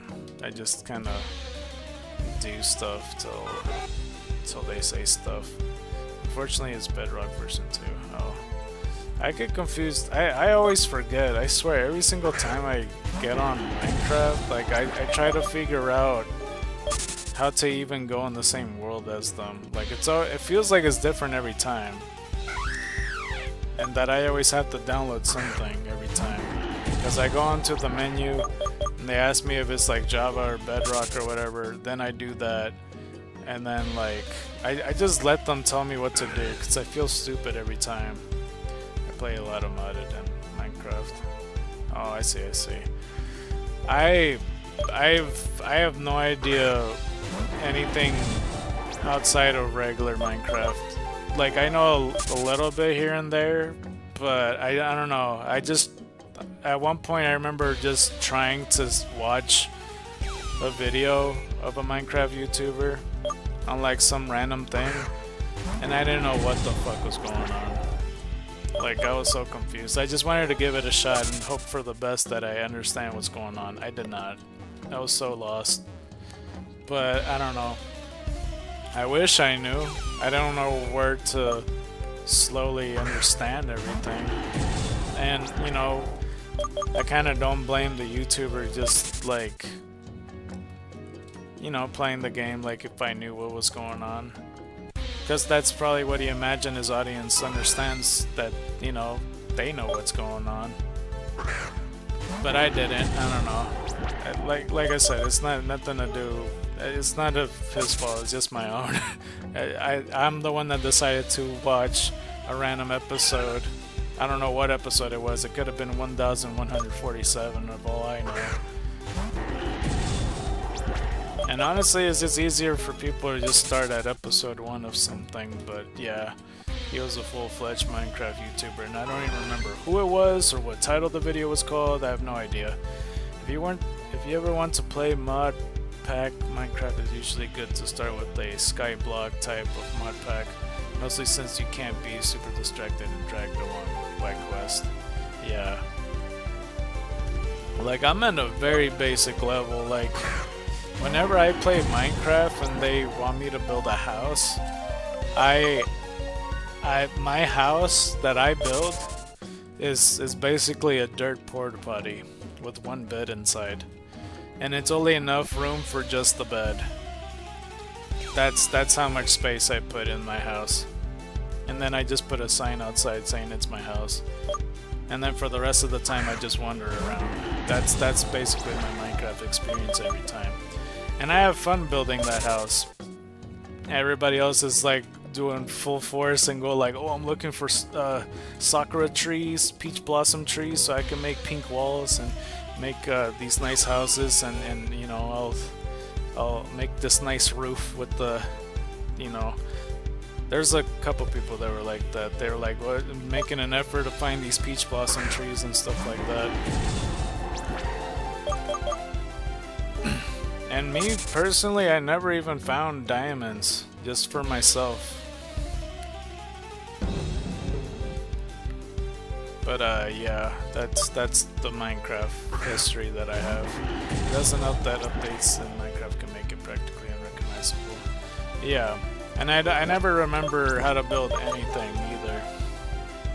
Just only basic stuff like a sword and pickaxe. Yeah. Basically. And I've seen videos a long time ago watching Toby play. I don't know if you know who he is, but he got cancelled, so yeah. But I you know, from Tabasca's channel, he played basic Minecraft from the start, and you know, I enjoyed watching it. I didn't know what it was. I mean, I knew what was going on, you know. He's just basically, it felt like watching a show, like him surviving in the wilderness. That's what it felt like. But he was a very funny guy, and that's kind of more so why I watched him. But yeah, it was very entertaining for sure.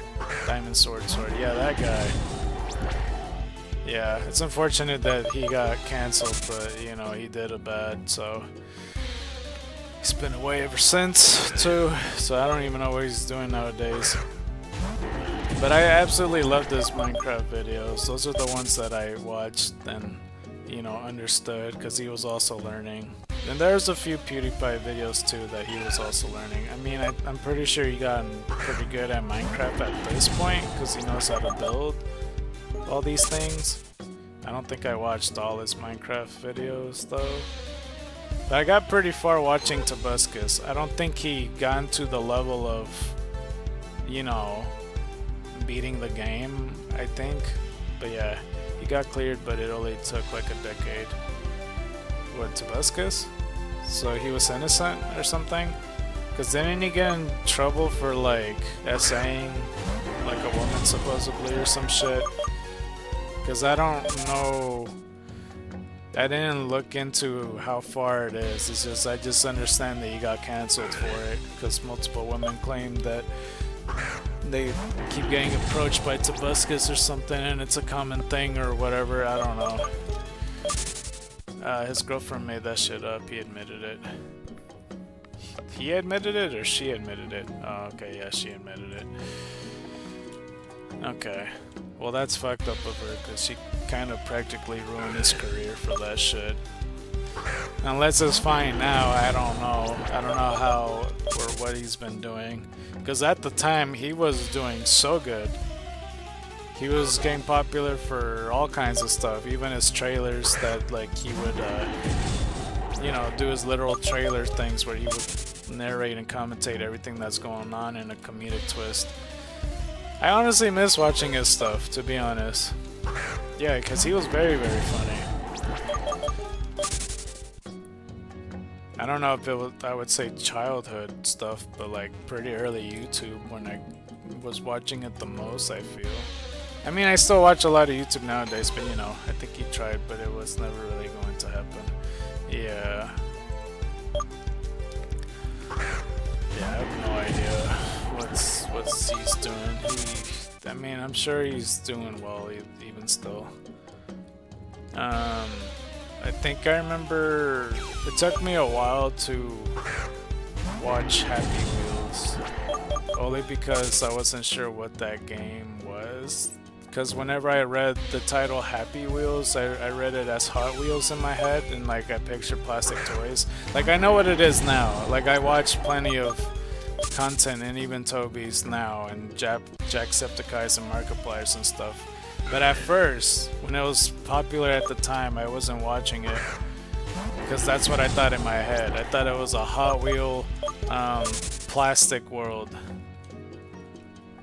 And I was like, yeah, no, I'm good. And then I just kept seeing clips here and there that there were highlights that this was all funny and stuff, so I eventually watched it. I don't know who I started watching it from, but eventually I watched it from these guys, and yeah, they're very funny for sure. I wouldn't mind playing Happy Wheels. It seems like a fun game to play. I don't know. I think it's completely dead now. That like there's no more levels being made. I mean, maybe some dude dedicated still making levels out there. I'm not sure, but yeah, it's I don't know. At the time, it feels like that they were never gonna stop making levels for it.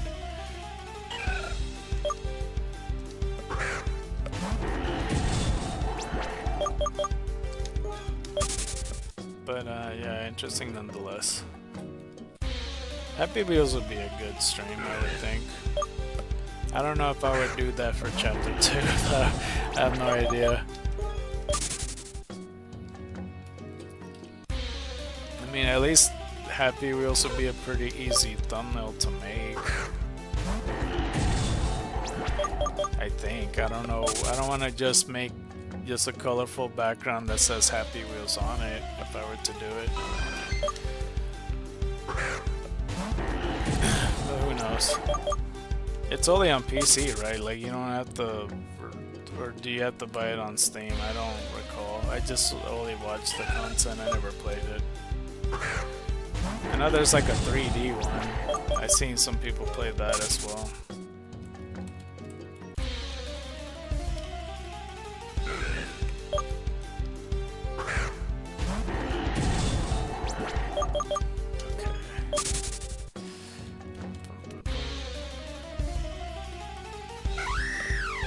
I imagine you found the scientist though by now on the Proxim Island.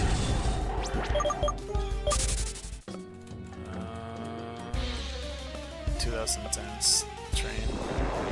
Yeah, I mean, I don't know. I played old games anyway. Like I wanted to play Mario 64 and Yoshi's Story. That's 90s. So yeah, it doesn't matter. But the 2010s thing for me, it was originally just a website you could go to. Is it active still? My boat crashed. Oh, okay, yeah, that's the. You're on the right spot though. You may or may not have seen the salesman. If you take that item, he battles you. Both battles. There's two scenarios. You could have battled them before the boat crash or after the boat crash, but you might have seen them on the sands. I don't know if you battled them already or not. But you could have battled them either before or after. It's for that merchant. But he's a bit tough though. I have not stolen it. Yeah. He could be a bit tough. Yeah, his Pokemon's a little bit high level, but yeah.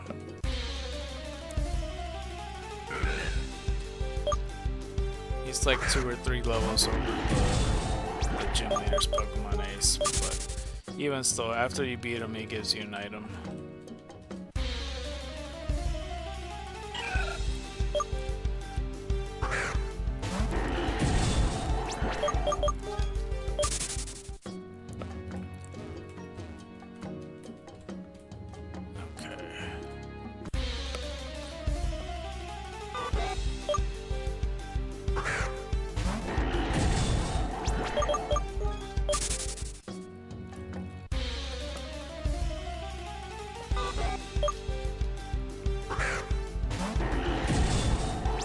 You know, every now and then I would think to myself, like, you know, maybe today I'll get a shiny or something if I don't get the retro Eevee. Today I don't feel like I'm gonna get any shiny anything, but I might be talking too soon. I don't know. Just from the get-go, like, I kind of get a feel on what's going on, but I did get this Zapdos EX, so maybe I can't count myself completely out. But the day I got the Rainbow Border Glaceon, I didn't get shit.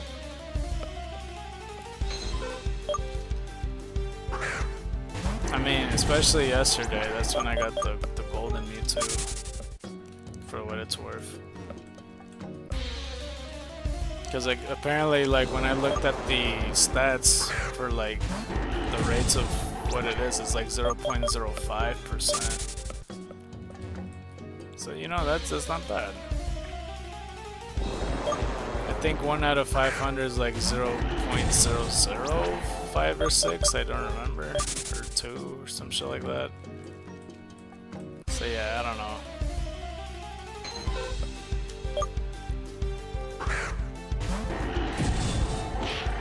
Oh my god, I'm so sick of your shit, Ditto. I'm so honestly sick of your shit. Every time with this, just turning into me. Quick powder, yeah, he would outspend me too. Fucking A.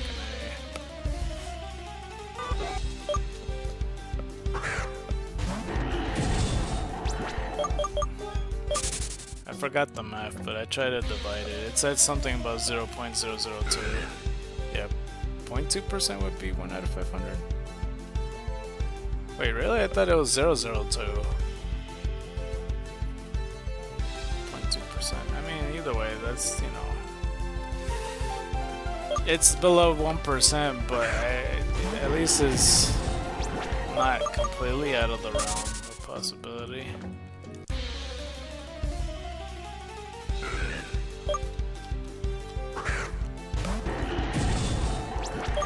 So close to level 52 though.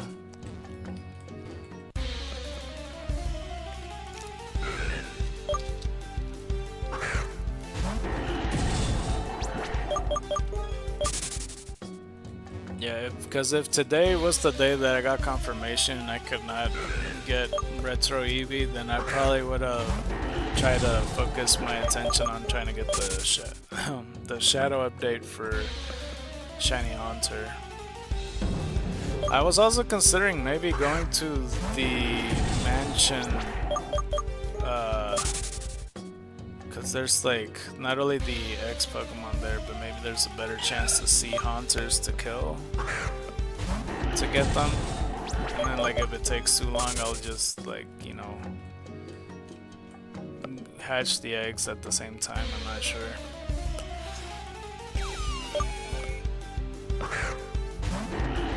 But I'll try to evolve Shiny Haunter on screen in like an episode, in like episode 47 if possible, or 48. It's probably more likely 48. I don't think I'm gonna actually get a battle in episode 47 at all.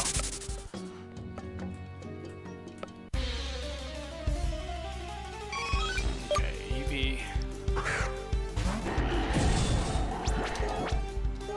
Fire Punch. 1475, 25 more for 1500.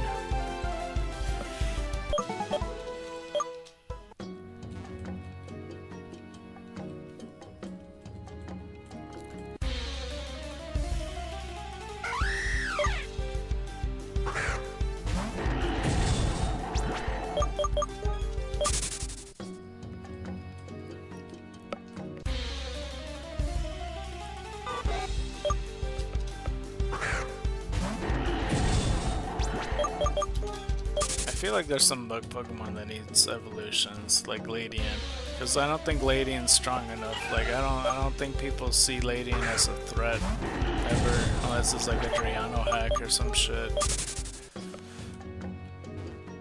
Like if I see it at a gym, I'm not really threatened by it. Like it would have to be gym number 1 for me to be threatened by this thing. And Ladians have like really good moves or some shit, like fucking Psychic and I don't even know what other move. Dazzling Gleam or some shit. Because normally I just don't feel anything when I see Ladian. They def need more viable bug Pokemon, also a bug legendary. Yeah, they do. For a bug legendary, if I were to think of one.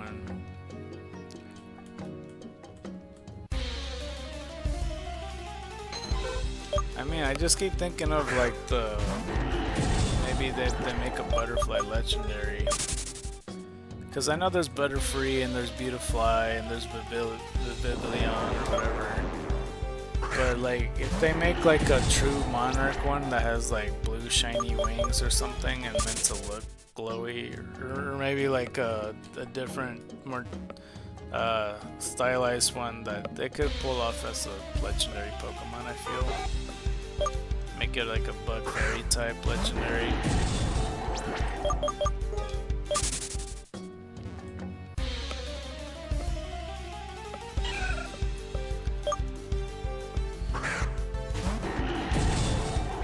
I don't know if it's just me. It probably is just me because I don't think you guys hear it, but like I'm like barely moving and I started to notice my mic like kind of, I don't know, like shimmying on my left ear, like if it's breaking apart, like the plastic or something. Because now I'm noticing it. Every time I slightly move, I hear like, what the fuck?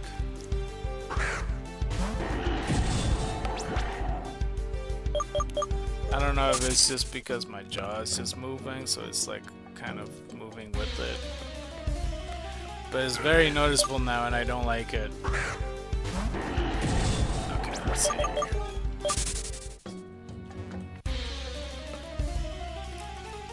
We got like a good hour left or so till the stream ends or so, something like that.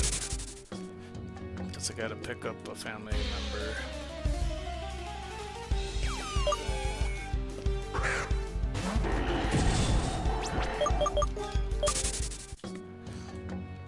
And I'm still kind of debating and fighting with myself if I'm gonna get that soda or not.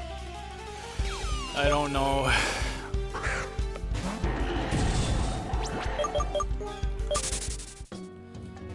Okay. So I'm guessing that you're in the forest now looking through. Are you like checking out the Pokemon there?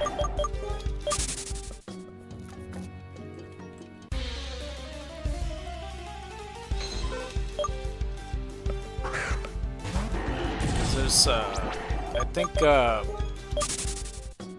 within that forest, it is like day and night dependent. Well, I mean, I think most of the routes are day and night dependent, but the forest especially is day and night dependent.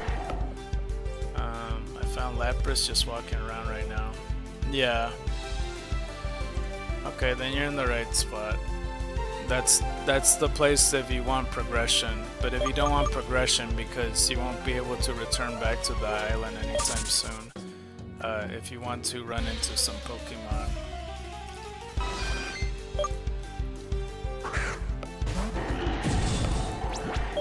So just keep that in mind. But yeah, the daytime and nighttime is a bit different of encountering Pokemon there, I'm pretty sure.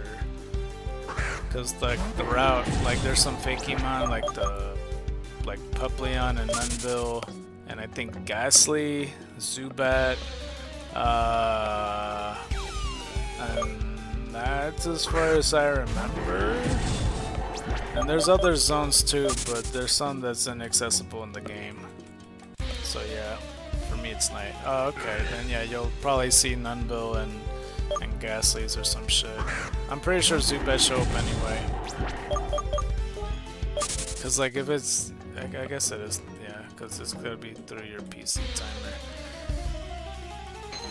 I don't remember if Puplion's also available throughout the day and night. But I know Nunville, I think it's only exclusive to nighttime. Or you gotta catch all the Pokemon in there, or you're not worried about it at the moment? Because it's gonna be a long time till you'll return to that island. At least I'm pretty sure. I think that island's kinda hard to come back to. You know, considering that the boat crashed to get there and stuff.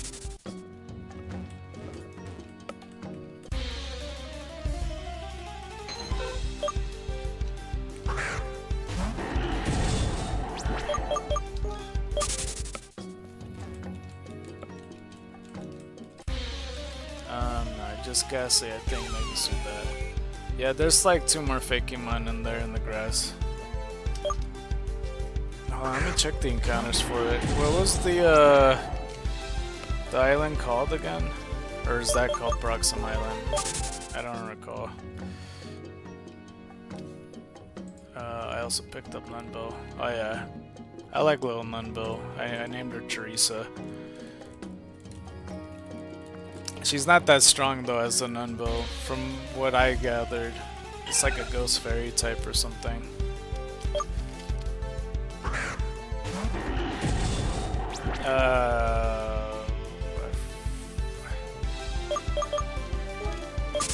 Isn't it called like Black Hole Island or something? Hold on, let me put Black Hole Island. Black Hole Island.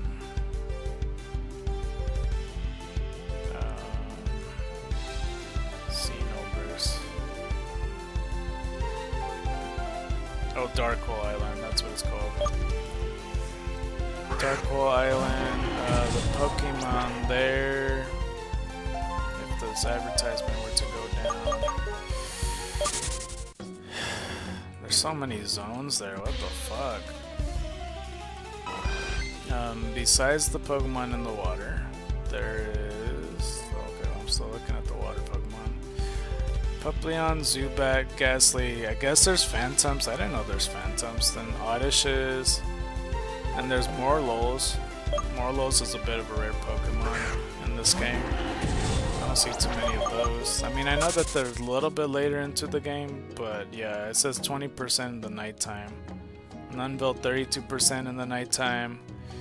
Oddish you only find in the daytime. Phantoms you'll find throughout the day, but it's more rare at night, would be in 4%. But like in the daytime is 14%. Ghastly throughout the day and night. Zubat throughout the day and night. And Puplion you only see in the daytime, so you won't see Puplion. But Puplions are 32%. But it's okay. I mean, I think you'll see Puplions later in the game, so I'm pretty sure you're fine. Let's see, any other Pokemon? You have Shulong, so you can't do this section. There's a certain place to go in the Pokéden that's only accessible to Shaylian, I'm pretty sure. So you can't do that. But yeah, that's for the most part. There's a rare Morlul that's 20%. If you're interested.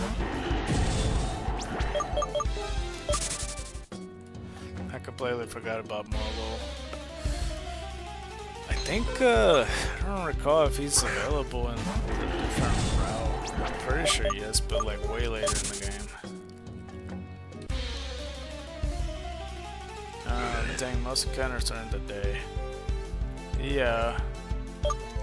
But they're the more common Pokemon.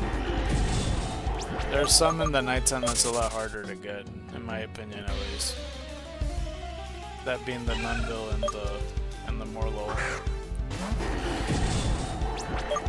Because throughout the game you'll see more Pupleons and other Pokemon too.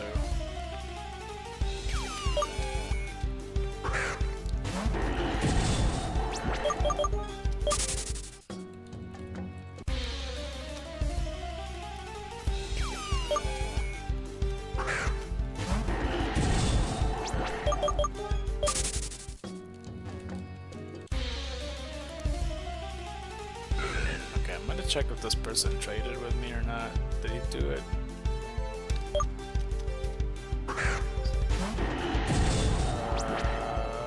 He did.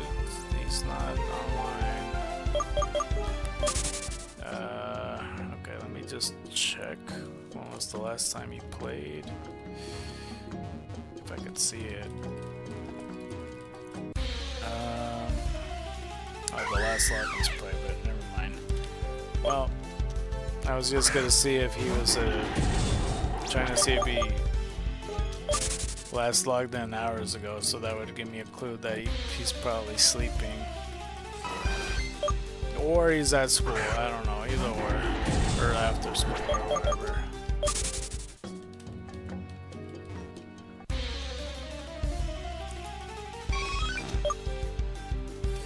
Okay, another Eevee for the books. 4 more fire punches. 1476.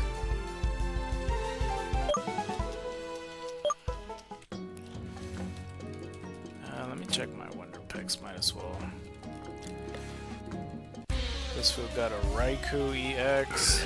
Okay. This fool has all the polys in his cards.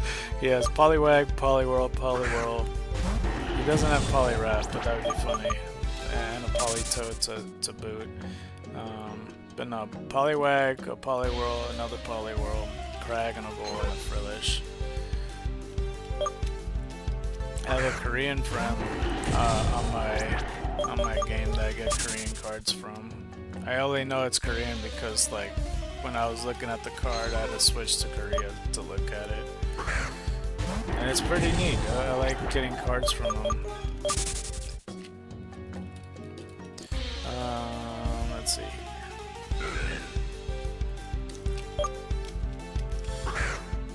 Because I just randomly saw him on my Wonder Pick list, and I was like, alright, sure, yeah, I don't mind getting this. Somebody got a full art Phanpy and a regular Phanpy in their hand.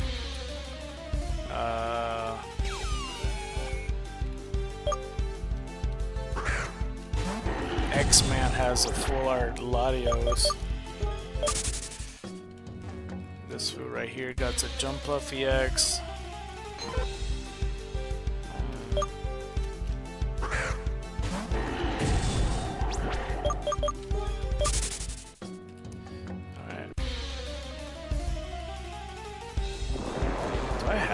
To get, I might go for those Latios. Yeah, fuck it, I'll go for the Latios. Okay, I'm gonna keep my eye on the prize. Damn it, I always think it's, oh, I think it's top right. Top right? No, it's bottom left, fuck. I hate messing up on Wonder Picks. I got Dragology.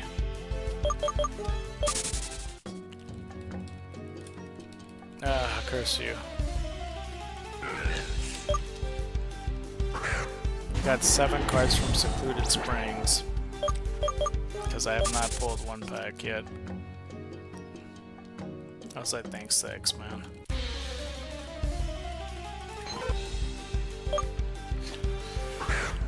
Okay.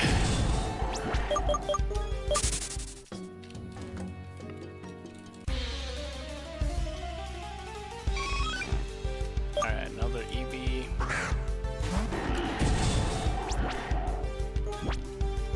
3 more fire punches though. I don't know if it's enough to level me up though. It's gonna come pretty close. 1477.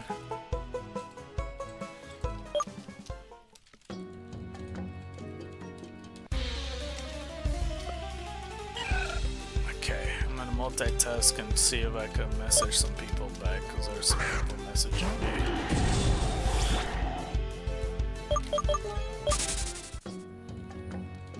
Did you talk to the Lapras yet, or are you still looking through the grass and such?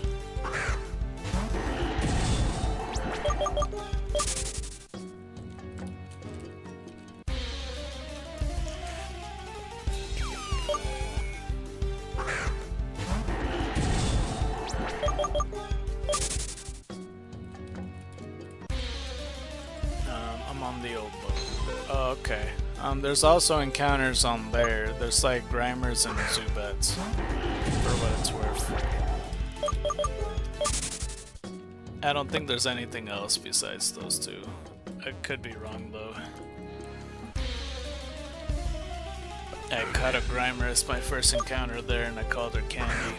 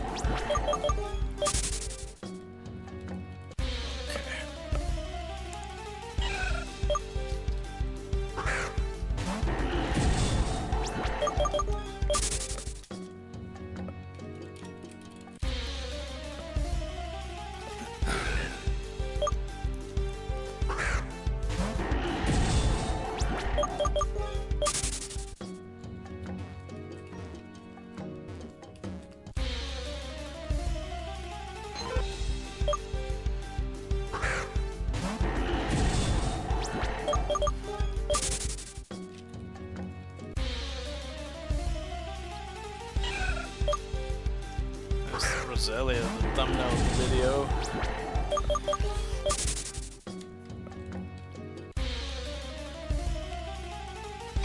And like for yesterday, I guess it fit fine that like Chansey was the thumbnail of the, you know, Mama ScarKnight birthday, because it kind of fits the theme, you know. Chansey's motherly, I suppose. 1478.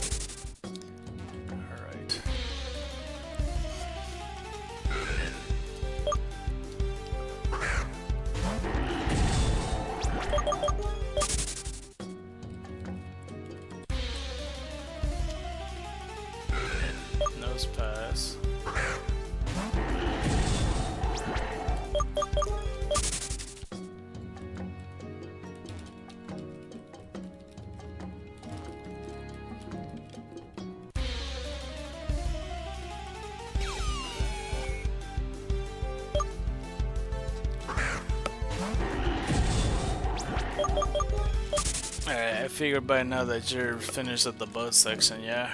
Did you... Because there's only like 2 rooms. Did you see the source of the problem of the mission?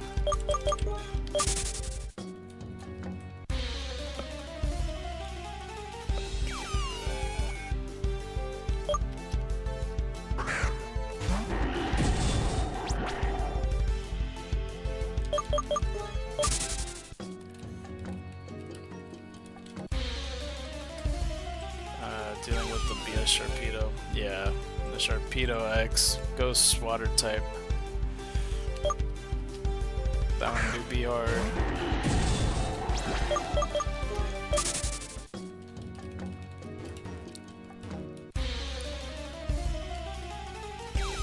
Just caught it. Alright, nice.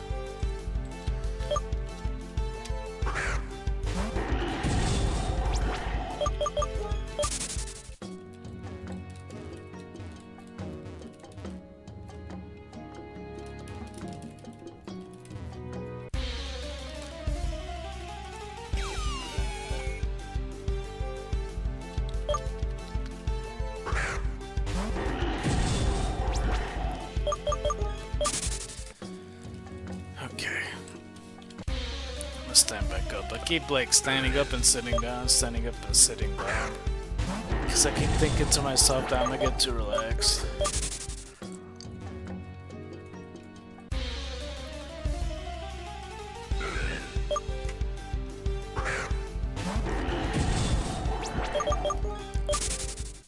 Oh, I hella misread that. That says earnings upcoming. I thought it says earthquake upcoming. I'm like, earthquake? What? What the fuck are you talking about?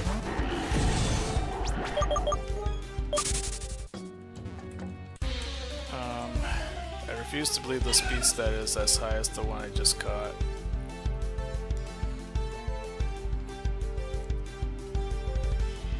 I don't recall. I mean, there's a good chance that Sharpedo X is... Well, I mean, Sharpedo X has similar speed to the regular Sharpedo. I think they just improved its attack or something. It was stupid fast when I caught it. Yeah. Yeah, they're always really fast. My Sharpedo X is pretty fast. Oh, fought it. Yeah. Let's see, increase the count, 1479. One of these days I'm gonna accidentally exit out the fucking counter and that's gonna suck. Wait, I ran out of them, right? Okay, 0 fire punches. Let's try to go for an egg if there's another one available. Hopefully there is one available. But we got it like a good 45 minutes about.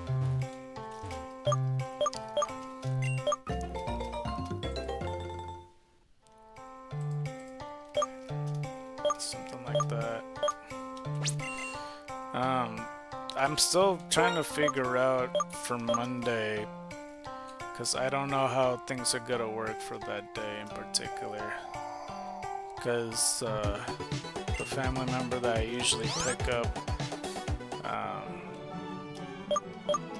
like I said like a few days ago, like they have a meeting. Well, they got 2 meetings on Monday, but I'm pretty sure I have to pick them up and then drop them off at the other meeting, which at most would take like 30 minutes depending on how long I wait for them. But I don't know, I was like debating whether I should like put the be right back screen until I finish that and then continue the stream up until 8 o'clock for Monday or not. I really have no idea. Or if I should just stop the stream entirely by around 7 o'clock, I really don't know. Because I could go a little bit later, like longer I mean, for the stream. So I don't know, it depends, and I might even start early just depending what time I wake up. Because it could start at 11 a.m. or maybe even 10 a.m. I don't know. It's gonna suck though with the be right back screen, but like, you know, it should be at most 30 minutes on my time being away. But like, I don't know if it's worth like between 7 and 7:30, just playing 30 more minutes after the be right back screen, you know? So that's kind of the stuff I'm like trying to figure out. I guess we shall see. I mean, I'll talk to my family member to see if that's the case or not. 1480, because I'm only guessing it's gonna be over by 7 or so. But I don't know that for a fact, because sometimes our meetings could be 45 minutes, maybe an hour, maybe more. But we'll see. So there's just a good chance I just stop the stream at that point and then I do my thing and then I come back and I don't know. Cats were just fighting outside my door. Yeah. Some of these cats are haters to one another. There's always cat on cat violence out here. Especially at nighttime, they just be pissed off for no reason.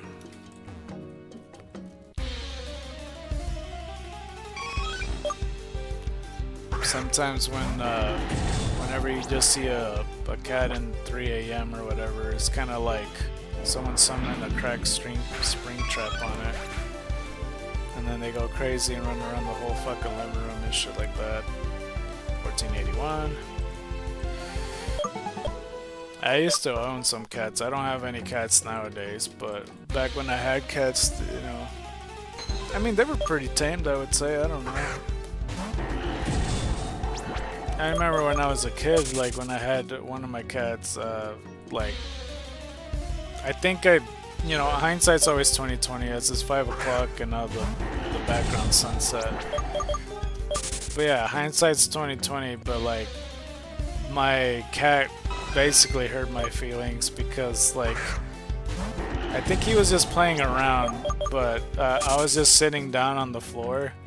And then the cat like stood up and then put his paws on my back and I felt his nails and I thought he did that just to fuck with me, so I kind of like backed off and like had my feelings hurt and like no or whatever, but he was just playing around.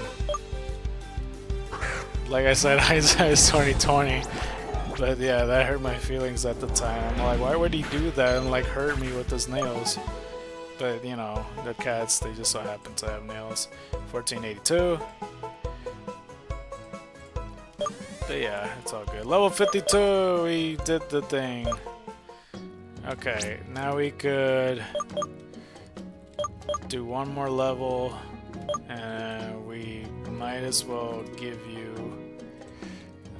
the smoke ball as well. I'm gonna have to replace a lot of smoke balls today. And it shouldn't take too long to level you up, because damn, you're already like, that's not that much on the bar. I could barely see the bars sometimes too, because sometimes the blue bar, I don't know. I can't tell until I look at the actual experience bar, because it's not the best indicator. I'm not a fan of cats, doesn't help that I'm allergic. Oh shit, oh yeah. I only had a dog for a day, because damn, the bar's not even close. I even look so close to the damn bar, it's not even halfway there. But yeah, I only owned a dog for like a literal day, because my dad surprised us with a dog that he brought home that he was gonna keep as a pet for the family. And I don't know what the type of dog breed it is, but it looked like a big ass Pomeranian dog. And I named him Flash. Like as soon as I saw him, I was like, oh, that's his name, that's Flash. And I hopped on the sofa and I was like, oh shit, or whatever. He's like, oh yeah, no, this is our new dog. And yeah, it was only our new dog for one day, because I think my mom convinced my dad to put him back because she didn't want him or some shit. And so my mom told me that the dog ran away from home, and I saw the backyard fence door open, and yeah, that was kind of my kid mind, but you know, again with hindsight, she probably told them to put it back. So yeah, it was just one day of this. The other dog experiences that I had is like, you know, owned by other people, like, you know, a stepbrother that may have had a Chihuahua that liked me. Like, you know, I haven't really experienced too much having my own dog, so I don't know. It's just harder for me to, like, it's easier for me to have cats around because, like, you know, I've been with them a lot longer. So, like, it's easier for me to just be like, a cat would just go on my lap and I could just pet it, you know, and it's, like, controlled. It's harder for me to do that with a dog, at least for me, in my opinion, because he'll go everywhere and he'll, I don't know. Maybe it'll take some time for me to get used to, but for me, it's harder to control. I'm just not that experienced with dogs, I guess. I'm sure that you can, though, like, you know, obviously with training and stuff. But yeah, I've taken care of other pets and on and off growing up. I love to get a dog, but that's hard to do when you move around often. Yeah. Like, eventually I will like a dog, but at the same time I'm in no rush to. Like, I'll be fine not having any pets at all. Let's go with Thunderbolts, I guess. It lived that! What the fuck are your stats?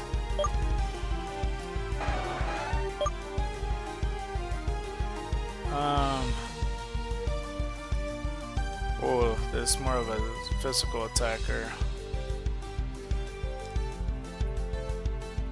Especially defensive, at least, and the speed is high. Man. Compared to, like, the fucking Rapidash I fought earlier in the game to this one, it's just such a... It's just so night and day. 1483, though. I can't believe it lived that. Rapidash X needs some work.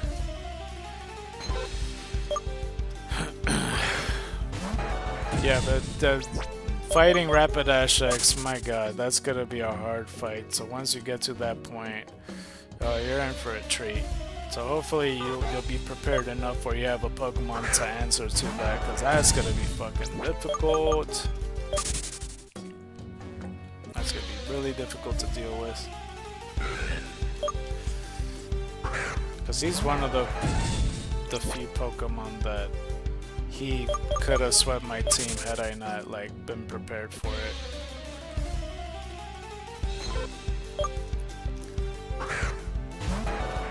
I was also a bit concerned with Sharpedo X when I first encountered him, but I think I caught him in the first try, I think. I don't remember who I used against him to catch him. Who did I use? What Pokemon did I even have? I had Tri-Shout, I had Totodile. I think I used Trevenant. I'm pretty sure I used Trevenant. Yeah. Wait, actually no, maybe not. I don't know. It probably was Trevenant, I imagine, but that would have been dangerous because he has a Ghost move. I don't remember if it was Phantom Force or Shadow Claw, because if it was Shadow Claw, I was really risking the game. Kid, I wasn't really worried about. I was just more so worried it wouldn't stay in the ball. I mean, I was kind of worried about it because, like, you know, they got an extra health bar, and I don't know, that's enough to worry me, where it's all like, oh, it's just extra powerful and it could just keep hitting you. You don't have 3 health bars, or whatever it is. Okay.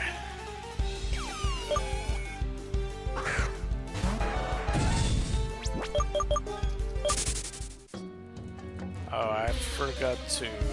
Well, it's okay. It's kind of basically towards the end of the stream anyway, in like 40 minutes or less. I was gonna say, like, retweet this for the stream, but yeah, it's all good. But yeah, I owned a lot of pets. It's just dogs were like the minority with the pets that I got. I got, you know, a few fishes, I got birds. I never had like any like hamster-like animals. Hamsters, gerbils, guinea pigs, mice, I didn't really get.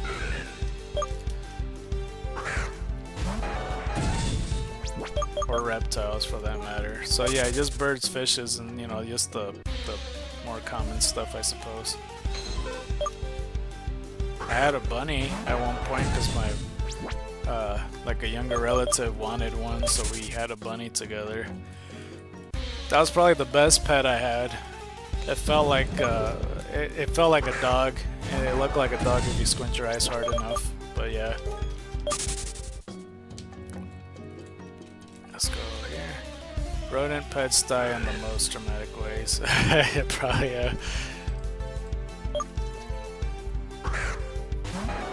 They have so much like I feel like if you own any rodent animals, they should come with the fucking warning label, like honestly.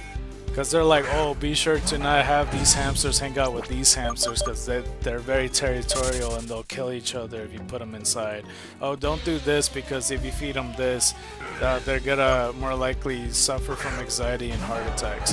Oh, don't do this because if you do this, then like the hamster will get too lonely. But don't put him together with this hamster or else he'll try to kill him or whatever.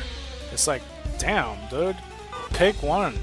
Like, just pick one.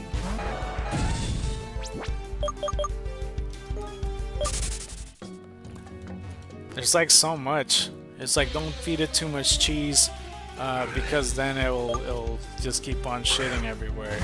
Also, don't feed them too much milk or else they'll want cheese. But then don't feed them too much cheese. I don't know. That part I'm making up, but like the other part where they're territorial is like, I don't know.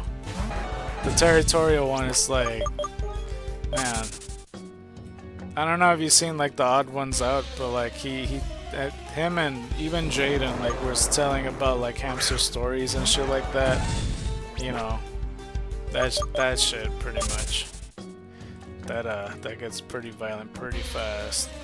The number of times someone told me that they microwaved their hamster as a kid because it was cold is more than one.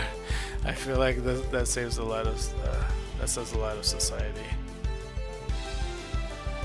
I don't know a single person that microwaved their hamster, but shit, that is so brutal. I'd be so pissed off as a parent. I'd be like, why the fuck you think this is a good idea? You know how hot you get even when you're touching fries, getting out of a microwave? You can't even handle that. You're gonna put your hamster in there? That's insane. But yeah, I don't know. That's a interesting thing. I mean, honestly, I don't know. I feel like I'd be okay with the hamster. Like, there would be probably 2 or 3 instances in the past that might get it killed if I'm being realistic, that I could imagine. I don't know. Like, I'm just thinking kid-wise of what I would do personally. I don't think I'd be like that kid to put in the microwave or anything like that, but you know, I feel like more so accidental based, like, you know, me walking around or vacuuming, like, you know, I would kill it by accident somehow, some way, doing something like that, or not paying attention or throwing my backpack or shit like that. Like, I feel like something like that would kill a hamster or something. Or like, you know, if I'm mad or something or feeling aggressive one day, then I don't know. I'm just trying to think of realistic things of how I would do it. I don't think I'd be that dumb of a kid to, you know, purposely drown it or some shit. Okay, level 36. Could I kill it? Okay, of course not. Okay, this Stratus is already a concerning Pokemon for me in the Nuzlocke. It may not make it to the Elite Four. I'm not saying it's gonna die, but I'm saying it may not make it to be in my team in the Elite Four. That is for certain. If it's hitting for that much with Thunderbolt of all things, when it's damn near 20 levels higher than it. It's 15 levels higher than it. Almost. Well, it is 15 levels higher than it. I could do math. But that's concerning even still, if it didn't one-shot it. you know, I guess it is a physical attacker. Which move do I have again? Fuck. Okay, let me take a look. Air slash. We could try air slash next time. I don't want to do the bounce thing or whatever. What else? I don't know. Oh, but yeah, the bunny though, like, yeah, that was my best pet, I would say, for sure. We thought it was a girl at first, because that's what the person that, you know, we bought the bunny from told us, is that it was a girl at first. So I'm not really sure how they didn't know, considering they're bunny breeders. Because, you know, I imagine they would check, because why would we, right? But, you know, we read books about these bunnies, or I did at least. I don't know about everybody else did in the family, but I read it, and, you know, to take care of a bunny and stuff like that, like they would mention, you know, stuff here and there, and they said, like, only male bunnies, like, would spurt out pee, every now and then. Like, they would just do it. I don't know why. But that's how you could tell it's a male. And you probably know where I'm going with this. But I remember being in the backyard, and the bunny was standing there in the grass, and the name was Bea, or like Bella, or something like that, like whatever you consider. Because that was a girl name. That's what we named her. At first. So, eventually, like, sitting on the grass, it like turned, and then it spurted the pee. And when it did that, I looked at it like a fucking ghost. Like, I just stared at it. Like if, I don't know, I was so shocked by it, I'm like, wait, is Bea actually a dude, or what the fuck? And, I don't know. But later, we confirmed that it's a dude. I don't remember how. I don't think it's as simple as just looking at whether it has a nutsack or not. Yeah. So we renamed it Shadow. So, there's that. No, but, I mean, Shadow was cool nonetheless, because, like, I don't know. Like, he was pretty comfortable with all of us, I would say. Sometimes we would let it out of the cage and let it roam free and stuff, and it would be happy and excited. And I would be watching TV, and I have my legs like kind of spread open in like a A shape, and like, you know, as I'm watching TV, because I'm being lazy and I'm like crunched on the ground, and Shadow would just run around and he would hop over my legs where it's shaped like a V and just keep doing that. And I don't know, I just thought that was fun and everything. And sometimes we would go to the garage, and like, you know, if I'm feeling like he needs to walk or exercise or something, like I would just kind of run with it and it would follow me, like in the garage. So I don't know, he would just follow me around and stuff. I don't think I could trust Shadow enough to be completely outside where there's like a place to escape, but like the backyard's fine, you know. Just only for the chance that like something else might see it, you know. I don't want to have it leave somewhere else.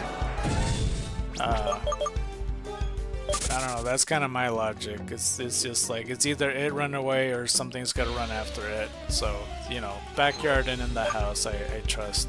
Except there was one time fucking Shadow went behind the TV where the wires are and it kept chewing it. And I was trying to get it out of it. So that was like the one time I was upset with it. But other than that, yeah, those probably the better pets that I have, for sure. Okay, let's test out Air Slash with this. Let's see if it one-shots. Are you fucking serious, Stratus? Nah, bro, this isn't acceptable. There's no way. Okay, maybe I should give it a break. I don't know, 1485. It's still 15 levels over it. Okay, well, it's halfway there, getting leveled up. I think for the other Pokemon, when I was training up to level 52, they didn't one-shot either, so maybe I should give it a break, I don't know. it did kind of roughly the same damage, I think, because Shiny Fraligator hit it for like 90% or something. Every now and then Eevee would just live and get two-shotted. So maybe I should give it a break. I don't know. I just thought for sure Air Slash would kill. It just looks like it was just 20% stronger than it.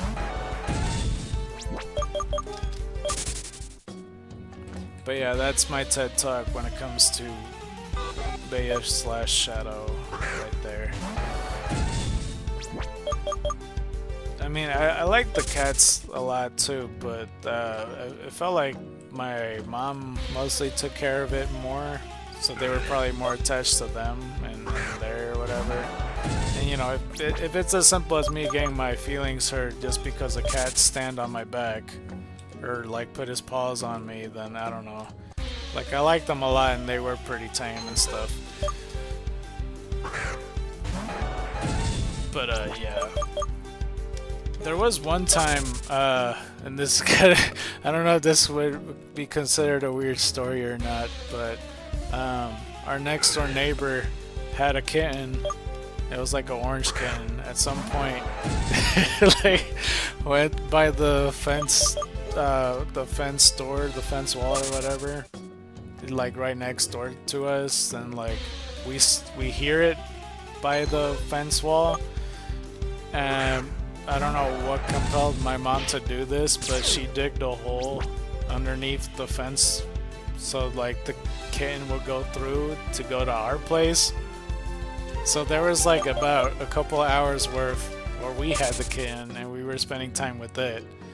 And I was just a kid, so I don't know. We were just playing with the kitten, and eventually we just put it back on our next door neighbors, you know, through the fence digging hole and everything. I mean, it was fun and everything just to play with the kitten, but yeah. Again, hindsight's 2020. It feels weird pointing it out that we basically kidnapped the kitten, even though the kitten kind of what's the word? Consent to it, because she's the one that walked through the hole. But it is a baby kitten either way, I don't know.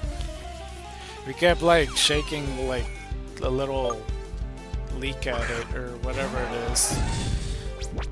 And it was reactive to it and it was trying to attack it and stuff. I just remember a lot of laughs and, you know, it being pretty cute and stuff like that. So yeah, it was pretty enjoyable, I would say.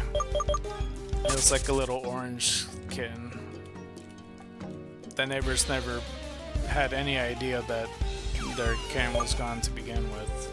I'm not sure, it was just in the backyard by itself. I don't know. I think it's because my mom was gardening or some shit that she heard the kitten, cause like, or maybe the kitten heard her because she was shoveling plants and stuff, and she was like, you know what? And like just dig a hole. I don't know. It was rather weird. Let's see. Oh, another one of these. Okay, let me look at your chat before I get bodied. The number of times someone told me that they microwaved their hamster as a kid because... Wait, did you just... Wait, I thought I read this one already. Oh, never mind. I thought you put like a new chat for some reason. This could be potentially dangerous. He also has Thunderbolt. Fuck. Fuck, how do I... Actually, no, I'm fine. What am I doing? I got a smoke ball. Duh. I haven't sent anything. Yeah, my bad. I thought you did.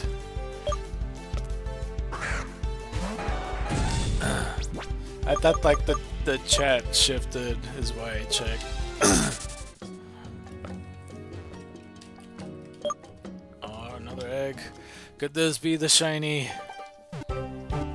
Please, something. No. I mean, it feels fucked up to say, right? Just out loud as soon as they're born. No. But I mean, that's the shiny look life, I suppose. Currently going through the ice caves. Oh, okay. Yeah. There's a few Pokemon there. I don't know if they're exclusive.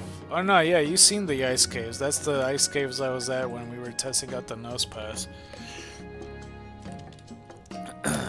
Except I went backwards, so I guess, yeah, you only saw like a little piece of it.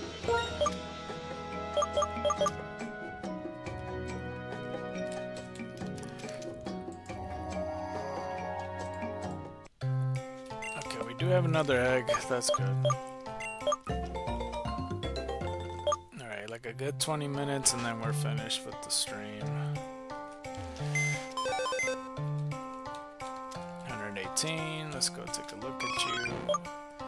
Runaway ability, neutral nature, okay. Bashful, likes to relax. Alright, no problem.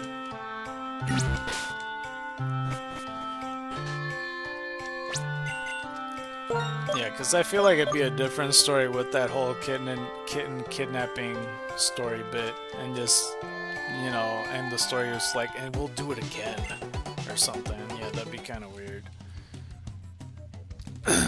I'm sure it's not the first time somebody kidnapped a kitten and then put it back, or some shit. Right? I'm not sure. I mean, honestly, yeah, I would be pissed off if someone, like, kidnapped my kitten and then put it back and then pretend like they didn't. But we weren't gonna keep it, we were just spending time with it. Again, I was a child, this was my mom's doing, this wasn't my decision. So I'm not, like, you know, I'm not gonna get in trouble for this. Unless we forget to put it back. I mean, who leaves the kitten unattended?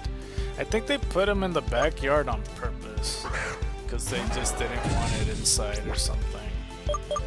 These neighbors also had a dog, and I don't remember if it's before the dog passed away or after, I don't recall. So, yeah, I don't know. Because I just remember going to the backyard when the kitten, like, it was audible through the other side of the fence. And I think I saw the paw come out. But I didn't see the part where, like, the you know, the hole was dug or whatever. So I wasn't really taking a look at the other side of the fence if the coast was clear or whatever. That's another imposter ditto. What are the statistics with this? Well, I'm glad I wasn't gonna attack it, because that shit could have went south so fucking fast. And, like, Rapidash isn't having this starter clause where, it, you know, because of the story I could keep it. Like, if Stratus dies, it dies. I can't. I have to put in the death box. But I forgot about the whole smoke ball thing, so I really didn't have to run. But quite easily, if I Thunderbolted, it lived, and then it became like the lightning and flying type, and then Thunderbolt me back, and then one-shotted me, I could have died, especially if it critted or something. Because it would have been stab and everything. Ditto has Eevees and Ivies too, right? But that doesn't affect it when it's transforming or anything? No, because it just copies stats, right? I just know that it also reduces, like, its, like, power points with, like, 5 each or something. Yeah, never mind, it's a dumb question. It's not like an improvement in stats and Ivies and Eevees and stuff. It makes me think, because, like, if it's been faster like that, outspeeding my Tri-Shot, not letting me go, and then hitting me extremely hard, then I don't know. Just comparing its level, like, it should be, well, I don't know. But then again, I'm still not quite sure. It copies base stats, but Ivies and Eevees are separate, I think. My thing is, like, I'm not sure if So if a level 1 Ditto copies a level 100 Pokemon, it doesn't like scale down everything, or does it actually copy the stats still?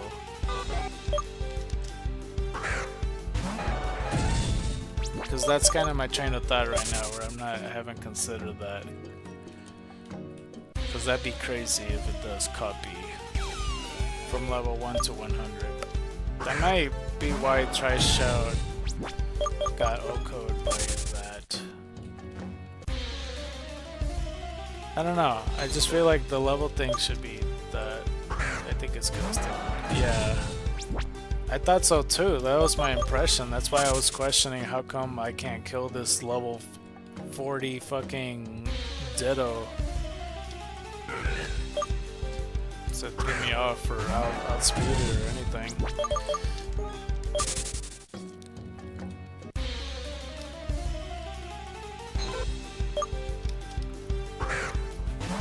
I forget, do people give Choice Scarf to a Ditto competitively when they do use them? I think that's what they do. Just so they assure that they outspeed and then they hit them first and hard or whatever the fuck.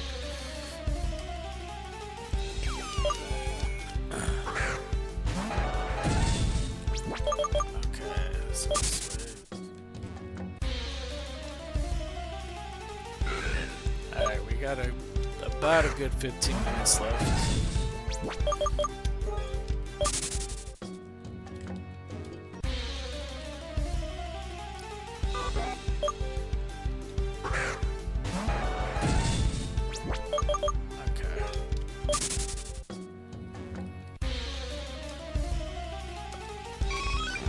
Eevee.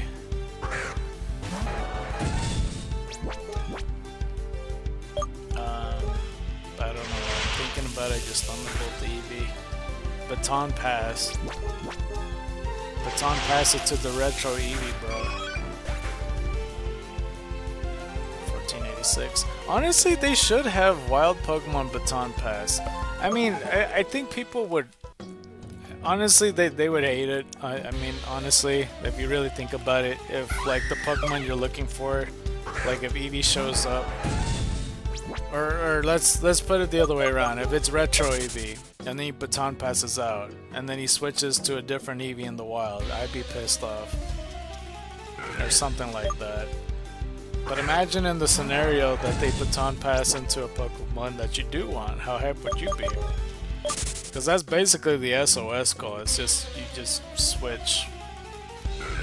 But yeah, I don't know. I guess it would be annoying, so they wouldn't make that change. Because baton pass is only like a team thing.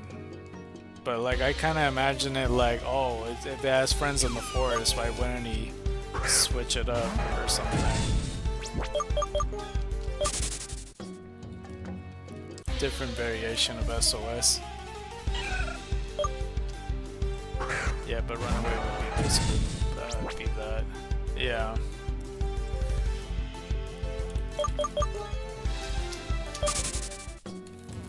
I just imagine in a scenario like within the battle.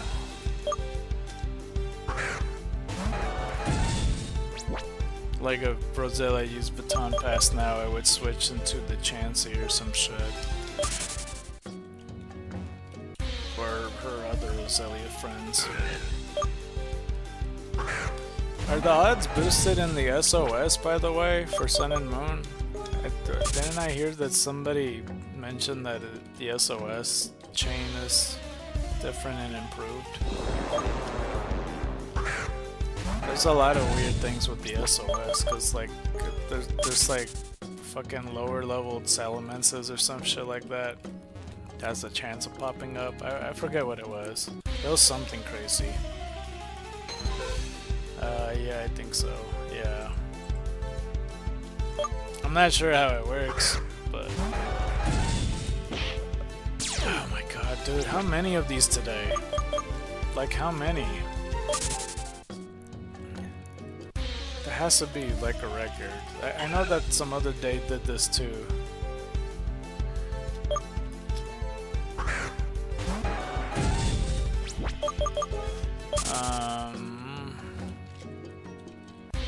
might as well.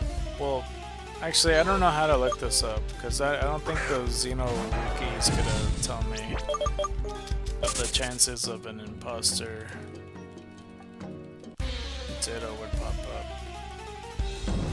Because I think the hidden abilities one are more rarer, but also you get more continuous encounters. Yeah. Let's put Route 10. Route 10 Xenoverse. Maybe. Hopefully it would tell me. Because I'm sure Ditto, Imposter Ditto is considered a hidden ability, so I don't know if it's... I doubt it's gonna tell me.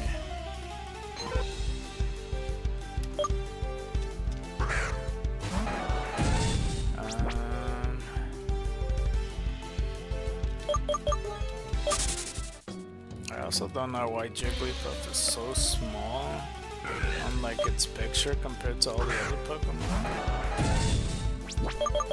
When it comes to its sprite, that's so weird to me. It just says 10% throughout. Let's see here.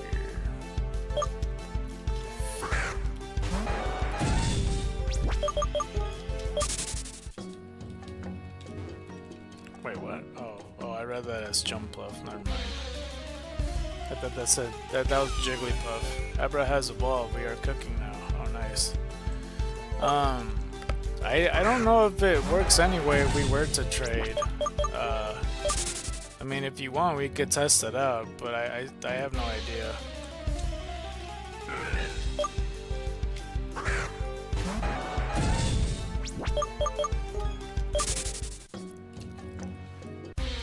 I mean, even still, if you do need the Psy update, that's before the 3rd gym. If you kill the other Kadabras, I'm sure that they'll drop it. It's just kind of a rare chance. But if I hadn't pointed out already in the 1st gym with the Phantoms, they dropped the Elder update, which drops the way to evolve Phantom into Trevenant.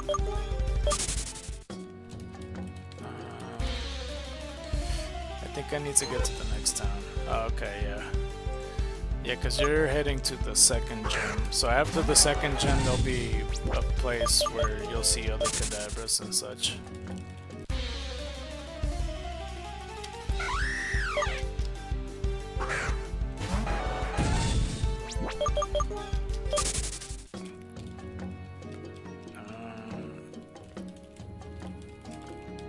I don't know if it's the same encounter rate.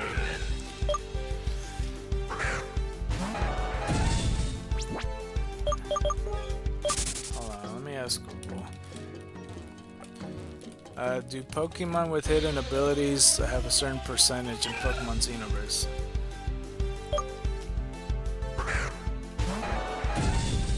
Yes, in Pokemon Xenoverse, wild Pokemon have a specific percentage chance to appear with their hidden ability, which can be improved as you progress through the game. This differs from the mechanics of other fan games or official titles. Base percentage. One standard chance for a wild Pokemon to have its hidden ability is 1 out of 200 chance, or 0.5%. Increasing the odds, the base percentage to finding a hidden ability Pokemon increases as you earn more gym badges and temple shards.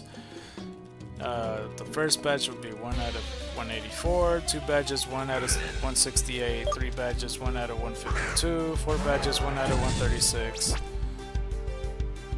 5 badges 1 out of 120, 6 badges 1 out of 104, 7 badges 1 out of 88, 8 badges 1 out of 72. I don't know if that's true or not, but I got 6 badges, so that's 1 out of 104.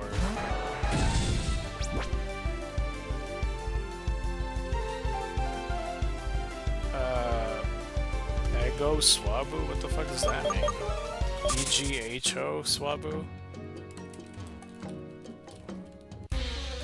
Ego Swabu in Searish Town has a 1 in 11 chance of having its hidden ability.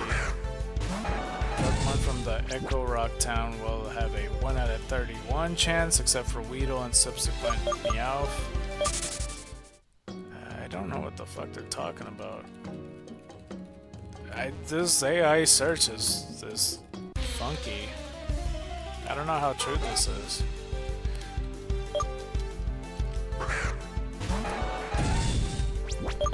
Oops. Okay, let's see. How rare are hidden abilities? I managed to get a pure power kung fu in less than 3 tries, but I want to drought on Pepequeño.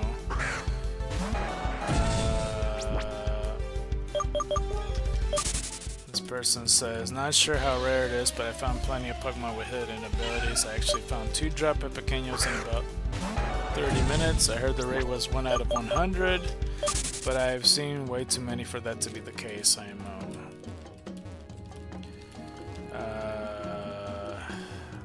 It looks like nobody ever has a clear answer with this game. Route 12 by the tree is a very good bet to get drought Pepequeños. It's been a while, but I finally found one with good stats. Next I'll be hunting for Ice Body Hikalu as they get Snow Warning Auto Hail when turned into Milomet. I'm actually also looking for the Pure Power Comfort, but the real prize is an unaware Beeful. They turn into huge power punch bugs and Hercules. I got one in Gravity Path.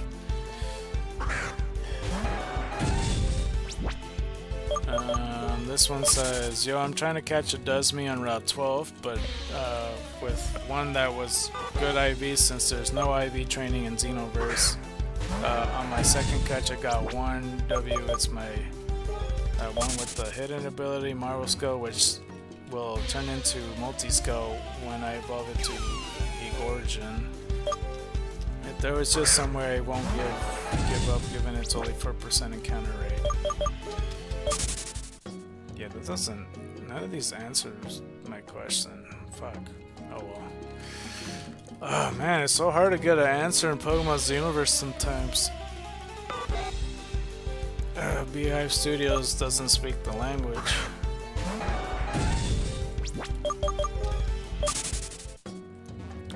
I've been running into a lot of hidden ability Dittos today.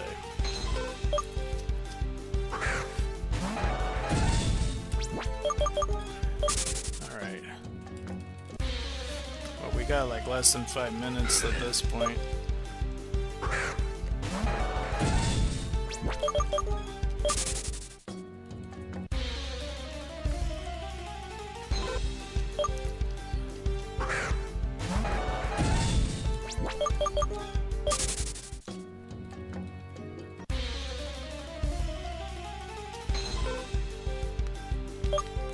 I don't think I actually checked again on Discord, did I? I think I got like sidetracked and ended up looking at the shinies and vintage ones. English questions? Is that what it was? No, it's not that. I forgot already. Xeno questions. Okay, there you are. Yeah, nobody replied. What the fuck?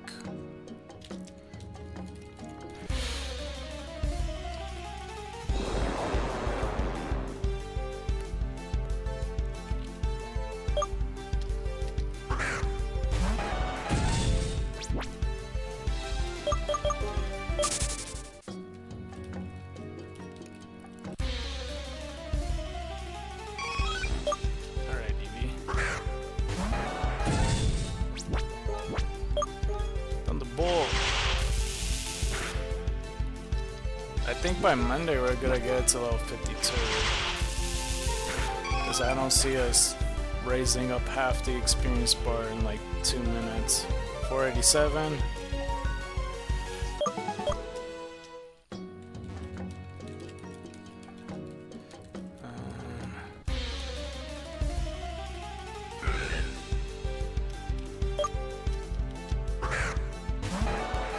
Oh, here's a good question. What if... well, I don't even know how this would work. Fuck. I think a good way to make this work, because there's a gaming section on the vocals. If I were to stream and also put this on Discord and screen share, like, would a person pop up? and then maybe answer the question that one may know. I don't know.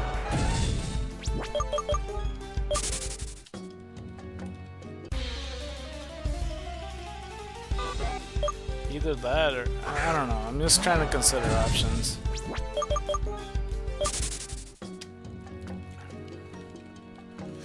Okay, well, we got about a good minute. Hopefully we run into an Eevee so we can end off strong. In like a minute or two, find an Eevee. If not, it's whatever. I mean, you know, we're nearing 1500. We're definitely gonna get it by the time it hits Monday.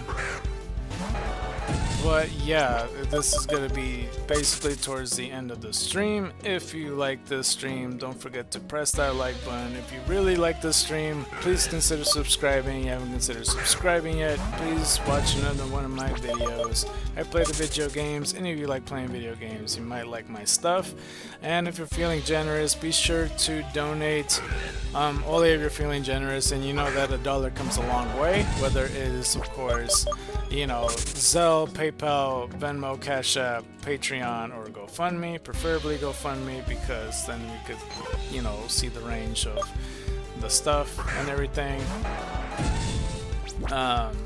Because yeah, we did get one donation, which is from Dallas. Thank you so much. That was like $25 in, which I very much appreciated. And yeah, so that is gonna be pretty much it, as we'll try to go for one more encounter and hopefully it's something good.